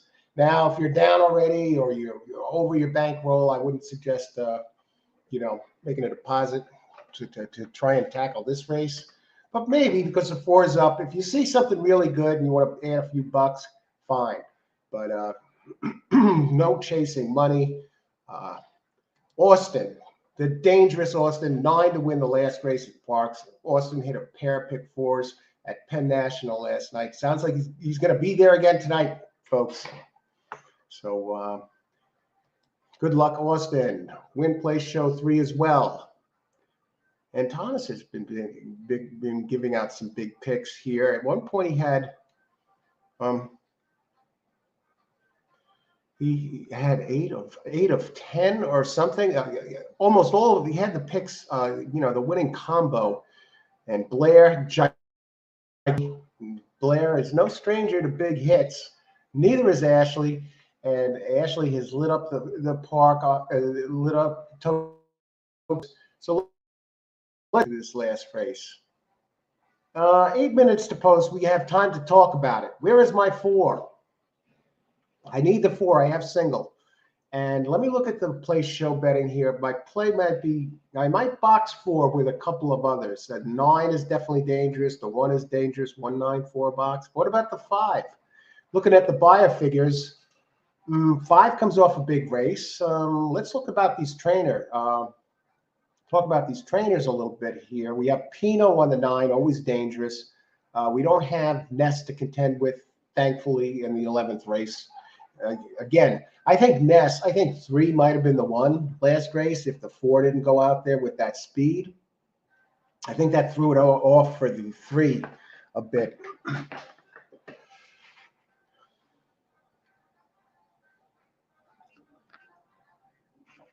Okay.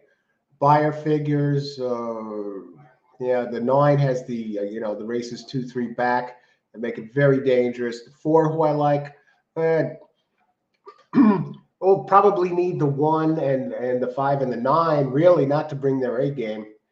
But if they don't, and 4 could definitely sneak in there. And I have them singled in the pick 3, and I'm going to take a look before I start on the other horses. 6 minutes. I just want to see what the win, place, and show payouts are for the 4.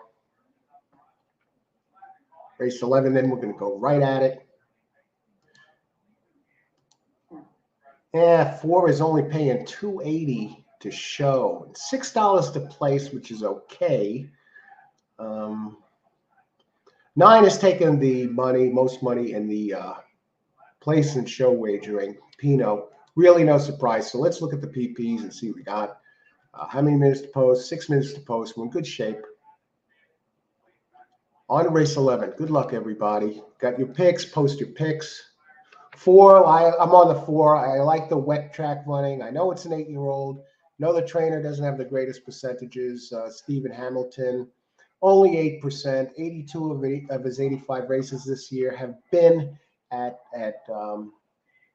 Parx, where he has a 7% winning percentage, 8% overall. Only raced 3 races elsewhere. But they say on the PPs, finished 3rd versus similar last race. Highest speed figure at today's distance. Now, this is an 8-year-old, so, yeah, ran a 96, but it hasn't run anywhere near that since then. Last victory was on a wet track at 6.5 furlongs, right here, closing into it at the 10K level, which is today's level, and 7 furlongs. Now, the 4 is kind of a pressing type, and it does have a decent closing kick. So I think the distance helps, and it ran its best career race at this distance. I guess years back. I don't know how far back. Used to run at bigger circuits, Gulfstream earlier in the year, and Monmouth is a solid circuit. 3 for 7 at the distance, but out of 7 races on a wet track, has 3 wins and 2 seconds. So first, second, 5 out of them, 5 out of 7. And at Parx, limited duty out of 62 career races, 215 plus K, 215K career earner. But at Parx, 6 races, a first, a second, and 2/3. So has run well at Parx and does get a decent jock, 12%, Luis Rivera. Now let's talk about some of the chalks. Number 1, 4-1, Paco Lopez, always dangerous. 2 for 5 on a wet track. More of a, has a good closing kick. Does a lot of running on turf. Has 2 wins and 5 tries on a wet track. Has the 3rd highest power rating. Paco is 29%. He always takes money. and the trainer is dangerous. Guadalupe Preciado, 23% trainer at Parx. And he wins elsewhere too, because he has a 21% winning percentage overall. 197 races this year, 117 of them at Parx. Comes in a bit off a layoff, but not a problem for Guadalupe. Off the layoff of 46 days plus, 15%. Going turf to derf wins 23%. And you can see got high jock. We'll look at and the 9 is taking a lot of money. And you got to respect Michael Pino. This one, it runs well on a wet track. First, second, third out of 4 tries. Pino's 23%. Gets Michael Sanchez up, 17% jock. High percentage jock, comes in off the claim. First race off the claim, Pino gets him ready to go, 21%. Was far back last race. At the distance, though, in the money 6 out of 10 times. 10 races, 2 firsts, 3 seconds, and a third in the money, 60%. In the money, 9 out of 16 at Parx, where it has registered its best speed figure of a 90. 16 tries, 3 wins, 5 seconds, and a third. So in the money, 9 out of 16 here. And it has the highest prime power rating. We talked about the power rating before. It's just something to look at, to keep in mind. It looks over the whole body of work and computer-generated number. It's not track specific. So I like that this one does run well, and it does have some early speed.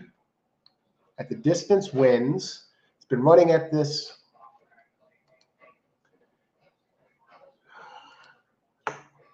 Has some good numbers. You go to the races 2, 3, 4 back. Has a second by a head and a first by 1 1/4. Last 3 races, 2 seconds and a first, including at this distance on the September 5th. At a bit of a lower level, though, but it has seemed to be been running well 3 out of the last 4. Last race, it was kind of far back. I'm not sure what went wrong, but it gets claimed. And then Pino, he gets the 21% winning percentage claiming. Who else? Let's see. 0 minutes to post. Let's get in this pick. Who has picks? Race 11.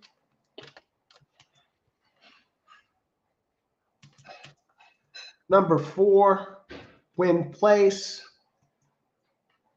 Exacta boxes. 1, 4, and 1, and 4, 9.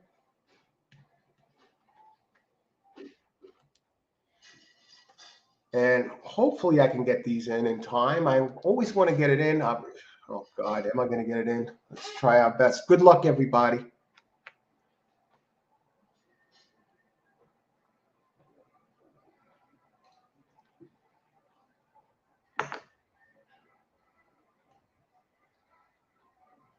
All right, we just got it in under the wire.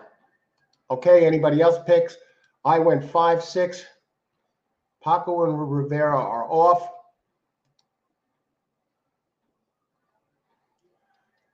Oh, crap. It's not even Paco on that one. Thanks for the heads up, Richard. Richard has been red hot today with his eights here. Thanks for the heads up. Very sharp players in here. Blair, 845.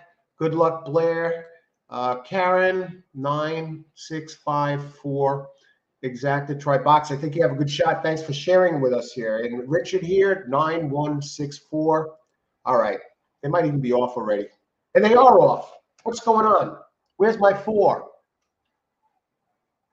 4 is 6-1, 9, bet down to 9-5. As we are in the finale where the rubber meets the road, folks. They're stacked across the track. We've got a few of them. I'm not even sure what numbers they are. 3, 5, 6, 7. 3 is a surprise. 5, not really a big surprise. 6, 7. Hey, come on, man. Let's get real. Where's the 1? Where's the 9? Where's the 4? I don't see any of these guys.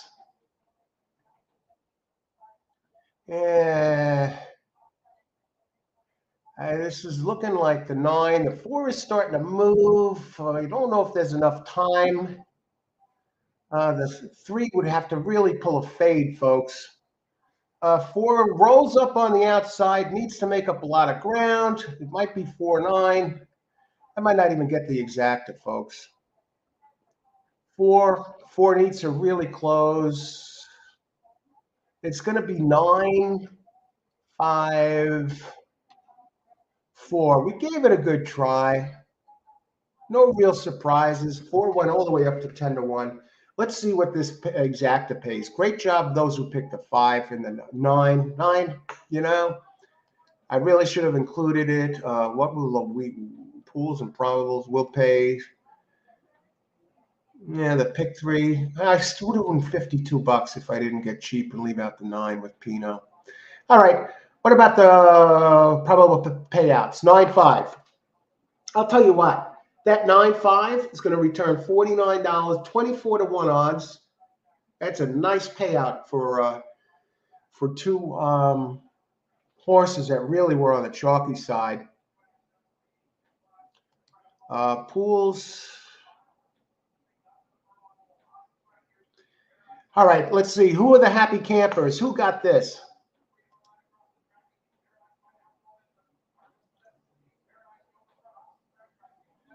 Let's see. Got out 9. 915 exactas. Great job, Austin. And that paid well. Austin, always dangerous. Jay, and that is $196 double. Jay, you must have loaded up. Great job, Jay. Jay comes in, joins the show, and delivers. Paul from the Shakeup. I got to thank him. Who else?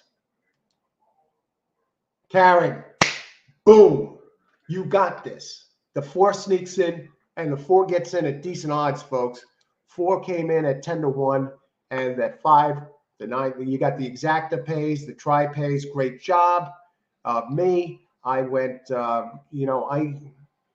had a 1-4 and 4-9 exacta box and win place on the 4. So I lost that. I lost pick 3, but I went light. I needed 4 here. I thought he was going to move, and just never came. They did go fast early, Ashley. Exactly. 9. I'll tell you what, 9. Oh, 9164. And Austin, yeah, called it early, right there, all over it, 9/15. Great job, Austin. I'll tell you, all it takes is 1. And we're going to call for now. I want to thank everybody for joining the show today. We see the payouts here. I told you what these are going to pay. And the happy campers. Hey, some great selections on the show. Thanks for participating, everybody. Tomorrow, we're going to be out there for Aqueduct, all the races. I think the post time is 12:20. I'm pretty sure. So we'll go out there at noon and tackle the entire Aqueduct card. We have all the contenders there. We got a link where you can see the races live if somehow you don't have it on TV or have an ADW. Betting Across America, whatever. They show all the races on YouTube. So it should be a fun show. And then we're looking at Del Mar on Friday. Maybe I'll do a night track over the weekend as well, or maybe do a double dip. But definitely Del Mar closing weekend, Friday, Saturday, Sunday. Some big races there, the 50-cent pick 3s. Aqueduct tomorrow, full card. And if you like this show, subscribe. This way you get notification of all new videos. And again, I want to thank everybody for joining the show. Enjoy your evening. If you're playing tonight, Austin is big man on campus there. Yesterday, couple of pick fours and nice ones too, not eating chalk. So good luck tonight, Austin. If you're playing tonight, best of luck and bring it home. And Aqueduct, tomorrow, another live show. All the best to you. Thanks again for joining the show, and talk with you soon. Enjoy your evening, or whenever you're watching this.